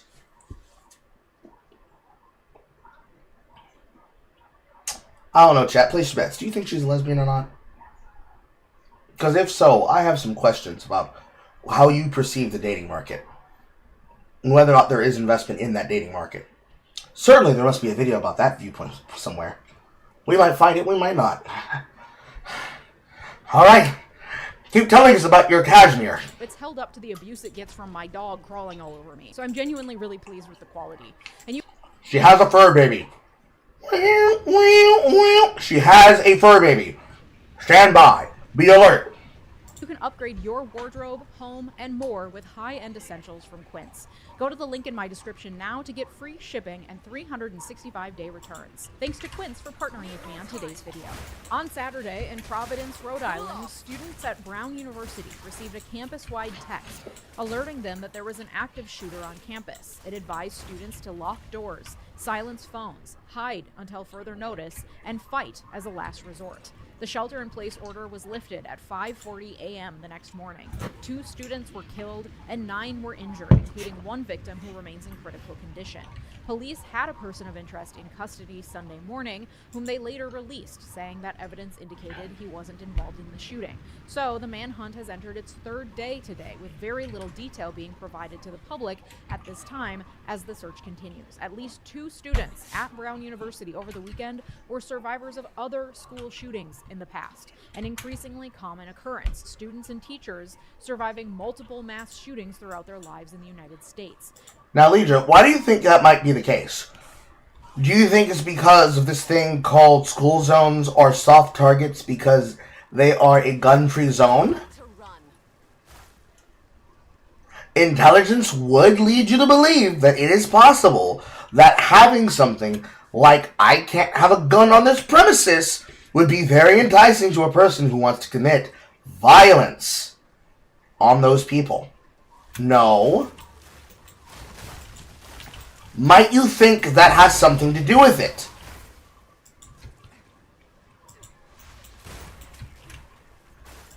And the statistics bear this out. According to Pew Research Center, 47,000 people died of gun-related incidents in 2023 in the United States. The rate of per capita gun deaths in the U.S. is 13.7 gun deaths per 100,000 people, one of the highest rates in the world, especially among high-income countries. And even if you aren't killed in a gun-related incident, you have a high likelihood of being at the scene of a mass shooting in your lifetime. 1 in 15 adults, or about 7% of all U.S. adults, have been present at the scene of a mass shooting in their lifetime, with younger generations being significantly more likely to have been exposed to a mass shooting during their life than their parents or grandparents. By comparison, from July 2023 through June 2024, Australia saw just 31 total gun-related murders. Australia is, of course, a far less populated country than the US. Though we have roughly equal land mass, Australia is only populated by about 27 million people compared to our 340 million people, which is why per capita comparisons are important. So again, the US has 13.7 gun deaths per 100,000 people every year. In Australia, that's 0.09 gun deaths per 100,000 people per year. 13.7 compared to 0.09, which is all the more reason why this weekend's massacre at Bondi Beach, a hugely popular tourist destination in Sydney, is so shocking. The shooting targeted a Hanukkah celebration and was allegedly perpetrated by a father and son using long-arm rifles and shotguns allegedly legally obtained by the father. It occurred on an evening when hundreds had gathered on the beach to celebrate the first night of Hanukkah and was the latest in a spate of anti-Semitic attacks in Australia in recent years. 15 people were killed and dozens were injured by the two gunmen, one of whom was killed on the scene, and the son was brought to the hospital and remains in police custody. The father was an immigrant, and his son is an Australian-born citizen. Not long after the incident, video went viral of a man tackling and wrestling the gun away from one assailant, turning the gun back on the gunman before laying it on the ground. That man, Ahmed Al-Ahmed, is being hailed as a hero and is also an immigrant from Syria whose parents had just arrived in Australia on refugee status. That's great. That has nothing to do with most people's normal understanding and indignation with foreigners, but I'm certain this is going to become a talking point as a part of this particular video. Continue. The GoFundMe for Ahmed, who sustained non-life-threatening injuries during the attack, has raised 1.4 million Australian dollars. And there are so many intersectional realities at play in how this shooting event happened. You have gun control laws and whether or not they're effective, which we'll get into, but then there's also the increasing anti-Semitic violence that has been happening in Australia and around the world, largely fueled by the conflict and ongoing genocide in Gaza. Benjamin Netanyahu blamed Australia's support of Palestine for increased anti-Semitic violence, though some dissident voices from Jews in support of Palestine say that it's Israel and the actions of the Israeli state that make it dangerous to be Jewish today.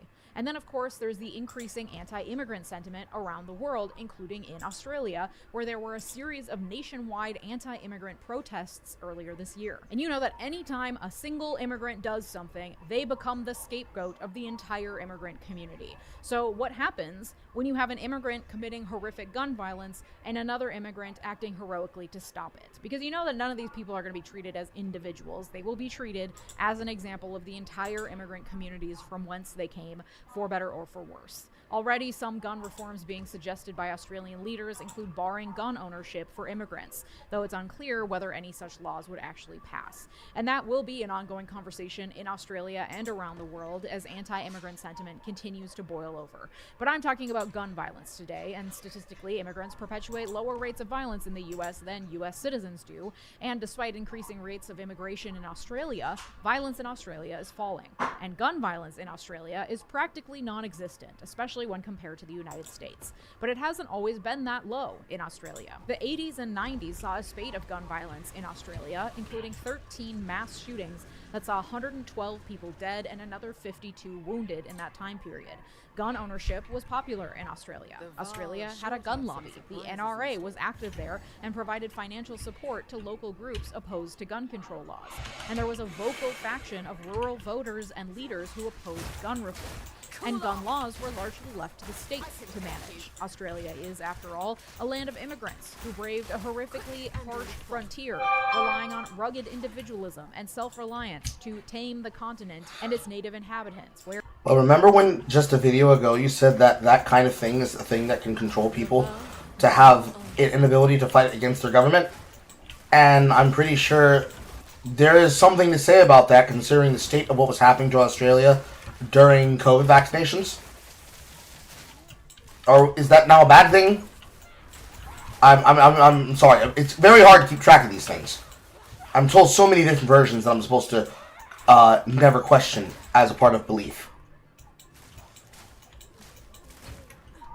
Where have I heard that one before? Then, in 1996, at a historic tourist attraction called Port Arthur in southern Tasmania, on a Sunday when the site was filled with tourists, a man pulled a semi-automatic rifle out of his duffel bag and opened fire on the diners at the restaurant where he had just eaten lunch. He shot up the cafe, the neighboring gift shop, the parking lot, and the toll booth and gas station he passed as he fled. In total, he killed 35 people and wounded 23 others. It was the deadliest massacre in modern Australian history and completely upended the way the country handled gun control. The fact that the massacre occurred in Tasmania was notable, given that Tasmania had been one of the strongest defenders of guns' rights out of the Australian states prior to the massacre. And on top of, I'm sure, many, many thoughts and prayers, the Conservative government of Australia took immediate action. Within 12 days, the police ministers of Australia created the National Firearms Agreement, outlining new firearms regulations in the country. They were some of the strictest gun laws in the world, proposed by a Conservative government. According to Stanford law professor and economist John Donoghue, there was a very vocal opposition to gun reform in Australia, even in the face of the massacre at Port Arthur. According to Donoghue, quote, "At the time, there was intense opposition. In fact, when the Prime Minister made the announcement about the new laws, he had to wear a bulletproof vest. Protesters lynched an effigy of the Prime Minister in the streets." But much like in the US today, the pro-gun movement was an incredibly tiny, very vocal faction of the Australian public. Polls at the time showed 90 to 95% public approval for strict new gun laws. Within a few months, the country had passed extensive gun reform, including a ban on automatic and semi-automatic weapons, with the Conservative Prime Minister at the time stating there was no need for anyone in Australia to own weapons made to kill humans rapidly. He also said, quote, "This represents an enormous shift in the culture of this country towards the possession, the use, and the ownership of guns. It is a historic agreement. It means that this country, through its governments, has decided not to go down the American path. Ours is not a gun culture. Ours is a culture of peaceful cooperation." Already in the 90s, the stark contrast between U.S. gun culture and guns everywhere else was apparent. As part of the gun reforms, Australia created a national firearm registration system, a 28-day waiting period for gun purchases, and a gun buyback program wherein upwards of 700,000 firearms were purchased at market value from Australians by the Australian government and destroyed, financed by an increase on income taxes. Hundreds of thousands more guns were voluntarily turned in by the Australian people without compensation. Plus, people who want to own a gun have to prove a good reason to have one, and self-defense is not a good enough reason. In the nearly 30 years since... And thus, because they didn't have the ability to say, "I want a gun for self-defense," people died at Bondi Beach at the same rate they would have died inside of a school because it was a soft target, which has nothing to do with the reality of a madman who chose to take on people and to attack people in a way where no one was able to stop him, because there is a culture of just being a victim rather than making sure you are not a victim. That is why every country that chooses to antagonize the question finds themselves in an issue where the question becomes an answer about how you and other people like you feel about news, information. You have decided that the narrative is, if you like these things, there's something wrong with you. Rather than the likely thing, which is that if you like guns, it's because you like guns because there's a great reason to own one. And supposedly, inside of Australia, self-defense is not one of those things. So, I don't know, bro. I think I'm gonna happily stay my ass the fuck over here. Don't know what to tell you.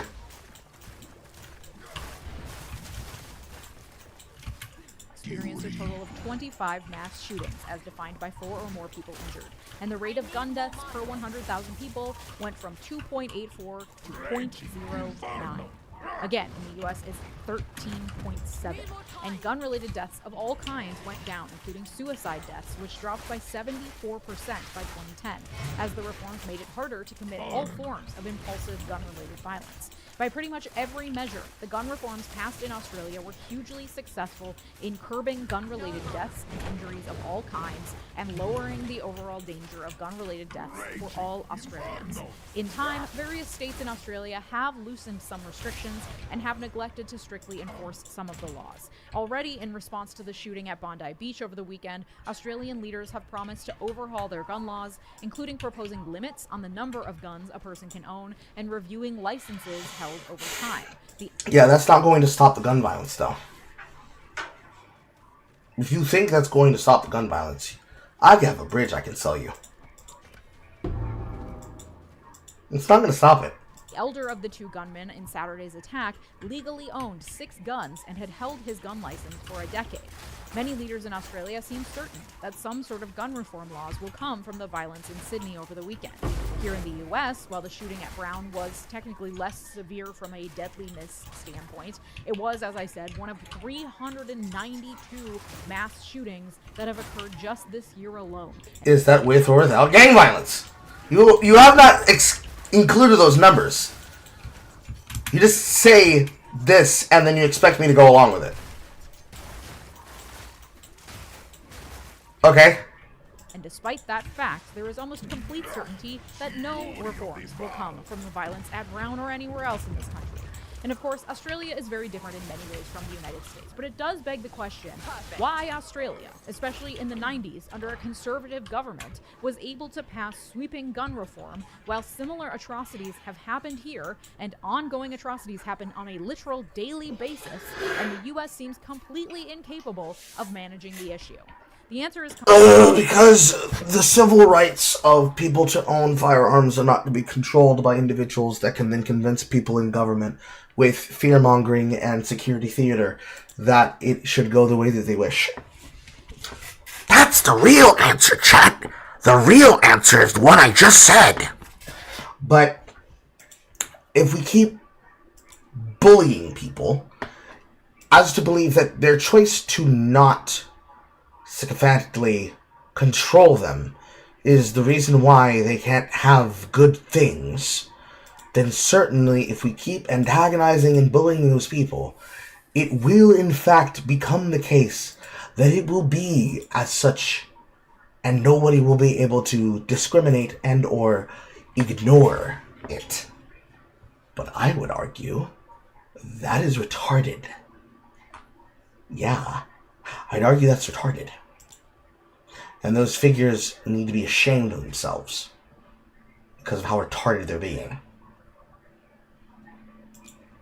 That's my opinion. But I suppose I must be the misinformed one. Complex, but I can point to 2 underlying reasons: the Constitution and Christianity. Part of the reason why Yes, of course. How droll. Of course, it's the Constitution that is designed to allow us to pivot to make laws that are better, and also it must be an entire religion, when Christianity has nothing to do with guns. Which is to say, straight white men, God-fearing Christians. Yes, it's the Republicans' fault that go to church. Yes. True. So base, so true. Australia was able to pass sweeping reforms back in the 90s is because they don't have anything in their constitution like our Second Amendment. And many countries like us do not. And that is a bad thing, Leeja. That's a bad thing, Leeja. Not revere their constitution in the way that we do. We don't revere the Constitution. We have rights that are undeniable and inalienable. They do not have them, which is why they get arrested for doing things like talking openly in public. They have to stand on a box in a corner in Britain, and if they don't do that, they go to jail for mean tweets. What do you think is better, Leeja? Security theater and stupid opinions had by people that will do dumb shit, or hakas in major government where they halt procedures when they don't like what happens, and somebody gets murdered in the street because they can't defend themselves? What one do you think is more approvable? Which one do you think is more acceptable? Which one is more demure? Which one is more based? I can promise you it's not the murder. It's not the murder one. But that's apparently what you think. So, I must be wrong. A French international law professor in law school who loved to criticize how Americans treat our Constitution like a sacred cow. And that's in part because of the deeply entrenched ethos of Christian fundamentalism rooted in the founding of this country. We revere the founding fathers as ordained with special, almost godlike powers. We are taught about the Constitutional Convention as this coming together of genius minds and the writing of the Constitution as this literally superhuman feat of ingenuity. In her book, The Cult of the Constitution, legal scholar and all-around badass Marianne Franks draws a parallel between Second Amendment absolutism and Christian fundamentalism, pointing to the fiery passion that evangelicals, Puritans, and fundamentalists feel toward the Bible and the Word of God, while often... You know, most people are not fundamentalists, Leeja. Many of them are modernists. And in their modernity, they do not pound the Bible like certain groups do. Everybody is not the Westboro Baptist Church. There's actually some irony there with Westboro Baptist Church. They were actually a group that could do what they could do because they were supported by a person that had some actual power behind them to back them. And no, they were not Jewish.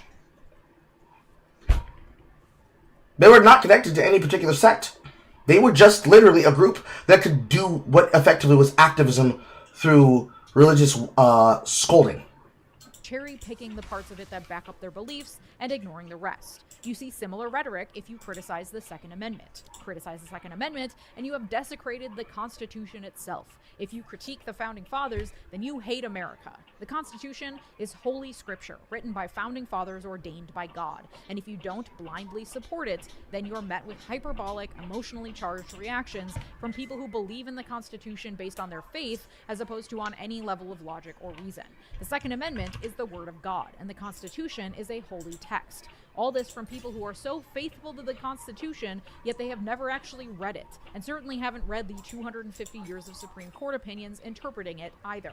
The way it mirrors Christian fundamentalism and frankly cult-like behavior is unnerving, and explains the willingness to cling to the Second Amendment despite all evidence pointing to the fact that it is tearing apart our country and literally killing our children. That being said, over the past year, Trump's second term has taken an absolute fucking wrecking ball to the US Constitution, to the point where if you are actually interested in remaining faithful to the spirit and letter of the Constitution, then you actually have to take stances contrary to what the regime wants you to think, whether that's the 14th Amendment's guarantee of birthright citizenship and due process, or the First Amendment's protection for freedom of the press, or all of the rest of the Constitution that sets up a system of 3 co-equal branches of government that act as checks on each other's power. None of that is being honored by the Trump regime anymore, to the point where now the Constitution is suspect in every way except for what the Second Amendment says, at least in the way it's been interpreted for the last 250 years. Trump and his goons are of course arguing that they are still sticking to the letter of the Constitution, even as they wildly rewrite what it has been understood to mean for decades or sometimes centuries. And so we have this weird thing happening in America where the traditional way the Constitution has been understood is being completely undermined, often with very flimsy legal reasoning at best. And the people doing the undermining continue to be supported by an electorate that claims to be deeply devoted to this country and its Constitution, which doesn't make sense, but has been easy to achieve in a country where a fifth of the electorate can't really read very good, and even if they can, has never actually read the Constitution beyond the increasingly right-wing influenced version of it they're being taught in high school. It's hard to question whether the regime you support is following the Constitution if you've never read the thing, or literally can't read at all because our school system failed you. Very convenient, though, if you're trying to control the narrative.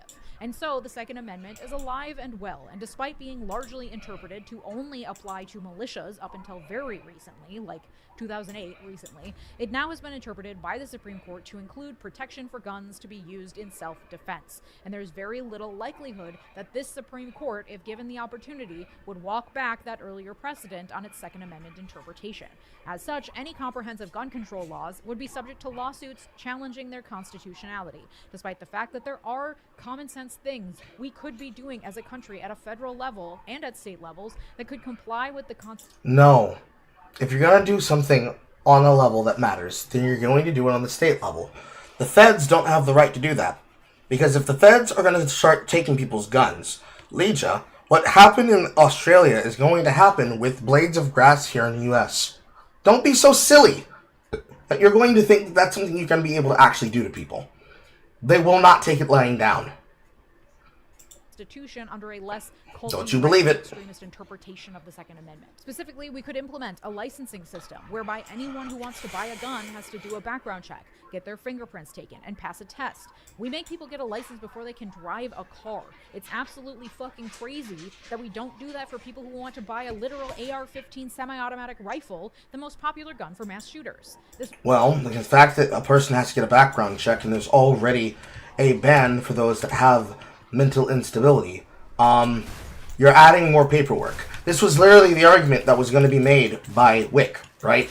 You have individuals that effectively don't have the ability to argue why that should be the case for transgenders, so that they can skip the line and not have to have that accreditation placed upon them. So, where do we start with that at the federal level rather than a state level? Now, the Fed shit, I'm certain people are going to be annoyed about that. So let's just start with the parts that are simple. How do you plan on enforcing that? On the Fed level. How do you plan on enforcing it? With the rules that are existing already on the books. Please tell me you have an explanation. Go. This wouldn't solve all of our problems, but it would certainly make it harder to get your hands on a gun, especially reduce... What if I decide I don't want to follow laws? Go. ...saying impulse gun purchases, because obtaining a license can take weeks. Connecticut implemented a licensing system in 1995 and saw a reduction in gun homicides and suicides as a result. And this would be supported by American voters everywhere. According to one poll, 68% of people who live in homes where they have guns are in favor of a gun licensing system, and 77% of U.S. voters generally support a licensing system. This is, as with many issues we talk about here in America, an issue of a very vocal minority controlling the narrative, which is a thing that the framers of the Constitution were pretty wary of. Minority rule. And yet we have a gun lobby spending millions every year to influence and buy out our politicians, the NRA, which has been creating pro-gun propaganda for decades, and far-right platforms like Fox News and its many pundits constantly fear-mongering, telling viewers that they, whoever they are, want to take our guns away. That, combined with the... They is you. Leeja. You are they. They are you. You are them. All of them. You're them. People like you on your content right now, you're trying to tell people, why do we need guns anyways? Why don't we just take them away from people? You are the gun grabbers. You're the people that they're talking about. The people like you that are making these arguments are the exact reason they think that, because you are the people that the forefathers tried to intercede as a part of our society. You are the ones trying to do it. And you're not sorry about it either. That's the worst part. You're not sorry about the fact that you're not being honest right now. Which I find is curious. I'm not ready. Increasing fear-mongering being used to foment anti-immigrant hatred, all the more reason to buy more guns because of the threat of violent immigrants that don't exist. That, combined with the very real and justified fear that happens after mass shootings, that's all really good for business. Gun sales go through the roof after mass shootings. It is very important for the NRA. Yes, because the only reason is because of money. I see. Yes. Yes. That's the only reason, right? The gun manufacturers they represent, and the talking heads and politicians that they buy out to keep the American people absolutely fucking terrified because it sells more guns. I mean, the security theater is annoying on both sides, but why are you putting this at the feet of Republicans? It was the Democrats that started this. Behold, her fortune, molten death.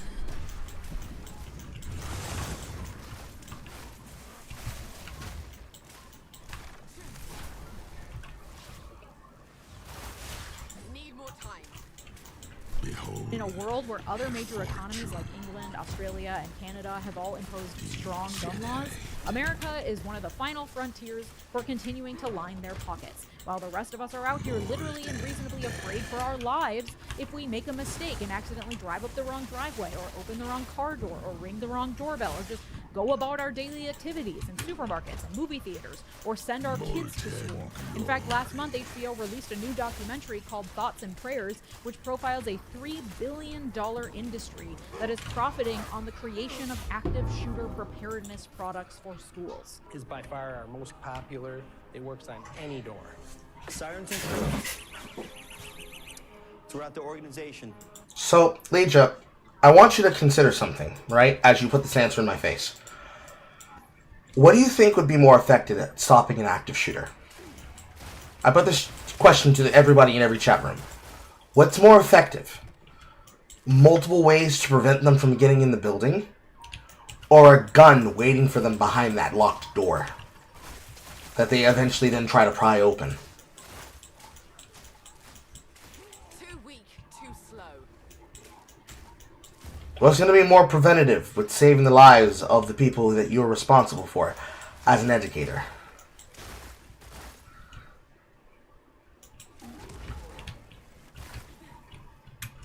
Saying, no, don't come in here. We have the highest degree in security footage. We have the ability to record you the moment you pull the trigger.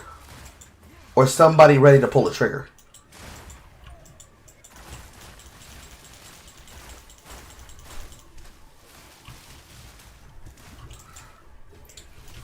Now, color me suspicious, but I have an idea that it might be. That my idea is probably a lot more effective than yours. It's a sneaking suspicion now. It's a sneaking suspicion. But I have the opinion that it might be more effective.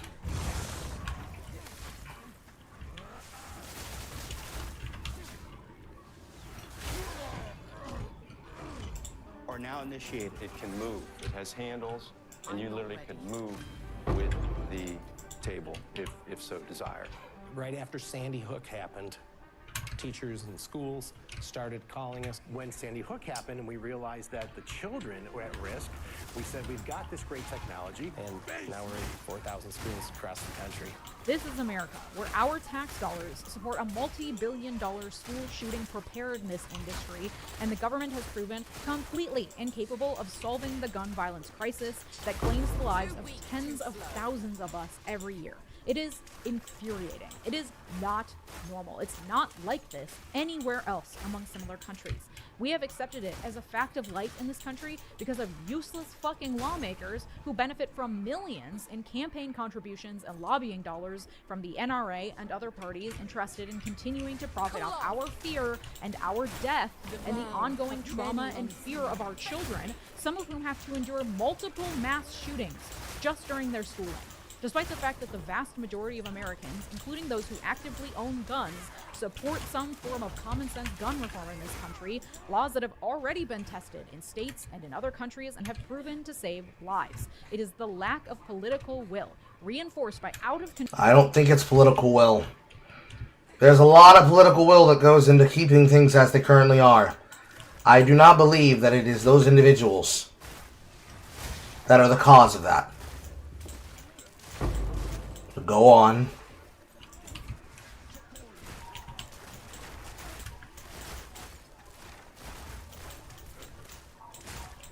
Rage of the Viper.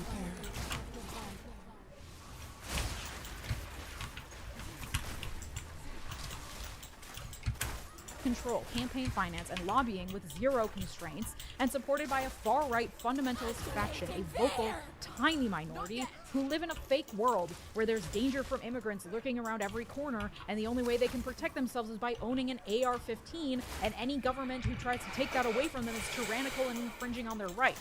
Ignore all the other ways the government is currently stomping on the rights of millions under the current regime. It's all worth it. All the death, all the carnage, all the trauma, all the fear, so that Something, Charlie Kirk believed this something. Yeah. Get to the end of your sentence. Few weirdo scared alpha males have the option of buying semi-automatic rifles as quickly and conveniently as possible, and so the NRA and the gun manufacturers can continue profiting from all of it in America, the last major unchecked source of customers and government protection for guns. So what can we do? Call your lawmakers, especially at the local level. I know it's super annoying that that is the answer so much of the time, but yeah. Here we are. I emphasize the local level because often we have more agency over local politics. There are states like Connecticut that have managed to... Good job. You actually gave them one of the correct answers for the problem. However, that would then be where political will comes into display. Because if you try to go federal, you're not going to get what you want. Pass gun reform laws. If this is something you're passionate about, Every Town for Gun Safety at everytown.org has action items on the local and national levels that you can take right now. If you'd like to support my work this holiday season, consider joining here on YouTube by clicking the big join button below or supporting me over on Patreon, patreon.com/Leeja Miller, where you get access to all these episodes completely ad-free. Thank you to my multi-platinum patrons, Christopher Cohen, Amber Arwood, Evan Friedley, Mark, Sarah Shelby, Art, David, Latranger Lucas, Thomas Johnson, Anthony Giles, and Tay. Your generosity makes this channel what it is, so thank you. And if you like this episode, you like the one from last week about why Larry Ellison is a creep who wants all your data. Thanks so much for watching. Have a good day. Bye-bye. So, what I'm getting here, Leeja, is that you believe that all problems of society are caused by right-wingers and by religious fanatics and government and evil, low-information IQ voters that instead of convincing them of the argument, you decided to call them deplorables at a distance and then say there's no way that you could ever make space with them, right? Is that what I'm getting? Is that the flavor that you're trying to save? Yeah, you might be deserving of the world that you're meeting yourself in, because that's not how that works. You don't get to call people deplorables and then say, I can't believe that these retards are the reason that I can't have fun in my life, and act as though you did not bring these consequences on yourself. The past continues to influence That is ridiculous. Excuse me. That is ridiculous, girly. That is ridiculous. You are putting a lot of things at the fault of other people that are not the fault of other people. And that laziness is going to be what haunts a lot of what's going to affect people in the future when it comes to the political reality. So, you're going to have to own that. You're going to have to own that.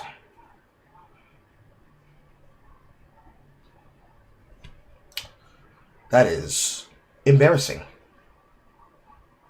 That is embarrassing. That is embarrassing. So, fascism is responsible for your body weight. Fascism is responsible for trying to control you. You can't get anything done because of ineffectual political will, but you want people to spread their political will on the issues that they supposedly can't get done because Republicans and dude bros are holding you back. Truthfully, they must also be holding you back from the gym, right? They're holding you back from your dating choices too, right?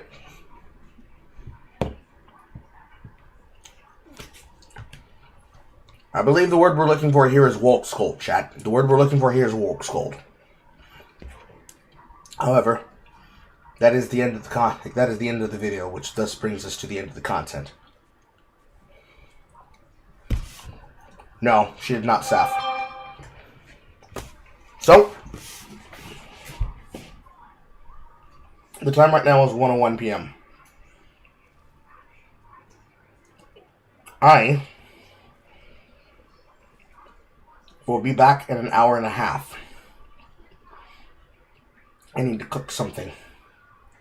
And then I will be back with you all for the evening.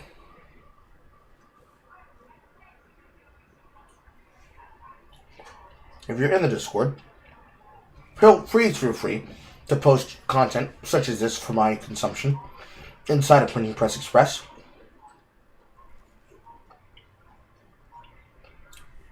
If you feel that there's a story that needs to get to my eyes immediately, contact moderators such as Horror and Hellfire and tell them about this story, and or link it inside of places such as the general chat so that it may get to my eyes faster. Do all the algorithmically promotional things. Support the content in whatever way you see fit. If not with money, with your word of mouth to others. And I will see you all in about an hour and a half.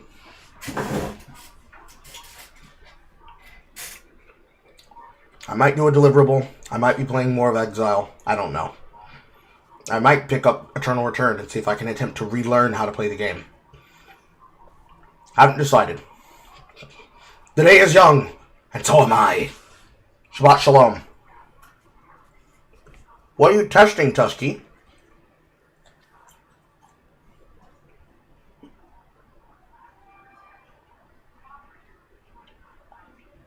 Bye, guys. I guess you'll tell me later in the server. And you're welcome, Pip Cap and others, for the stream.